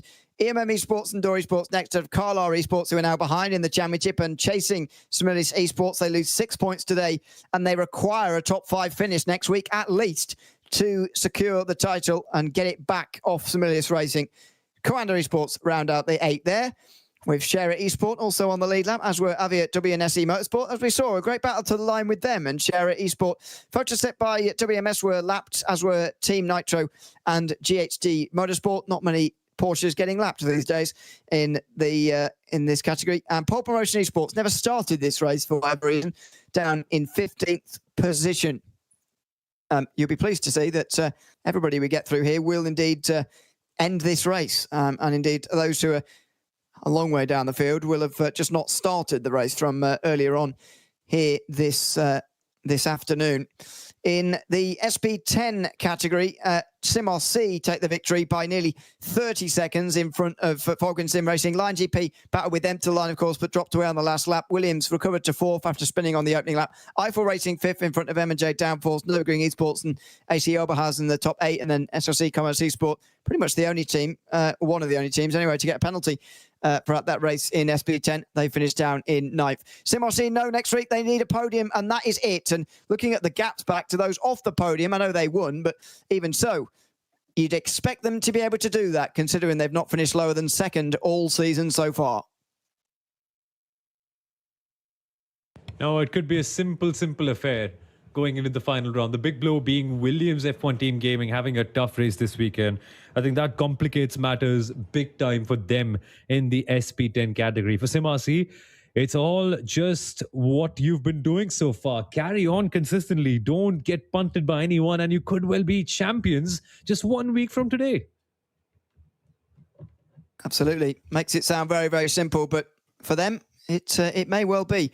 Waved were, of course, one lap down as well, of course, and TSR Racing never started the race either in SP10, again, for whatever reason. 52 cars eventually got themselves to the start of the race here today. And in the M2 class, it's BS Competition who win, and therefore they win the title as well. 3 out of 3 for them, with Share Esport in second. Half a minute back in the end for Similia Esports Green, who just about held off Venere Racing. And Duraco Racing round out the top 5 with Wolf Motorsport, Thomas Engerson Racing, and Similia Esports Red rounding off those in the points. Adopt Don't Shop finishing 9th ahead of Nürburgring Esports and Race Lounge 77. What are your overall thoughts then, Sumal, on this race? One more to go. I'm excited for the battle at the front of the field in the championship, that's for sure. But there's a lot to look forward to. The final 3-hour race coming up next weekend. Yep. This was a fun day. Lots of strategy, lots of waiting, but a very, very good ending with these battles that we saw. And a day where really solid race starts were rewarded. That's also going to be the trend the next time out as well. Get a good getaway, put yourself in a clean situation, and then it's just building from there. And also one more big learning. Like PS Competition and Williams showed us, having a bad start does not mean the end of the world. Comebacks can be done because races are so long at the Nürburgring Endurance Series. One more round to go. Few more champions to crown. Should be a really good time this time next week. Absolutely, it should be. Make sure you join us again, same time, same place on Saturday for that final race of the Digital Nürburgring Langstrecken-Serie for season 2025-26. It's another 3-hour race for race number 4, and we'll be live same time, same place here with the English stream for that one. Very much looking forward to it. In 7 days' time. To remind you, in SP9, BS Competition, having won here this afternoon, have gotten this championship lead of Falcon Sim Racing down to just a single point. If they're both in the top 8, it's winner takes all, or indeed, who indeed finishes ahead of the other. A big thanks to everyone who's been tuned in here this afternoon. I've been Unilary alongside Sumal Aurora, and a big thanks to all the team behind the scenes putting the pictures together of this broadcast here this afternoon. We'll be back in 7 days' time with the final race of the season, and I hope you can join us then. But from all of us from the Nürburgring, it's goodbye for now.